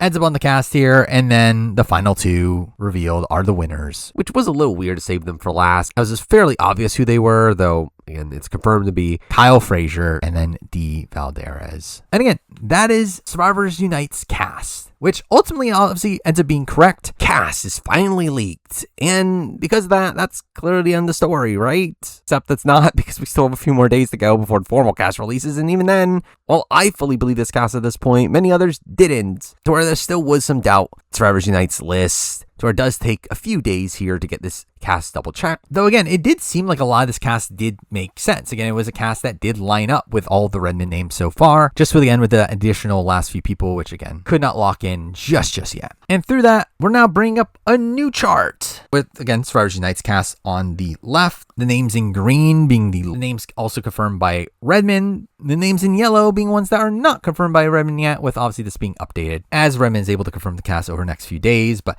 also on the right, though, I do have a chart of all of the people that Redmond has been alluding to over time, with this now being a list to show the timeline on my predictions for these players and when they were eventually confirmed as well. Anyway, we don't end the day just yet with this cast reveal. We do also get Survivors Unite really just dumping a lot of their remaining information. First, the fact that obviously, they did reveal 22 names, but they're not actually sure if all 22 will play. They're just all the names that they have heard. Not sure if it includes 2 alternates or if there could even be 2 more players, and that just being a bit unsure at this current point. Though here they do also end up claiming that even if there were more players to end up on the cast, they feel very confident those players will not come from the pre-20s, which ends up being true, despite Survivor's overall information being very wonky, with us ending up hearing, obviously, some names that they claim were called that were not. And they ended up dumping a lot of names that they end up hearing, confirming all the pre-12 women that were called, that being Jenna, Colleen, Elizabeth, Jerry, Alicia, Kelly G, Nalia, Heidi, Christy, Sandra, Stephenie, and Sri. Really no new names in that bunch. Oh, we do get some new names from them releasing all the pre-20 men that were called that were not on the cast, that being Jervis, Greg, then Sean Kniff, a new name there, which never came up before. And again, a little bit surprising to see him make the list, though we never get this expanded on. And again, considering Survivors Unite's track record with some of these other names that didn't come from anywhere outside of them, I don't know how true this really is. But again, it was a name that was out there. But then we got Lex, Sean Rector, Boston Rob, John Carroll, Rob C, Burton, Rupert, Fairplay, again, another new name here that, again, has been disputed from Fairplay himself, but either way. Yule, another new name here, which does later get confirmed by Redmond as well as someone that, again, seemingly was called, which we'll talk about the viability of this down the road. And then, obviously, Penner, Tyson, and Steven, a spot where, again, seemed like they had heard Steven got called, though I suspect it was from the same source as Redmond's, the which, again, he later found out that that was bad information, though they do also end up updating that they don't seem as confident on Earl getting called as they previously were, seemingly getting some conflicting information, with someone having told him that he was called, only to later be told by another source that told him that Tina wasn't, also told him that Earl wasn't as well, to where, considering that later information ends up seeming to be true, I do think there's some credence to the doubts about Earl being called here. As previously alluded to, Survivors Unite also ends up claiming that Tina and Mike Holloway were both not considered for the season, which isn't particularly shocking by this point, though Mike Holloway's name in particular was one that was being speculated pretty rampantly earlier in the day. We were trying to figure out more potential winners for this cast, so ultimately, again, that ends up being unfounded. Also ends up revealing how exactly Mike White came into the mix in a spot where it seemed like Mike White was really just able to avoid detection from a lot of the spoilers until the Drop Your Buffs podcast actually led to him being found out, where, again, Drop Your Buffs revealing that info led to the insiders looking into Drop Your Buffs sources, leading to them finding out about Natalie Bolton and Mike White, with them assuming that Parvati was their source. Natalie Bolton was called personally and revealed that she was not on, which led to them feeling more confident that Mike White was the person they were referring to. Also, we do get confirmation from Survivors Unite that they heard about Camilla and Tiffany today, and that they were the last 2 women that they heard about, which doesn't fully make sense. Again, this doesn't line up with the information we got beforehand, which again is the reason why I was wrong in that final prediction there. Is again, it doesn't make sense that these would be 2 of the last women they heard about, considering the information about how there's 3 players from one of the worst New Era seasons, and also how the gender breakdowns was learned about, where, again, it doesn't make sense, as that would mean that both Camilla and Tiffany were learned after the worst New Era season information came out, which, again, just doesn't line up, but it ultimately doesn't matter. But with that, we then move on to the 24th, the day after the cast leak, where, obviously, at this point, again, the cast was leaked, and it turns out to be right, but it's more so just about confirming information that is there, with now Redmond being able to say that he's confident on 16 names. Does say that Survivors Unite's list looks odd to him, but again, never debunks this list, where it did seem like people tried to turn this into Redmond being against Survivors Unite and questioning his authenticity, which again, never happened, where again, it just felt like there was this like weird vitriol against Redmond on SurvivorSucks, to where it just felt like them trying to turn Survivors Unite against them, which again was just a very weird aspect of all this. But ultimately, again, Redmond does confirm that he has now heard of Aubrey's name and admits the fact that he was mistaken earlier in saying that CPS wouldn't call her, where Aubrey ends up being the 16th name that he's confident on, with again, all the names lining up with Survivors Unite's cast up to this point, though ends up revealing here that he thinks that there might be a 49 player or two on the cast, though at this point doesn't know who they are. Later, thinking that 2 in particular are likely, thinking that Andy and Marianne could have been cut for 49 players, which obviously later turns out to be true. The Redmond ends up specifying that this is actually based around intel he has received, not just a prediction, where, again, I do find it weird that he was told at this point that there were 49 players on the cast, but just not who, especially considering we might find out who fairly soon. We're like clockwork. Survivors Unite later returns with another update, finding out about 2 new players on the cast, bringing us up to 24 players now, which again, I did not think they would do. But again, we needed 3 tribes and also representatives from Survivor 49, with there obviously now being 2 Survivor 49 players on the cast, which actually I would have been more surprised if we didn't get any 49 reps. Though at this point, I was kind of thinking they would end up being more so like replacements for people that we had heard about instead of us actually getting 2 new people. And in general, I am surprised we got 2 as well, but those 2 end up being Rizo, aka Riz God, and Savannah, where at this point there wasn't much to say about them, though obviously there's just the knowledge of who 49 players that end up being on 50 end up having some pretty major ramifications for Survivor 49 in particular, where obviously making us assume that these are players that will make it deep into the season, especially considering the prestige of the 50 cast itself, with the lowest placing player on there being Tiffany at 8th place, where it would have been surprising to see these 2 being booted much earlier than that. But beyond that, again, we do get more information on what exactly went down, particularly with Coach, where we do get the reveal from Redmond that Coach had turned it down initially and was convinced to come back, which we do later hear from Tyson that it seemed like Coach essentially told production that he would call them back if he wants on. But with that said, I know Survivors Unite has more recently talked about there being a different story here with Coach. The fact that Coach seemingly was just lying to everybody, essentially saying this Redmond side of the story was more so the cover story, and that Coach was actually just lying about turning it down at all, and also lied to his alumni friends about it until last second, to where, again, since then there have been some more conflicting reports here on what exactly happened with Coach. So here we do get Redmond confirming some of his cuts along the way, specifically his 41 people. Again, just spoiling this right now, again, are the only people I was actively wrong on at this point of the people that were on his list, where again, he confirms that he heard about the Sean, expected. Shan, expected at this point. Obviously didn't think about it for a while, though obviously again, reveals now that, yeah, Shan was a vague name he heard. It was never confirmed. And through that, obviously again, confirms Liana was never in the running. Venus was never in the running. But the last name, again, surely Xander, right? It has to be Xander. Biggest lock on the board to be in the running for 41. Almost every other source had been mentioning Xander. Only for Redmond to reveal it was Nasir, so random, which again, never on my radar it was going to be Nasir. I really genuinely thought 100% it was Xander, but again, Nasir was called and was in the running, and that's a confirmed call from Redmond, so good for Nasir. But beyond that, we got some more confirmations confirming Sean Rector was the season 4 male, Sam was the 47 male, cut earlier, Say was the 48 female. Also, he confirmed some people that he is confident on, particularly Emily, which is one that, again, like, just false information started to spread that Redmond was not confident on Emily, when, again, he was always confident on Emily, so I don't know why that started to go around. Also does confirm that Christian is the David Goliath player that he is confident on, not Mike White, meaning was Christian on his list the entire time, though by the end of the day, does say that Mike White is likely, and he would bump him up to 90% at that point, only for us to get to the 25th, where Redmond now says that Jen and Mike White are on for sure, while also bumping DEVENS up to 80%, all while doing more confirming of the obvious and stating that D was the 99% winner all along, and also that Joe was the 48 male on his list, as, again, it kind of also had to be.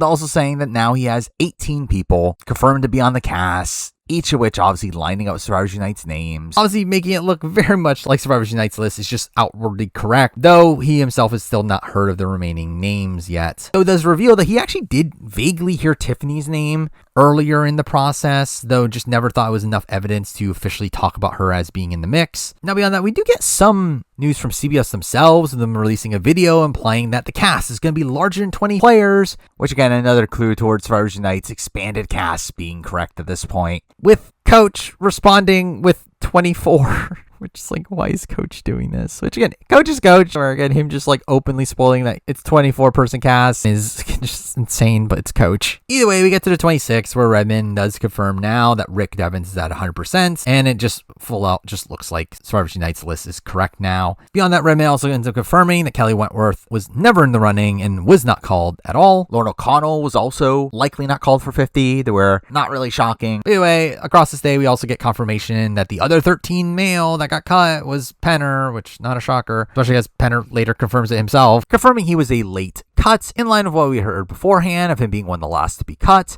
which was largely believed for a while, though again, we'll get to it. Though this news also did lead to a misconception going around, particularly with Penner having also recently posted that he was getting sick. That did lead to someone posting that he didn't end up on 50 because he was sick and that Coach replaced him because of that, when that's not what happened. Penner was cut. Penner was cut independently from Coach, to where the story that Penner was going to be on until he got sick is just simply inaccurate. Though we do also get interesting activity from Coach, once again making a post on Instagram essentially confirming he's on Survivor 50. And that's Coach for you. Him saying that a few weeks ago he had a change of heart and made a phone call and said yes, which again is clearly alluding to Survivor 50. Now again, this does lean into more of the story that Coach accepted the spot very late, which I don't know how much I necessarily believe that part of the story at this point, though it seems like that's a story he's at least leaning into. But probably more notably on this day, we do end up getting a big reaction on social media from a post from Jerry, posting a video implying she was cut for Survivor 50, with again Redmond later confirming her cut, but again we kind of already knew that. So Jerry announcing she was cut did cause a massive uproar in the online community, where obviously she came off extremely disappointed. Again, the video just being her staring off into the distance for a couple minutes in silence. So with that came another misconception here that Jerry was close to being on and just recently got this news that she was cut,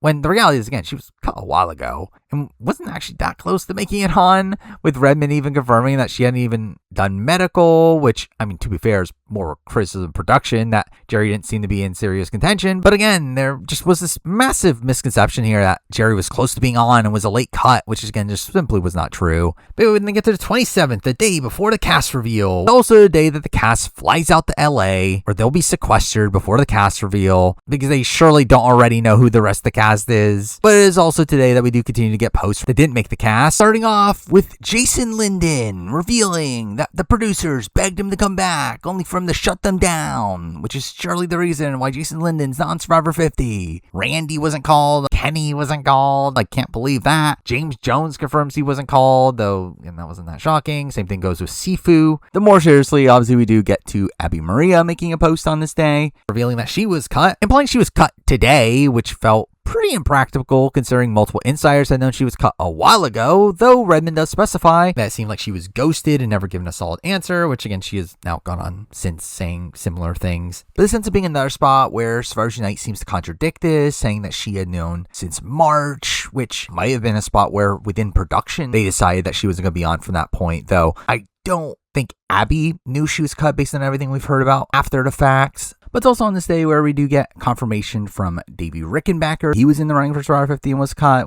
but he ends up posting a YouTube video on this day, him claiming to make the final stages of the Survivor 50 casting, him later saying that he did go through medical, meaning that, again, he did make it further than Jerry, at least. But it is through this that Redmond then goes on to confirm his other Dave vs. Goliath cut, that being Gabby. Which again, also we got confirmation from Rob C. through a Patreon podcast that he was cut around the same time as Carolyn and Jesse, meaning that throughout this entire time where we had been speculating about Rob C. potentially being on Survivor 50, he was already out of the running. Oh, we have Redmond confirming that Jenna was on the entire time. Elizabeth dropped out a while ago, further back than Amanda, who dropped out very recent, and that Aubrey again was the replacement. Essentially just him being able to back up what we already assumed by this point. Though it is also this day where Redmond reveals his cast, which is, again, just the Survivors Unite cast, where he finally got confirmation on all the remaining players. And again, the cast from SurvivorSucks was correct, while also being able to confirm that all 24 players will be the players that are playing the game at least. And it is throughout the day that CBS starts to release these videos saying a player from a certain season is returning in a really random order that I don't understand why they did it that way, but also the text at the end implies what tribes the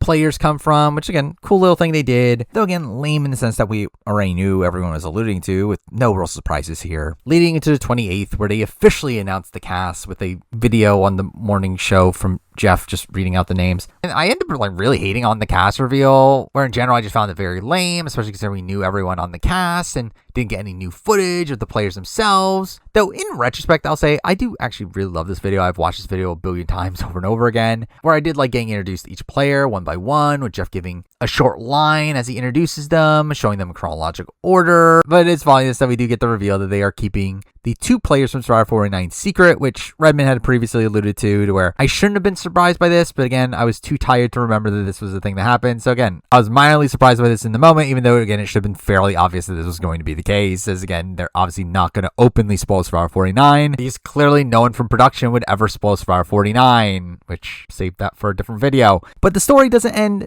just yet, as we do still get some information in the aftermath of the cast being revealed and flying out that I still think is interesting to talk about, where on the 29th, we do get some shocking information from Rachel Lamont on Chat BCC revealing that she wasn't even called for Survivor 50, which is still a mind-boggling choice to me, especially with how popular a winner she was, with it being even more perplexing knowing that the winners that did end up being on the cast were seemingly later additions, to where again, you would think that that would be after Rachel was already super popular, to where again, I just don't understand why Rachel wasn't in the running. Also in the aftermath of the cast release, we do get news from Nick Brown's spokesperson confirming that Nick Brown wasn't called for Survivor 50, who I would not have expected on, considering he is literally the Attorney General of Washington, though he surprisingly did post that he was willing to come back, which again, would not have expected from Nick Brown, as you would think he'd be too busy for this. Again, this was just all a bit strange. But also, we do get pretty big news from 2 pretty big names in Natalie Anderson and Michelle Fitzgerald, both saying that they were not called for Survivor 50 either,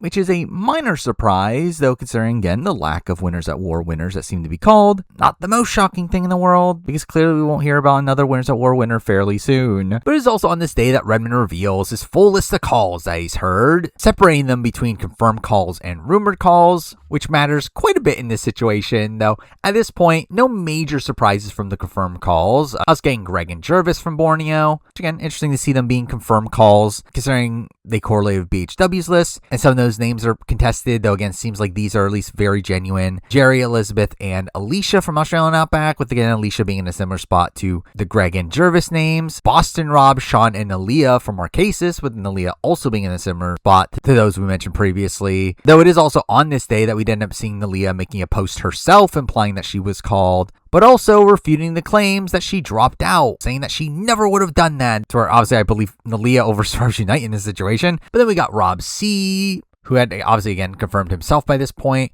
But then we get a new name, that being Danielle DeLorenzo, though this again coming right after Danielle had posted herself on this day that she had been cut, implying herself to be a late cut, which is interesting because that has been contested by SurvivorSucks, who claims that she's lying about being called, also saying the same thing about Figgy, which again should have been obvious. But again, with Danielle here, I'll be honest, the timing of when she says that she was cut is definitely, again, a bit inconsistent with other players' experiences, to where, again, I can't confirm myself which story is true, especially because SurvivorSucks has their fair share of rocky information. But again, I wouldn't be surprised whichever way that ends up going. Beyond that, again, we obviously know that Penner and Amanda were confirmed calls. Earl is someone surprisingly listed as a confirmed call. I myself had started to get some doubts on whether or not Earl was called, particularly due to it being found out that on his LinkedIn, he ended up saying that he had been called for 4 seasons after his original season up to this point, where I know in the past he's claimed to have been called for Here's Your Villains, Blood vs. Water, and obviously we know that he was called for Game Changers and Winners at War, where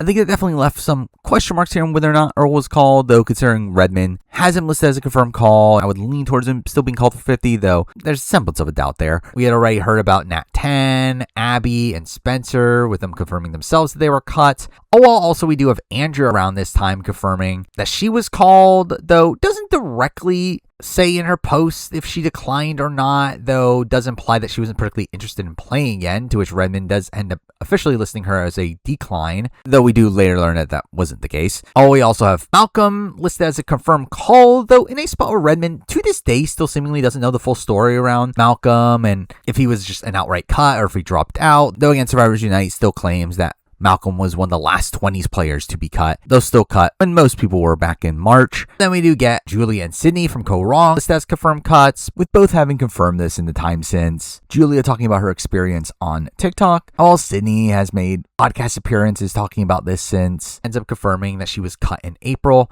and a tad later than the other cuts, though not the latest that we've heard. And we get a new name on this list, that being Dominic, finally showing up after the entire cast flown out. Again, somehow being able to avoid the entire rumor mill, but again, shows up on Redmond's list now as a confirmed cut, with Redmond later clarifying that he was able to get into contact with Dominic and that he was supposedly cut late into the process. Again, it looking like he was maybe a little bit closer to getting on than most. But then we do get to the floodgates of people that Redmond had already confirmed beforehand, that being Davey and Gabby from Dave vs. Goliath, the Sean and Nasir from 41, where again, interesting, Shan wasn't a confirmed call, Omer as a confirmed cut, with Mike Turner not making the confirmed call list here. And again, the rest of the people just being people we knew about, that being Marianne, Jesse, Carolyn, Lauren Harp, Sabaya, Drew, Andy, Sam, Rome, and Say, everything lining up there. But the real intrigue here really comes from the rumored calls list, with some new names being there, but again, names that Redmond just heard at a point, but was not able to get any confirmation that they were actually in the running. Starting off with Lex, which does end up being a contested name here, with Survivors Unite also saying that he was called, only for Johnny Fairplay to end up saying he wasn't, also implying that he himself wasn't called, in a spot where Survivors Unite was adamant he was, to where, again, I do feel like this is a spot where it is more likely that he wasn't called, as I don't see why Fairplay would lie about not getting called, or you would think he would do the opposite, if anything. This is further supported by second name on the rumored list here is Kelly Goldsmith, who is technically a new name for Redmond, but again had been implied by Survivors Unite already. It was also someone that just outwardly deconfirms that she was called. So again, it seems like this name was just outright untrue, which in general, again, definitely put some wonkiness to the old school names rumored here, where it does feel like Survivors Unite in particular had some pretty faulty information they were running as true. Again, the same ends up going for Heidi Strobel, who again is a new name for Redmond here, though someone that Survivors Unite had implied. So again, I think she's a big maybe on if she was actually called or not. Then we get to Rupert, who, again, Survivors Unite also said was called, though ends up being one that just also outwardly confirms that he was called, which I will say is pretty surprising, though, again, just makes this information look rocky. We then get Natalie Bolton, where, again, another person we have conflicting messages about, where Redmond ends up saying that he heard that she got an initial call, only for Survivors Unite to deny that, only for Natalie to later kind of imply that she did get called, to where, again, it's just kind of a mess. Either way, it doesn't really matter. It doesn't seem like she was particularly close to making it on anyway. And it's following this that we get another new name, that being two-time first boot Francesca Hoagie, with this coinciding with Corinne Kaplan doing a podcast, saying she was not called, which is to be expected, but also claiming that Francesca was called and declined. Where again, it is funny that we're in a world where we can't even bother to check in with some pretty massive names, only to still bother to call Francesca for whatever reason. But also here we do get Ty being listed as only a rumored call, that again Survivors Unite claims that he was cut and called back, only to then be cut again, I guess. Either way, we then also get Devin here, which, as I mentioned hours ago, Redmond literally only referred to seemingly one time, and he just never came up again. Though again, at this point, I did not even remember that Devin Pinto was previously alluded to where I was just genuinely surprised that Devin Pinto just kind of came out of nowhere here. Though it was someone that was pleasantly surprised to see be in the running, even though obviously didn't go anywhere. Then we get to 41, where again Shan is listed here, which again lines up with how vaguely Redmond talked about Shan along the way. Though also here ends up listing Xander, which I do find very funny. That again, I just assume Xander was obviously on this list the entire time, but again, it seems like this is a spot where he heard Xander fairly late into the process, and again, it was just a rumor at that point. Anyway, another rumor call on this list ends up being Mike Turner, which is interesting as this does later get confirmed by Mike himself on a live with Figgy, where Figgy also ends up admitting to the fact that she was never called for 50. If there's any doubt there still, but Mike confirms that he was a fairly late cut, getting cut 3 weeks ago, which again makes him feel fairly in line with the likes of Dominic, one of these people that was just being kind of kept around for a bit longer than the rest. But then we also get Carla on Redmond's list, which, like Shan, was briefly alluded to early on, though again there's conflicting reports on whether or not she was in the running, considering again maybe no other 43 player outside of Jesse was called. But the final name on this list ends up actually being an entirely new name, really coming out of nowhere, and that was Maria, where, I mean, it's not shocking that Maria would be in the running. I definitely expected that she could have potentially been called, but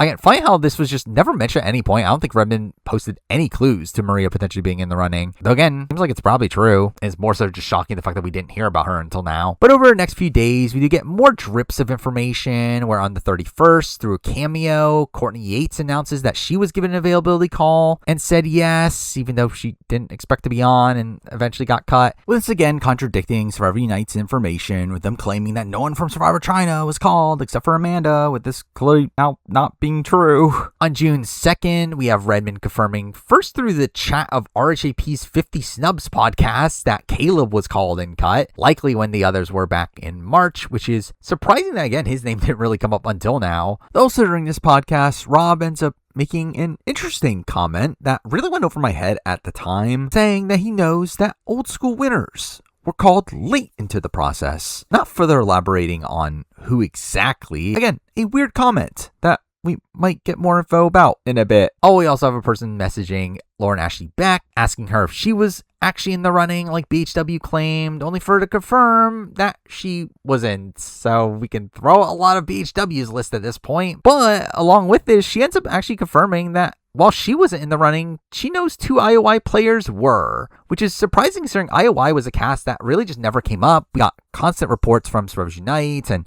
Redmond about how they just never heard of an IOI player, where, again, now it seems like 2 people were in the running. Now, my initial instinct, which was correct, was that one of these was Elaine, obviously a massive production favorite at the time, though I am a bit unsure who the other one would be, where my initial instinct was Janet. Though, to be fair, I only thought this because she was being speculated quite a bit earlier on the rumor mill and was on BHW's list, where otherwise I would have thought that they would want to avoid her, to avoid having to talk about the Dan situation, as that would clearly be a big part of her story. And it does turn out that my initial instincts were more likely correct, as we do later learn that wasn't called. And at that point, I would suspect the call to be one of Nora or Karishma, or even less likely, probably someone like Dean, I guess. Though, considering Karishma has done a bevy of Survivor 50 podcasts and hasn't brought up the concept of her being called, I do think I settle on the fact that it was Nora that was called here, but again, that's just a pure guess from me. On the 4th, we do have Redmond now being able to confirm that Jam Jam wasn't called at all, which is again also just kind of insane, considering how much they seem to love Jam Jam during his season, which I still don't really get what was going on with the winners, and not even bothering to check in with a good chunk of winners, where it really feels like they must have truly had specific winners in mind, and once those winners said yes, they didn't really bother contacting the rest, though that comes the question when we get the reveal. Also on this day, calling back to the old school winner that Rob C was previously alluding to, with Redmond thinking that Yule was probably that winner. Obviously lining up what SurvivorSUnite had previously said, though Yule being called at all, but especially as a late call, completely goes against what Jeff ends up later saying about winners that were winners, right? Because I did largely write this off as just probably another name that was incorrectly rumored, though based on more recent events that we'll get to, I really don't know what to believe anymore. Then proceed to get to the 5th, where we get confirmation that Survivor 50 starts filming, with Jeff posting a video of himself in the aftermath of the Marooning Challenge. Let's gain confirmation that all 24 players that flew out were the 24 players on the cast, with no replacements, no alternates were even flown out. So again, now that the season has officially started, you would think this would be it, but this video is obviously taking a ridiculous amount of time to make, to where while this was meant to be the end of the video at a point, we now have so much more information to work with here, as obviously in the time since we did continue to get more interviews and posts from alumni, giving us some more clarity on who was and wasn't in the running. Or I guess you can kind of look at this as like a bit of an epilogue to this video, where really from this point on, I'm not going to go through it day by day. There's not really a point. It's kind of just a jumbled mess from this point on, but there was still a pretty bulky amount of information from the rest of June that we'll run through here. The season filming, we obviously do get press going out, which we obviously don't get the interviews from their visits until later, though we do get a minor bit of information once they come back from Sharon Tharp being asked what happened with Amanda, and for her to confirm that it was a scheduling issue. That ends that. That's clearly the end of the story, and we'll never bring this up ever again. Though we did get a good chunk of players confirming that they were not called for Survivor 50 on social media through this time, from the likes of Xian, who to me was the only viable Thailand person to be called. As previously mentioned, Rupert in this time announced he was not called. Chase Rice wasn't called, which, I mean, to be fair, this actually happened months ago at this point, where I kind of forgot this happened. This actually happened back in November of 2024, where Chase Rice did an interview talking about not being called for Survivor 50 and having no interest in it anyway. Again, I kind of forgot this happened, but either way, it's not like Chase Rice really came up that much in the room. Fabio ends up confirming he wasn't called, which isn't too big of a shocker after he wasn't called for 40. Lisa Welchel confirmed she wasn't called through an EW article, which I was actually kind of surprised at that. Which, while from a decent ways back, I did think that there was at least a chance she would get an availability call. War Dog confirms he was not called for 50 on the reality after show, which, again, not that big of a surprise considering how much time has passed. Which, along with that, I guess I will mention the fact that during this podcast, Johnny Fairplay also makes a claim that Tyson wanted to be on Survivor 50, only for him to not be picked. This branching from a conversation about AU versus the World, which again, we knew Tyson was in the running for that season, though I don't know how true the implication that Tyson wanted to be on 50 was, though it's not necessarily disproven at this point. But also we have Saul confirming that he wasn't called, which again, not shocking considering Jeff's response to his reception. Now beyond that, I'll also mention the fact that I did see claims that Burton had said that he wasn't called despite what Survivors Unite was saying about him, though where I haven't seen it for myself, but again, I saw claims that this was the case. So again, I don't know if this is true or not, but if it is true, then obviously this is another piece of conflicting information. Now, with all that said, we actually did get one player claiming to have been called through all this social media activity, that being Holly Hoffman, supposedly saying in a comment on Instagram about how she was called for 50, which is very random. And I'll be honest, I've not seen this actual comment for myself. It has been claimed by a couple sources I've seen on the internet.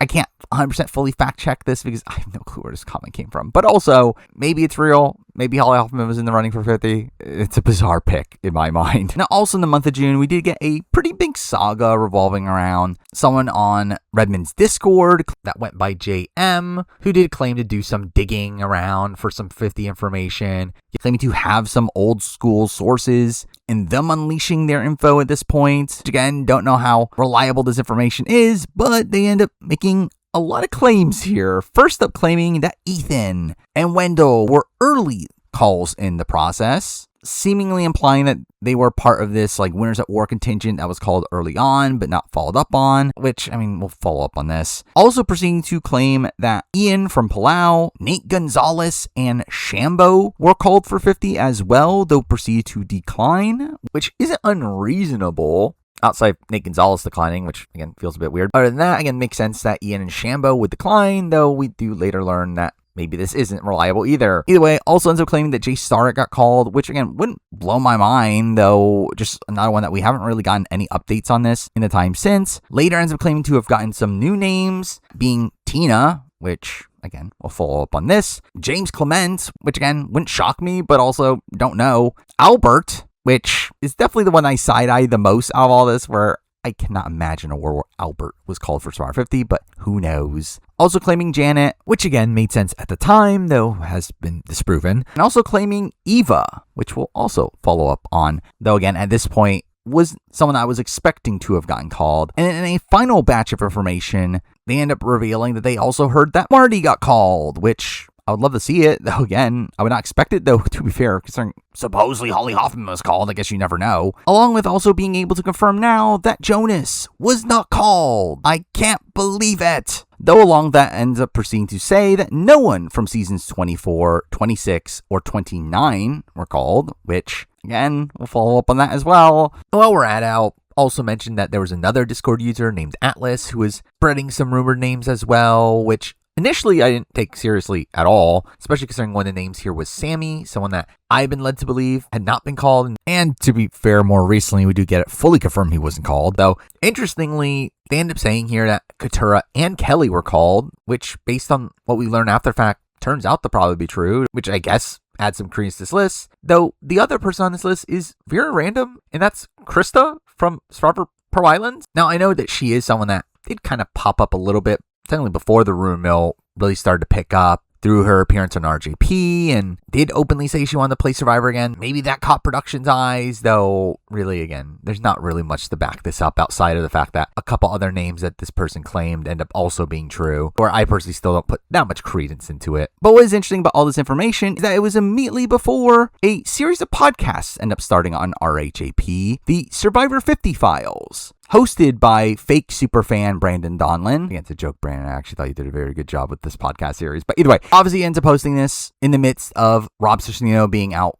filming The Traitors Season 4. So, hey, Rob got to play a reality show anyway. I'm sure it'd go very well. But again, this ends up being a podcast series where Brandon ends up interviewing people close to the players on Survivor 50, aka a whole bunch of alumni end up being on this podcast, where we actually get a decent amount of information here. We're on the first podcast about Jenna Lewis. We get an appearance from Ethan Zahn. Again, someone that we just heard was an early call for Survivor 50, where clearly Ethan will back this up and JM will be a reliable source. Only for Ethan to reveal that he wasn't called, which, again, very funny just how instantly disproven this ended up being, where it really felt like clockwork. Though, to be fair, Ethan then proceeds to tell a story about he actually was lying to people about how he was called and pretending to be in the running for 50. To be fair to the JM, I guess you could justify JM's information in this spot as Ethan was lying to people he was on. So again, maybe that's where this information about Ethan came from. So we're willing to give JM another chance here, taking us to the next day where Colby Donaldson's podcast ends up being released with Tina and Roger, where obviously not much 50 information from Roger, though from Tina, we get confirmation that she was also not called for Survivor 50. Which again just fully disproves JM's information at this point, though they proceed to claim that they got this information from the Over the Edge charity event, which to be fair is where we heard Tina's name was being spread previously, which is funny as it feels like almost all the information that came from that charity event just turned out to be false. Again, considering just how easily disproven this information was from JM, I'm not sure how much credence to put into the other names they have said, but again, just take it for what you will. Now, we did have Eric Reichenbach showing up for the Aussie podcast, to which by this point he had already confirmed that he was not called for Survivor 50, at least indicated by my notes, to which I don't remember where exactly it came from, but we have blatant proof of that here, as he blatantly says it on the podcast, where, again, Eric Reichenbach wasn't called. Would have been nice to have this information earlier during the Phillip situation of it all, but again, he wasn't called. Not that shocking based on where things left off after Kara Moen. But we do get new information from the Coach podcast, which ends up having JT and Steven both on it, where we don't get any information from Steven, though we do get confirmation from JT that he wasn't called either, which isn't that shocking post Game Changers and the fact that he wasn't called for Winners of War. But again, that's now confirmed. Also, from the Chrissy podcast, we end up having Kellen Bechtold, which was very strange. And they couldn't get a single person from HHH to talk about Chrissy. But anyway, Kellen ends up also confirming that she was not called for Survivor 50, which not a major shocker considering how outspokenly against production she is nowadays. And also how much time has passed anyway. Oh well, from Mike and Angelina, we do get Alec Merlino doing that podcast, to which he confirms he was not called for Survivor 50, which also you would not expect after he broke NDA immediately after filming the season. And that ends up really being the end of any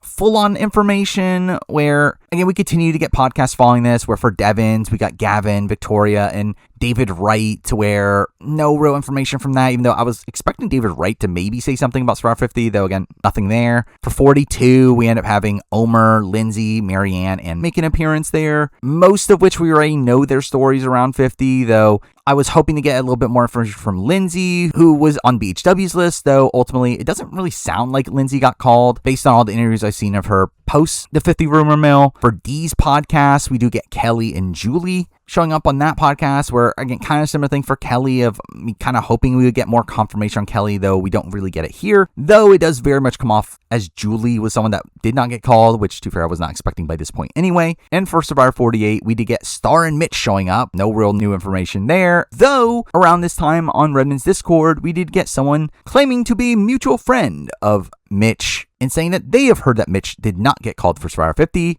which, thank God. And the final bit of information for the month of June ends up coming from another RHP podcast, that being The Pride Has Spoken, a podcast where Sabaya and Katura from Survivor 45 end up announcing their relationship, which very cool news there. Though at the same time, both end up talking about their experiences in the 50 casting process, confirming that they were both in the running for Survivor 50 and both got cut, which, I mean, again, we knew about Sabaya, though obviously this is confirmation for Katura, and a spot where interesting that we did not know about Katura being in the running officially until now, especially in a world where we knew about Sabaya and we knew about some other 45 players, where again, just kind of weird that Katura was able to properly elude the rumor mill. Though ultimately, again, she was cut in March like the majority of people. But once we get to July 1st, that ends up actually being a day that we get confirmation that Survivor 50 has finished filming, with Jeff Probst releasing a video announcing that filming has ended. That was released before they ended filming, which again, weird. Though generally there ends up not being that much information really for the rest of the year 2025. During this time we do get info from more social media confirmations, from players not being called, from the likes of Shane Powers, which is to be expected, Michaela, who again I thought there was a modicum of a chance of her being called, but she wasn't. Michael Yerger implied he wasn't called, saying the only show that he would be willing to do is Survivor. So it's not looking great for him. Dan Rengering implies he wasn't called for 50, but for some other reality show. Tiffany Seeley was someone that obviously was being rumored at a point, though she ends up denying being called. And also Tori Meehan denies being called, who was another person on BHW's list, which we can now just fully deconfirm. Also, interestingly, during this time, we do have SurvivorsUnite making a claim, claiming that Eva was not called for Survivor 50, which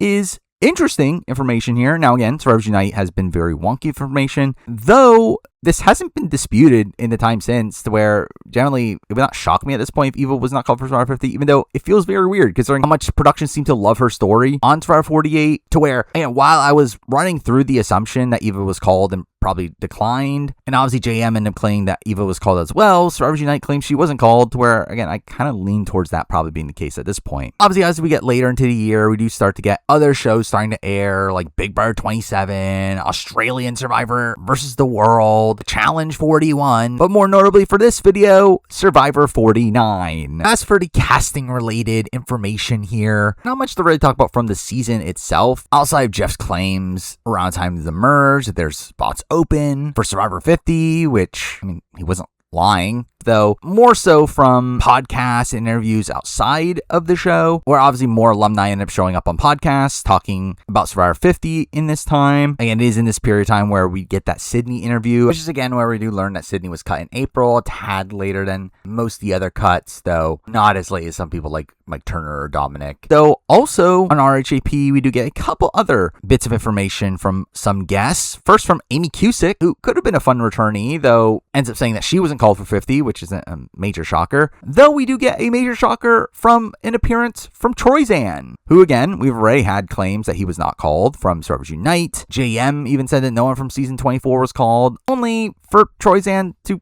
claim he was called, which, I don't know. Was he? If Holly Hoffman was supposedly called, Nat 10 was supposedly called, I guess there's a world where Troyzan was called. But the most important takeaway from all this is that if JM was wrong about no 24 players being called, then maybe Jonas was called after all. Surely. Also, we do get an interesting interview along the way with Drew Basile, along with Austin from 45, to which we then get some talk about Survivor 45 calls, from the fact that he himself, alongside two other 45 players, were in the running that did not make it on. Which, first, not that relevant, considering it seems like he lowballed based on what we currently know. And we do know about Katura, Sabaya, and Caleb at least. Again, there's one extra there, but probably more importantly, through this podcast, it becomes abundantly clear the fact that Austin was not called for Survivor 50, to where, again, another name from BHW's list we can cross off, with Austin later clarifying that all this speculation that he probably can't come back due to the fact that he's dating Jeff Probst's niece is probably true. So, again, probably not see Austin on Survivor ever again. Probably the more impactful information that we get during this period of time ends up coming from the On Fire podcast with Jeff Probst, being co-hosted by Jeremy Collins, which was kind of a random pick, but a fun pick.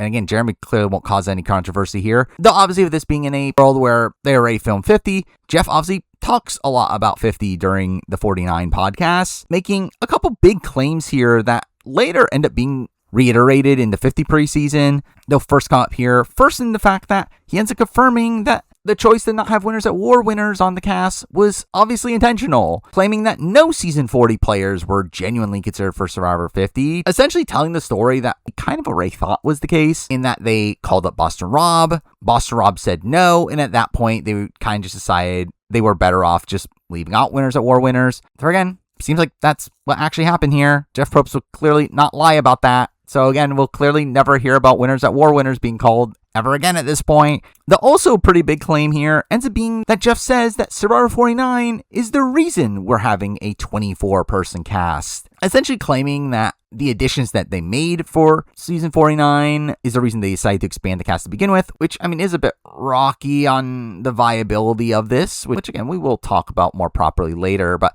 I'll be honest, when I first heard this, I just thought this was straight up BS and just Jeff trying to promote 49 by saying, hey, 2 players on this season are so good that we had to bring them back. Though there might be some merit to this, as we'll later find out. But also, some interesting information comes in the immediate aftermath of Survivor 49, with obviously it being confirmed now that Savannah and Rizo are these Survivor 49 reps, which, what a shocker. Though in the process, we get confirmation that they were added onto the cast the day after Survivor 49 finished filming, aka May 16th. Obviously very late into the process, just 12 days before the cast was later revealed, which is an interesting piece of information that we'll, again, further talk about in a little bit. But this does officially start the preseason of Survivor 50, which is where the dam really opens up again for a lot of new information here from multiple sources. First, let's talk about the more official sources here. Obviously, we do get a lot of interviews with Jeff and other producers giving us some information. I was a little surprised that we didn't hear more about some of the people that did not make the cut for 50, where it seemed like they were intentionally trying to not talk about the other people that didn't make the cast. Though we did get one confirmed name that they tried to get, where Matt Van Magnen confirms that they attempted to get Corinne, but he declined, which isn't a shocker considering we obviously know they've tried to get Corinne numerous times in the past and he always declines. So where, again, I was shocked that we never heard about Corinne at all during the room mill, to where, here we go, he was asked, said no. Though the only other person that really gets mentioned from the producers ends up being Amanda, which, again, there are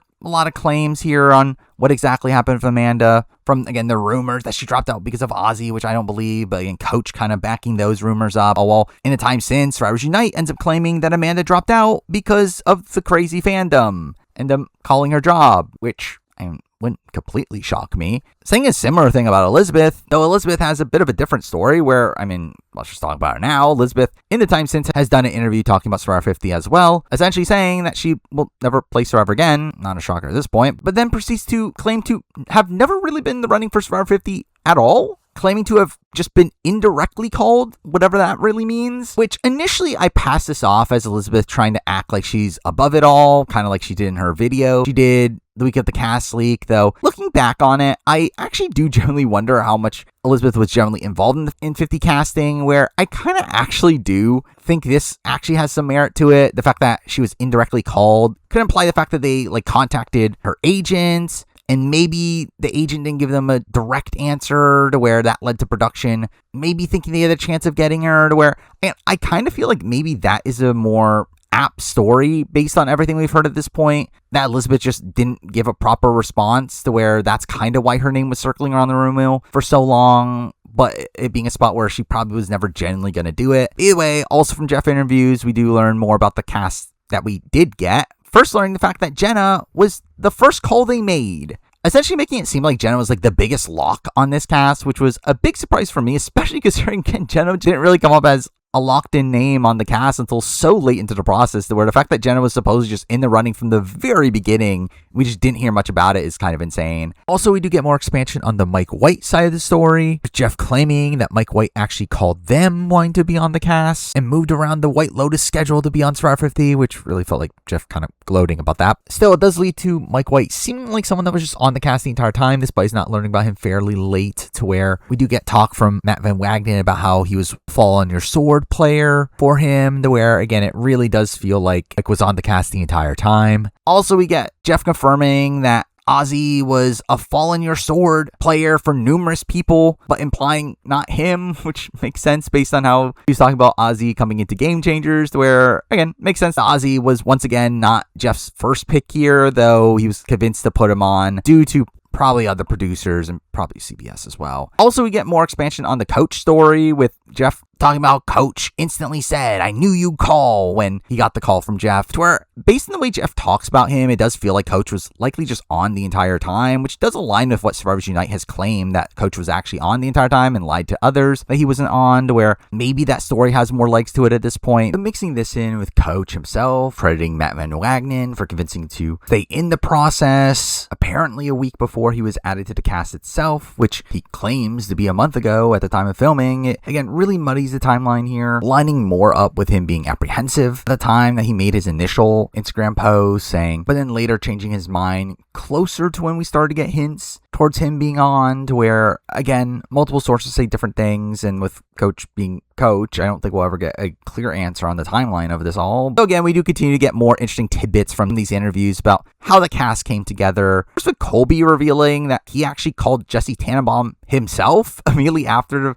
reveal that 50 was going to be returning players, with Colby seemingly being very gung-ho about wanting to play from the very beginning, calling casting before 49 had even been cast, which I'm sure that helped his chance of getting on 50 for sure. But it's also here where we get final bits of information that really allow us to kind of piece together this proper timeline of how the cast fully came together. First from Kyle revealing that he was called later than what he expected, later than the others, not specifically specifying when exactly that is, though I would be inclined to think that it was at least in March, especially considering Dee proceeds to say a similar thing, saying that she was called after the Challenge 41. So there were rumblings before this that Dee was already in the casting process by the time she went to the challenge, though again, she seems to deny that here. But again, it feels like a spot where both of the winners that ended up being added to the cast were later additions here, were people that were called later into the process. So we do know that there were other winners that were called earlier than this, but in terms of the winners that did officially get on, it does seem like they were added a tad later. And we're calling back to Survivor Unites and Redmond stories about how winners came into the picture. The reality does seem to be, again, kind of a mix of the two, with winners in the process early on, were later additions, but probably not added as last second as it seemed to be. All while you also get Rick Devens giving us mind-blowing information in the reveal that he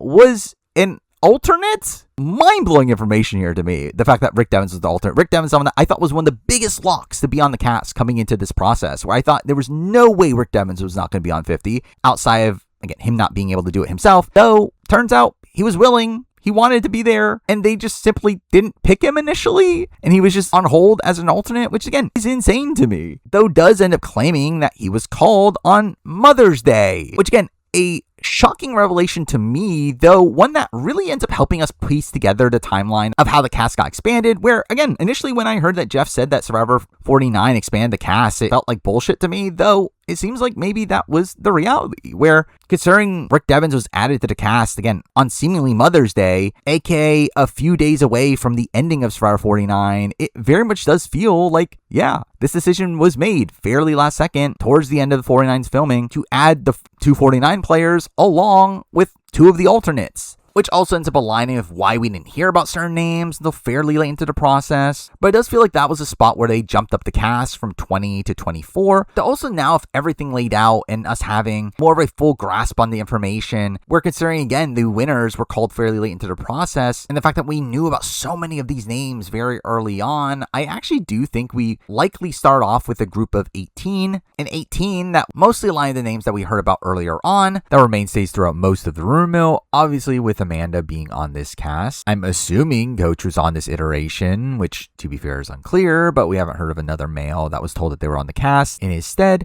And now with the new information that Jenna and Mike White were seemingly locks the entire time, it does round out an 18-person cast here outside of one last woman, which is still a bit unknown on who exactly that person is, where assumably that would be either Camilla or Tiffany. Technically could be Elizabeth. They for some reason thought they had her on board at this point, but once piecing this together, I did initially lean towards this last woman here being Tiffany, though we'll end up expanding on this later. Again, I do think this was the initial core group of 18, only for that grouping to be expanded to 20 with the addition of the two winners that we heard about later into the process, which, I mean, to be fair, for all we know, maybe it was just 20 by the time the cast got told that they were on as well. But either way, it very much feels like initially it was a spot where two winners were on in Dee and Kyle, but then during 49's filming, they decided to expand it to 24, adding in 249 players, which seems like they had Savannah and Rizo decided from the offset as the two they wanted, and doesn't seem like any other 49ers were even asked to potentially be on. Though with that ends up adding in 2 alternates. With Rick Devens being the male alternate that was added on, the question is, who is the female alternate? Because obviously we do know that Aubrey was later added to the cast, and I would suspect Aubrey was an alternate. The problem is that Aubrey took over Amanda's spot, meaning that there has to be another alternate. To which, knowing how the cast ends up laying out, it really can only be the other one of Camilla or Tiffany that wasn't in the initial grouping of 18, which again, initially I was thinking that it was Camilla here who would have been the alternate in a world where they were potentially waiting to see her reception on 48 before locking her on the cast, though again, we'll talk about this again later. But again, it does feel like a spot where the story about 49 being what ultimately made them decide to make this a 24-person cast does line up, now that we know that some alternates were added fairly late into the process. Though the question at this point is, while all this lines up, what exactly happened with Andy and Marianne? Obviously, 2 people that we know got cut very late, 2 people that we heard were on the cast, only be swapped out by the 49 players. So again, this doesn't account for them being on the cast. However, this is something that has come to my attention from Jack Friedman from my Twitch chat, who supposedly went to a watch party that Andy was at and asked Andy directly, which gives us some pretty critical information to piecing this together. And that turns out that Andy was also an alternate the entire time. Marianne as well. And now it making sense why Andy, Marianne, Rick all were rumored much later into the process. Also makes sense of kind of what happened with Marianne and Andy, where it feels like now that they were never officially on the cast. However, they likely were going to be on the cast had it not been for Rizo and Savannah saying yes, which again, for all I know, maybe they do end up asking another 49er if Savannah or Rizo say no. Yet I am inclined to think that the contingency plan there was to have Marianne and Andy, had they said no, as again, kind of makes sense archetype-wise and also winner-wise, where again, I do think this revelation that Andy and Marianne were alternates the entire time and never officially on the cast, there were kind of these like placeholders for the 49 players, again, does just make a lot of sense to me, to where again, I do think at this point we kind of have this full grasp of how exactly the cast came together and kind of have an idea of why exactly it was such a mess at the time. But again, even that's not really the end of this video, as we still have a lot of other like random loose ends to get to the present, where also in the preseason for Survivor 50, we end up getting the idol hunt challenge, where an idol was hidden in every state, which really was just a big branding push for Survivor. It did lead to a lot of alumni again coming together and meeting with fans, leading to again some more minor information here. First, from someone claiming to have talked to Emily Flippin and getting confirmation on all the 45 players that were called, essentially lining up with all the people that we had heard about beforehand, though with the addition of Kelly, where maybe Kelly Nalbandian was called for 50. Very funny that it didn't come up until this late, though with that also does imply that pretty much everyone else was not called, to where again, outside of Dee, Katura, Drew, Emily, Kelly, Caleb, and Sabaya, that again, no one else was called from Survivor 45, even though that's a good chunk of the cast. Also, we end up hearing about another call, that being Elaine from 39. What a shocker. Elaine was one of the 39 people. I can't believe it. And again, she had technically actually already revealed this in the past. It was around this time when I heard about it. Though, interesting tidbit from this is that we also learned that Elaine was cut a few weeks before the cast was revealed, aka seemingly in line with the Dominic and Mike Turner cuts, to where maybe Elaine was fairly close to being on the season itself, seemingly closer than those cut in March for sure. But also we end up hearing about a lot of people that were not called around this time. First, Sandra, another one from the Idol Hunt event. Supposedly, Sandra told them that they were not called, which again, doesn't align with SurvivorSunite's information, though does line up with Jeff Probst, saying that no winners at War winners were called after Rob, because that's surely what happened.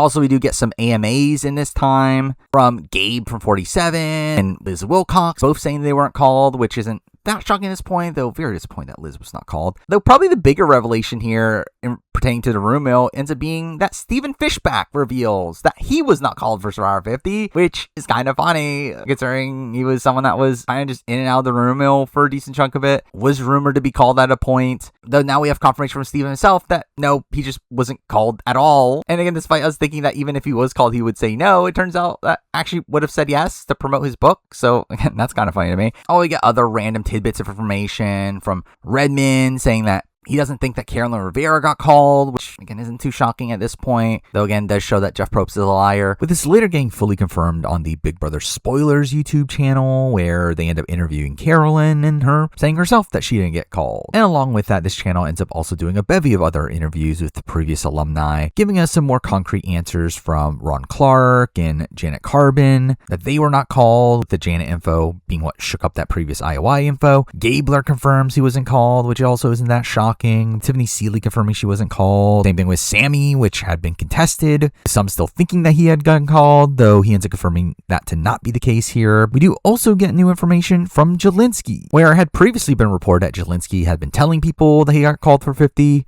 only from the reveal here that he wasn't, which was pretty humorous to me. Also here we do get an interview from Xiaohe, who again is another one of these people that I thought there was a chance of him getting called, only from on this podcast to reveal that he wasn't called for Survivor 50, only to then say he kind of did, which was again a bizarre response, though. I think at best this was an availability call, though more practically it was probably just a courtesy call that they gave him because he was on 48 that led to discussion about Survivor 50, though either way, again, really not particularly close to making it on. Now, beyond that, another podcast starting around this time ends up being Beyond the Torch with Leslie Neeson, Todd Herzog, to where they end up getting a lot of like old school guests on their podcast. So while we do get a lot of people there that I just assume weren't called, not many of them explicitly said they weren't called, though I would expect most of them to not have been called. We did get explicit no's from Joel Klug, Tanya Vance, and Shireen, if anyone still thought that they were potentially called for 50. Tara Dietz was someone that I felt was a bit more viable to have gotten called, especially early on, though obviously SurvivorSunite ended up claiming that he wasn't called, and now in this podcast we do have him confirming himself that he wasn't called. Also, we did get the Road to 50 encore episodes during Survivor 50, during which RJP did interviews with some alum. To our For the Heroes of Villains episode, he ended up interviewing Colby, Steph, and Coach, during which Colby ends up making a throwaway comment implying that Tom Westman wasn't called for Survivor 50, which is not that shocking considering he wasn't called for 40, and here it's implied that he wouldn't even be able to do it anyway due to health issues, to where sadly this means we'll likely never see Tom in the running for Survivor season ever again. Also on RHAP, we do get on a podcast with Bryce Isaiah that Bryce seemingly tells his side of his Survivor 50 story, in that despite his previous claims about not being called, he now says that he was accidentally called. As again, there were rumblings about Bryce being called fairly early on, though it really went nowhere, and he ended up claiming he wasn't called, though now he's saying this, which considering he's saying this in a joking tone, I would assume this means that he actually did get called, but it was only an availability call, which is essentially what was previously rumored, though you could also interpret this as he literally means he was accidentally called in some way, to where I don't know how that would happen. Either way, doesn't seem like he was that close to making it on the cast. But that now takes us to premiere week of Survivor 50, where they end up hosting a lot of events in New York City, a red carpet,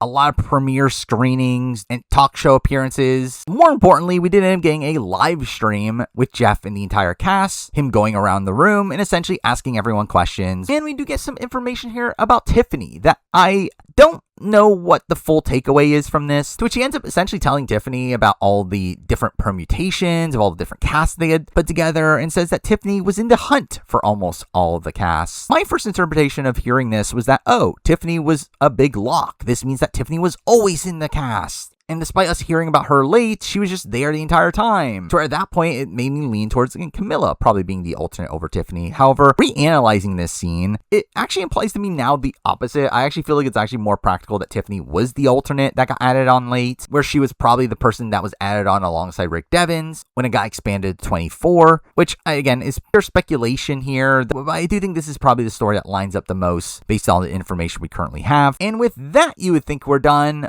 but we still got a few more alumni posts to run through, where on the day of the 50 premiere, we get some pretty big news from Xander revealing that he was not called for Survivor 50, which is kind of insane considering his story in the room. The fact that, again, when I first heard about 41 players being in the running, I instantly thought one of them has to be Xander, before it turned out that he was only vaguely heard by Redmond, and considering the fact that he was being very much spread as a potential option even towards the end of the room mill with talk about how he was pre-gaming, for that all to turn out to be fake and that Xander was never called to begin with is kind of insane. We get another pretty big piece of information coming from Jonathan Penner, who really up to this point it had just been assumed that Jonathan Penner was a late cut, considering how much we heard about Penner towards the end of the process, where again it was just very much assumed that Penner was someone that was again cut alongside Dominic as one of these very late cuts, though is at this point where Penner reveals that he was cut in March. This means that, again, all this information that we thought about Penner of him being a late cut turns out to just not be real, and that he was just cut alongside most other people. Also makes it very strange that we didn't hear about Penner until very late, like literally way after he was cut. I think that ends up just being kind of another funny story about Penner by the end here. Also on the Pod Has Spoken, we did get an appearance from Ian Rosenberger from Survivor Palau, someone that, again, JM had previously claimed got called but declined, to which Ian here does admit that he got called for Survivor 50, though not that he declined, and that he actually said yes, seemingly saying yes for first time in years, where we know that back in Second Chance, Jeff talked about how much they wanted to get Ian back, to where turns out Ian said yes for 50, only to be cut by the end, where not shocking considering the caliber of cast that we ended up getting, though, and kind of one of these funny former white whales that just ended up being cut anyway. So the final bits of information we have to run through all come from RHAP interviews that happened during Survivor 50, giving us, again, another few tidbits here. First from Andrea, where, again, previously it was implied that she was called, but she didn't want to do it, and some people took that as her declining, though it is revealed here that she actually did say yes and just wasn't picked. So again, she was just like cut alongside the rest of them. Oh, we also get a podcast with Tevin and Hunter from Survivor 46, to where Tevin confirms he was called, which lines up with what we heard previously. Though we do get big information here on Hunter, who is someone that, again, I've been waiting to hear some information about. He was someone that was kind of circling around the room for a lot of it, only from the reveal now that he wasn't called at all, which is another name that was being talked about quite a bit that ultimately led to nothing. Oh, we then get, again, Adam Klein confirming he wasn't called, which lines up with no winners at war winners. We do get John, Carol, and Leah showing up on the podcast, where I was hoping we would get talk from them on whether or not they were called, though we don't. Though it doesn't give me the greatest confidence on John Carroll. Based on how he was talking, he seemed pretty resigned with the fact that he was never going to be on Survivor again, and talked about how he was upset about how Sean Rector was treated in the 50 process, not implying anything about him, to where, again, I do not get the sense that John Carroll was actually called like SurvivorSunite said, though it's not fully confirmed yet. But the final bit of information, the funniest bit of information to me that we got from these podcasts, ends up coming from Jeremy Collins, which first up brings some very funny information to me in the fact that Jeremy ends up talking about what he heard about Abby Maria, where again, seemed like Abby Maria was someone that was not told that she was on, but wasn't told that she wasn't either, only for Jeremy to reveal here that he heard that they did tell Abby Maria, and she just didn't really get the hint, which lines up. But more importantly, in terms of Jeremy himself, Jeremy's someone that throughout the Survivor 49 on Fire podcasts very much did not seem like he was called for Survivor 50, especially considering to talk about how no winners at war winners were called. But surely Jeremy Collins was not called for Survivor 50, except that he was, and said yes, and ultimately he was cut. Now again, very funny to hear about this very late into all of this, the fact that Jeremy was supposedly in the Survivor 50 casting process, only to be cut. It's with this Jeremy information that this entire Winners at War information just completely blows up. Outside of this Jeremy information, the only confirmed people we had heard that had gotten called was Boston Rob, where again, we had heard about Tony potentially being called, and that hasn't been confirmed at this point. We had heard potentially about a Yule call as well, and now Jeremy being called. It's pretty insane considering the fact that we know for sure that Parvati wasn't called. Sandra doesn't seem to be called. We know Natalie Anderson and Michelle weren't called, which I'm sensing a trend here to where it's not a good look. Is that Jeff is seemingly lying about not considering Winners at War winners, and really it seems like the only people they really considered were the men. And obviously, again, Jeremy was cut by the end, and I do think the notion by the end was, yes, we do not want Winners at War winners. However, the fact that Jeff is constantly claiming that Boston Rob cut it down, and using that as his justification for why Parvati in particular was not called, is not really aligning at this point, to where, again, Jeff Probst does seem like a liar. But there we go. That's literally all the information I have. That's a good year and a half's worth of research, all compiled into this video here, to which, as I mentioned previously, I did make a spreadsheet, including all the players that did get called, that have officially announced that they weren't called. And if you do want to check that out, I will put the link to that in the description. And again, I have been keeping that up to date, and I intend on keeping up to date as time goes on, where again, if there's any updates from this point on, I guess that's where you could see them, I guess. But now that we've run through everything, I am still surprised at certain people that did not show up at any point in this rumor mill. A little surprised when we get more Borneo people speculated, like Wigglesworth or Gretchen, Kathy Vavrick O'Brien being a pretty major old school name that was just never talked about. Again, no Twyla, despite her being in the running for many seasons in the past. Candace Cody never came up, which was also a minor surprise. guys. No Chelsea or Sabrina or Hayden. We know we were getting called a lot for those returnee player seasons in the 30s. Yeah, feels like their times have probably passed. I guess So Kim's time to be in the running for Survivor's done at this point. We didn't get anything from Mari Takahashi. We never did learn on if Will Wall was ever in the running. Never heard anything about the Culpeppers, Debbie, or Zeke, or even David Wright, despite us getting like multiple opportunities. Him never seemingly bringing it up, which makes me assume he probably wasn't called, but he is someone that, again, I would have expected to have gotten called. Would have loved to seen some winners like Chris or Todd or even Chris Underwood potentially be in the running, though, again, doesn't seem like they were ever in the mix. Never found out what happened with Erin, if she was ever in the running. I don't know anything about Taj either. We also got some other players from the 30s that, again, I would have expected to have been called around that time, though maybe too much time has passed for them as well. People like Hannah Shapiro, Joe Mena, Lauren Rimmer, Donathan, and Reem.